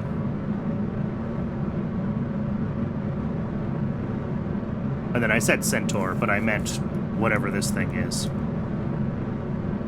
It's not really a Centaur. I mean, it's an RL-10.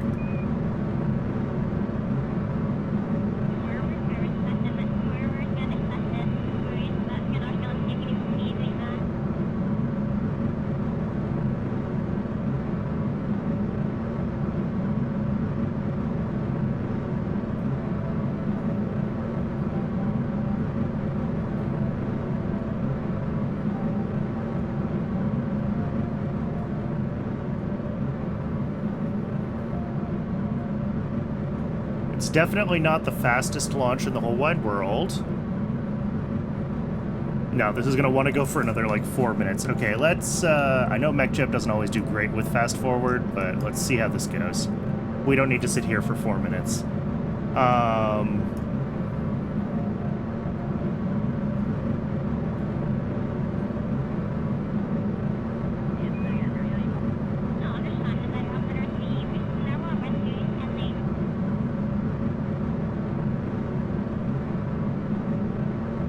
Oh yeah, and we have new crew science, so we should look into that as well.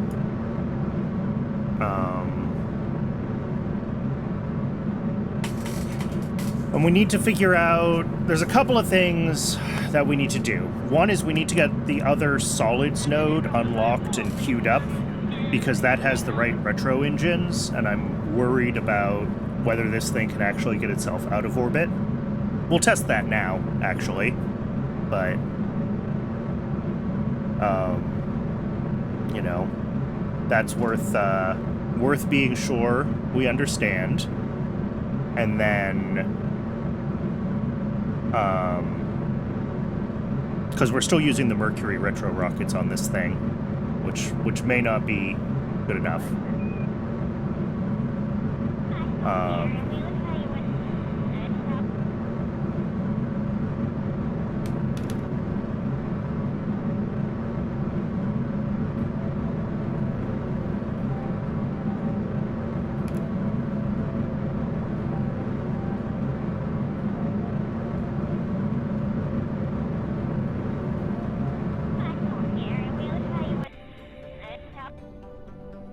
Okay, orbit. Perfect. Let's... How are we doing? Yeah, like 300 meters a second spare. I think that's fine. We might need a little extra capacity for my scripts to get us into orbit. That is my concern, is that we've gotten ourselves a little too snug.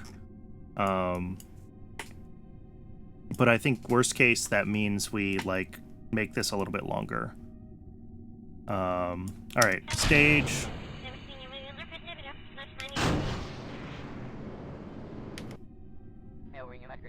Alright, let's point ourselves. Retrograde, please.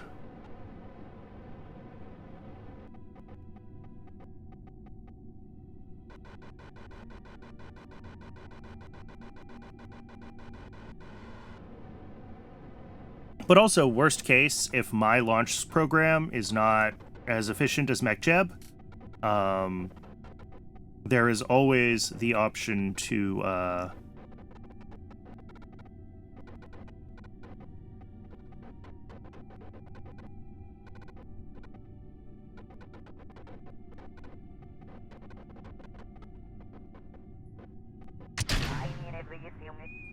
Woo!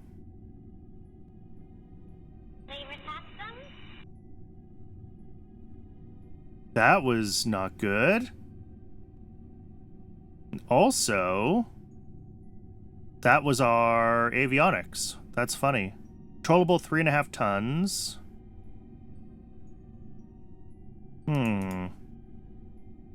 SAS doesn't seem happy, though. RCS is enabled.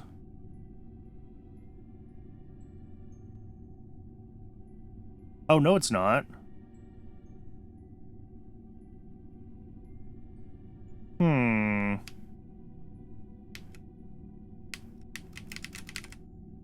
Here, let's enable this one. There we go.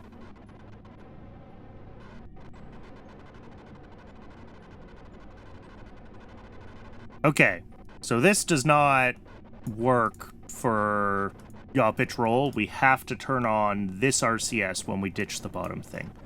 Good to know. Or maybe we want that on all the time and we use both halves of it. I'm not actually sure how Gemini did its thing. Alright, pointing retrograde.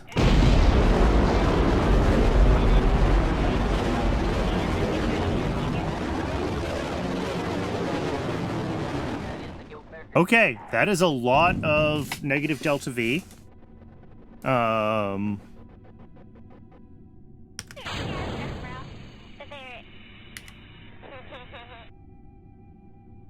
And that's actually fine. Like, we are very negative. We're coming in hot.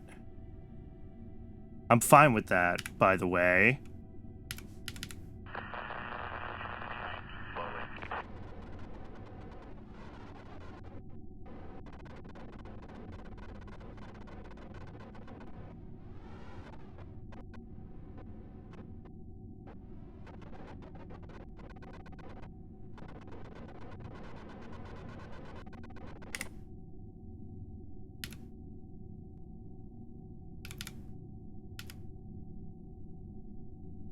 And as we come through, let's see, this thing should be, I mean, more or less passively stable. That is tilting down a lot. I don't love that.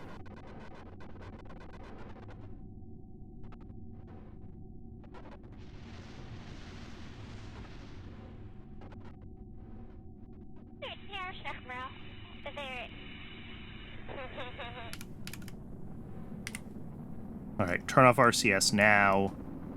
Now it should be passively stable. Heat shield is doing its job.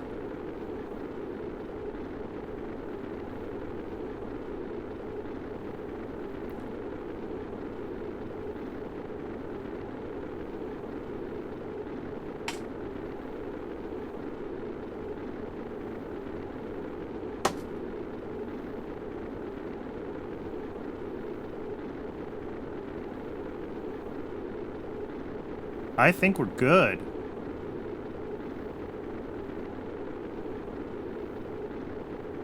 I mean, besides the G limit,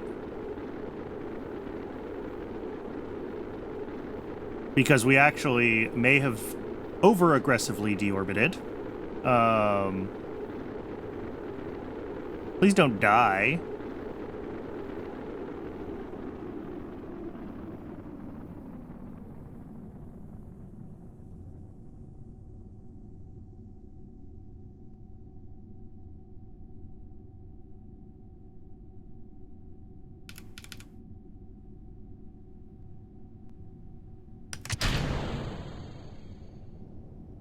Oh! Okay, that's good to know. Can't do that on this one. With Mercury, I could get away with staging the drogue and the main chute at the same time. I just dumped the drogue. So this capsule is probably, well, it could be a lot of G's when it deploys the main chute. I don't know how well this will model whether that parachute will even stay attached. Okay. It worked. But it's not a thing we should do. So we will, in our script, need to handle that. Alright, so our concerns at this point, one, these Mercury deorbit motors we're using may or may not be correctly scaled. They get us out of orbit, but it's not great. Two, in our automation for our descent sequence, we need to make sure that we're doing the right things with the different RCS segments. And that may just mean that the RCS on the top should be on all the time. Figure that out.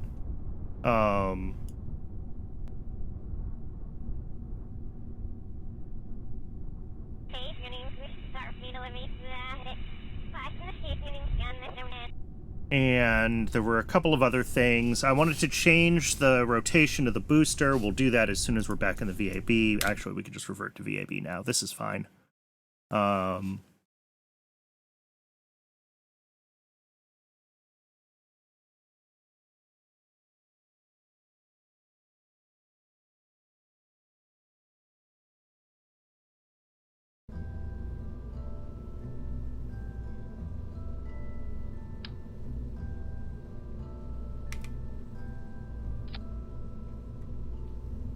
There we go. Yeah. And that way we're pitching...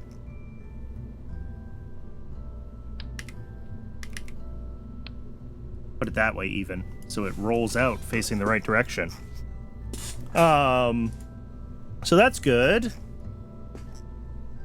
Was there anything else I wanted to change about this specifically? I don't think so. This upper stage doesn't have RCS right now, which means that if we decide to do a coast phase in our design, it's going to be hard to get it pointed in the right direction. MechJeb doesn't do a coast phase. I don't think we need a coast phase. I think we just need a good launch program that'll handle not having a coast phase, and that'll figure out how to, like, aim the upper stage.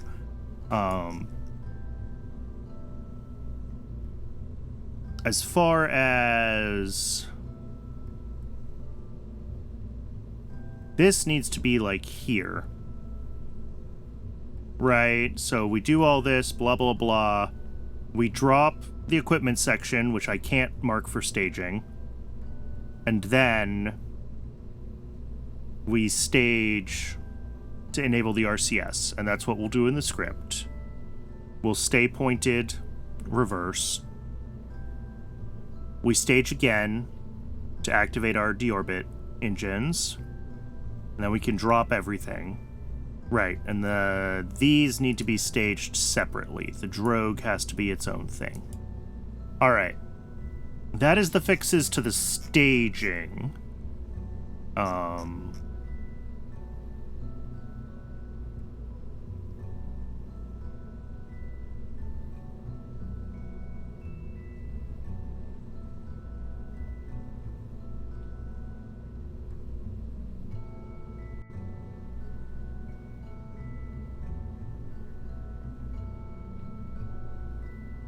I think this thing is more or less good as far as our actual design goes. Pull the engines up a little higher so it's a little more like the center engine. These... here, let's lift this whole thing up so we can get under there a little better. Yeah. Can I move the... oh.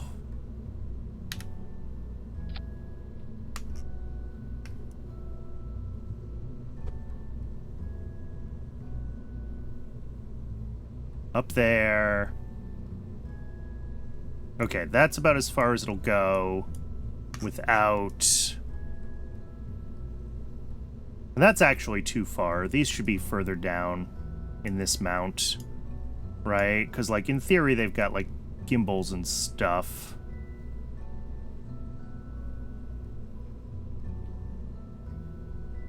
Can I manage even to click on the other engine?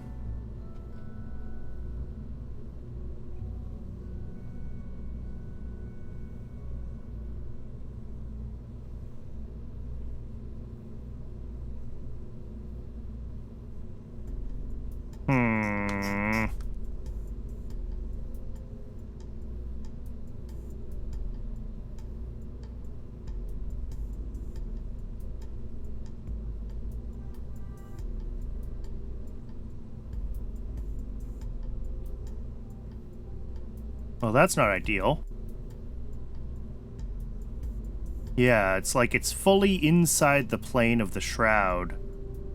Okay, what I'm gonna have to do is change the mount, pull the engine off, change the mount back. We're not gonna attach this, we're gonna surface attach it instead. And then we're gonna move it around manually.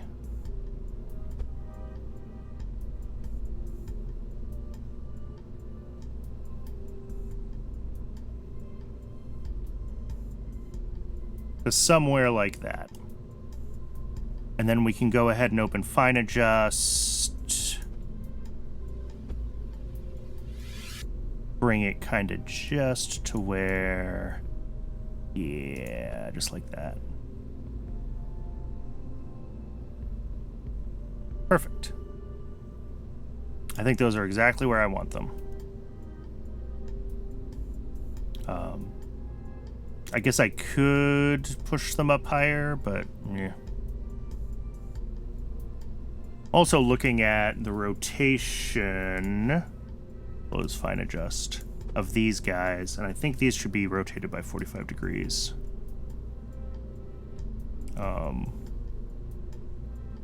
Although that also messes with that positioning. I'm just looking at the gimbal angles. There we go, that might work. Nothing sticking out of the side of the rocket there? Yeah. Because these should be in, like, pitch and yaw, right? They shouldn't... I mean, it doesn't matter. It can figure out the Pythagorean theorem for us, but it's how they're designed to work.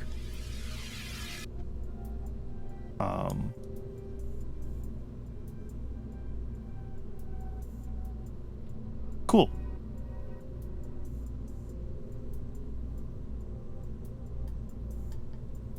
I think that looks pretty good. Let's just bring the whole thing back down a little bit further.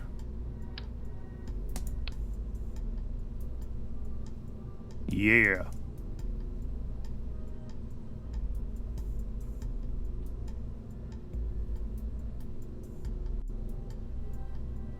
And then, do we like these clamps on this side somewhere? No, not really. They're too short for that.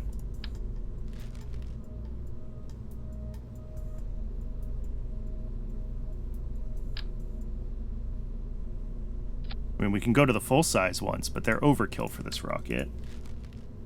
There's the standard launch stability enhancers. Nope, see, those are too small. Oh! Yes! That's what I want. Look at that. Nice low profile. Beautiful.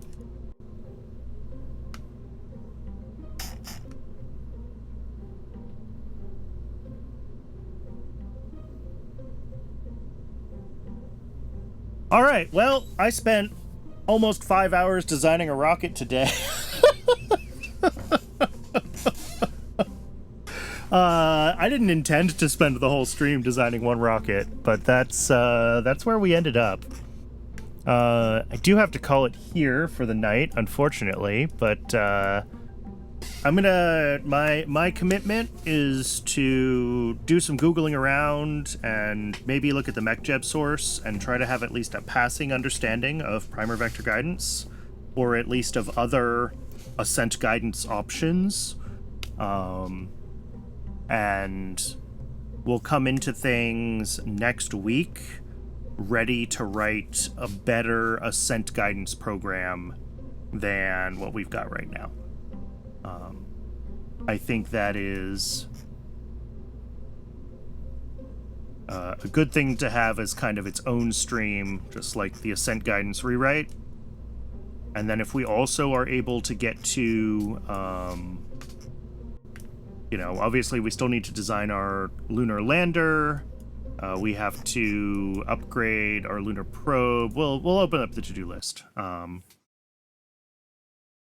And then the other thing that I want to do briefly is I want to contemplate... I do want to get the Gemini... This one. That has the Gemini retro rockets.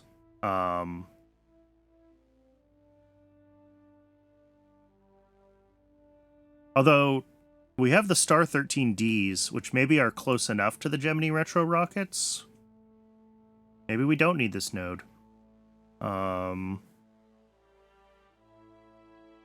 But here, let's kill this one. Yeah. And we can grab this one.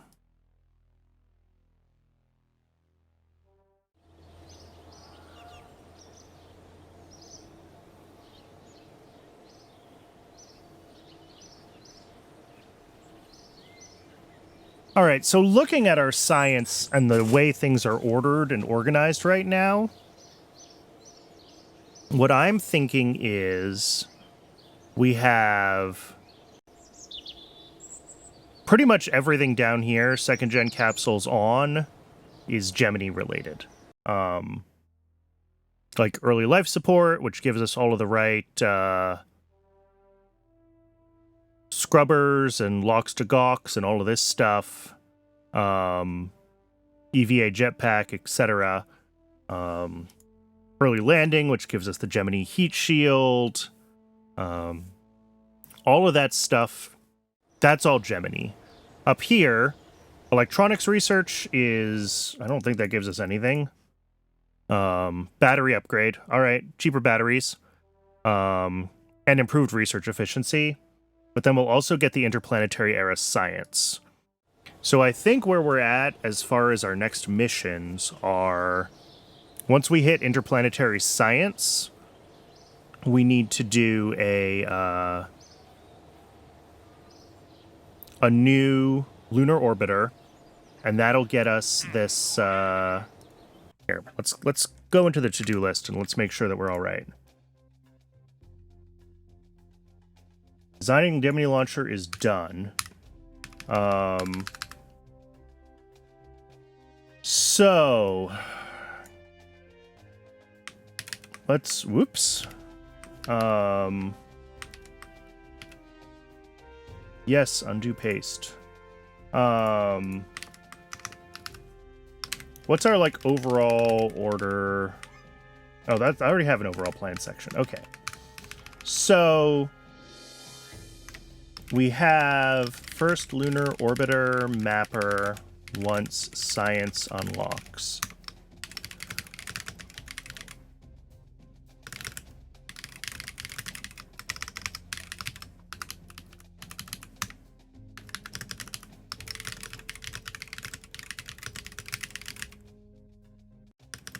All right, and that'll also get us science upgrades in Earth orbit, so, like, we'll have a bunch of stuff to do once we get that. After that, we're waiting on the tech for Gemini, right? That's the next thing. And then our lunar lander. Our lunar lander is a little bit further out, because I think we're going to want...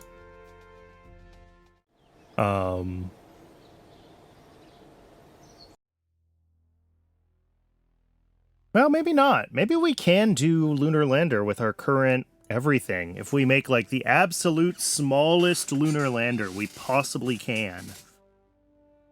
Maybe it's possible.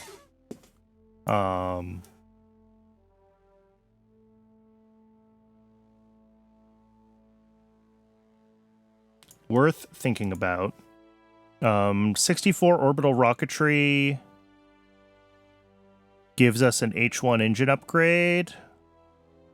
And of course, early Hydrolox gives us a production RL-10, so we want that as soon as possible. 65 orbital rocketry, I don't think is a big one for us. Oh, we do finally get the AJ-10 118E. Okay. The, like, proper last Delta engine. And then 66, yeah, another H1 upgrade.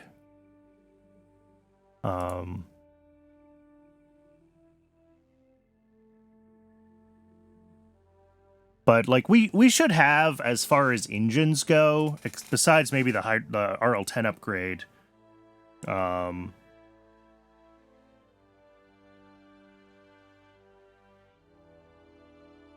think we have what we need for... Oh, AJ-10 Advanced. Here we go. This is also huge for us. Okay, we might want this. Yeah, the 118F.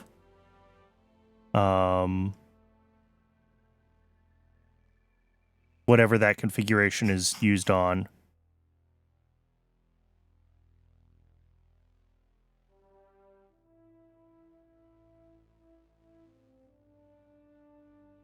But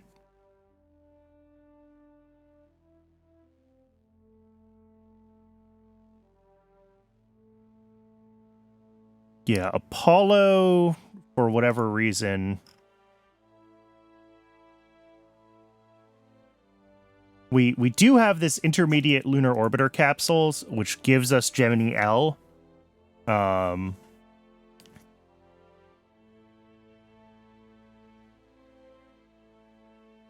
So that is...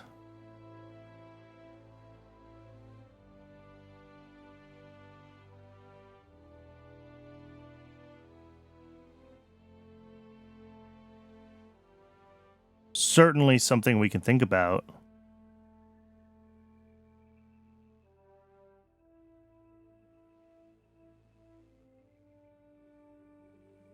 But we probably want to go for Apollo. Anyway, short term, I'm getting distracted.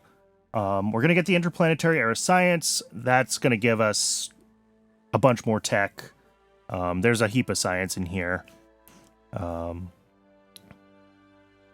Oh, and we'll want the soil surface sampler for our lander anyway. Because, yeah, this is Surveyor era stuff. So we'll be able to send a bunch of this stuff into lunar orbit and Earth orbit, and that'll give us a bunch of science. It's currently December 67, and if we just skipped ahead on the research, that would take us to June of 68, so that would be like 6 months of skip. I'd rather not do that, so if we can try to come up with something to do in the interim, that would be fantastic. I don't necessarily know what that looks like. I think last time we talked about, like, we have biological sample 2 that we never necessarily flew to space high. Yep. Apparently we never got Cherenkov in space low.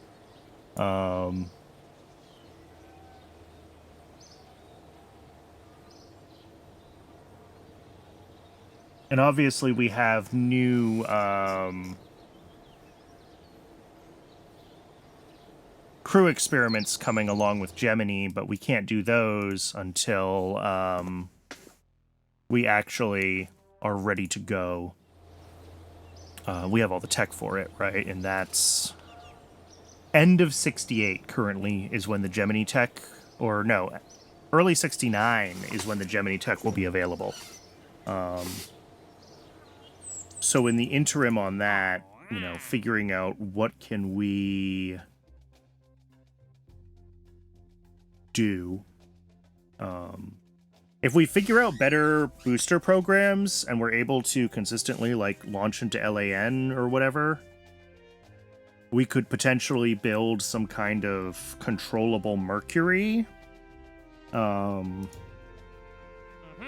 We do have these various geosynchronous satellite things. Even if we don't want to do more Scopus contracts, we should still set up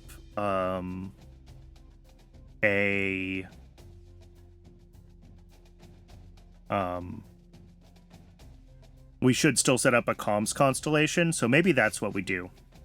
Maybe we should figure out a comms constellation and, you know, maybe throw the orbital perturbation experiment on all of them, because that takes like 10 years to run to completion.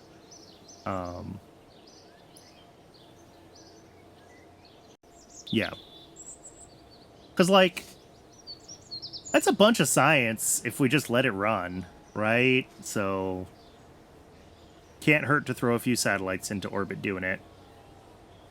So maybe we think about that. Maybe we look at where we've got science still available on Earth, and we do a couple of custom missions just to wrap that up while we wait for the tech, the Interplanetary Aeroscience, for, whoops, that was not what I wanted to click on, for our lunar mapper probe. And then I guess the question is, if we wanted to, and I know we didn't get to it today because I spent, like I said, 4.5 hours designing one launch vehicle. First lunar landing just requires transmitting science from the surface of the moon. So maybe we can do this. Maybe we can make this our first thing and have this happening while we're waiting for the tech to do this one. And then when we do this one, we also want to make sure that whatever thing we put up here can act as a relay satellite, and we might need to put a couple of them up. But if we can get a couple of relay satellites in moon orbit, then we can do our last lander contract, which is the far side lander. Yeah. And then there's also this sample return, which is worth trying to do, because if we're going to do moon boots, we have to get them home. But we'll need a bigger launch vehicle for sample return, so we'll think about that as like a later thing. So yeah, maybe we make the lunar lander the... Whoops, wrong button. Jeez, what am I hitting? This one? That's what we want. We pull the lunar lander up.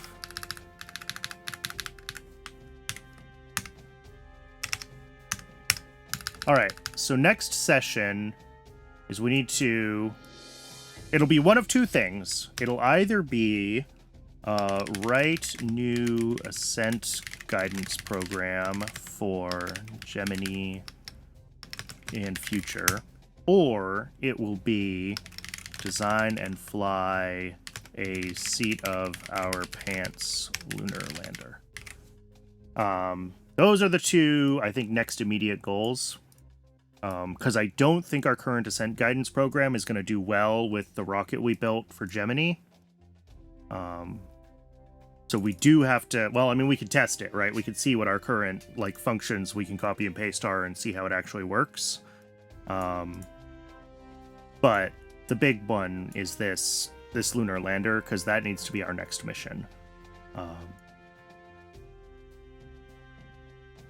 Lunar Orbiter Mapper, I think the program for that is basically our existing Moon Orbiter program. I don't think this changes, besides maybe whatever minor tweaks we need, because it'll have a little bit of different mass, something, power usage, whatever.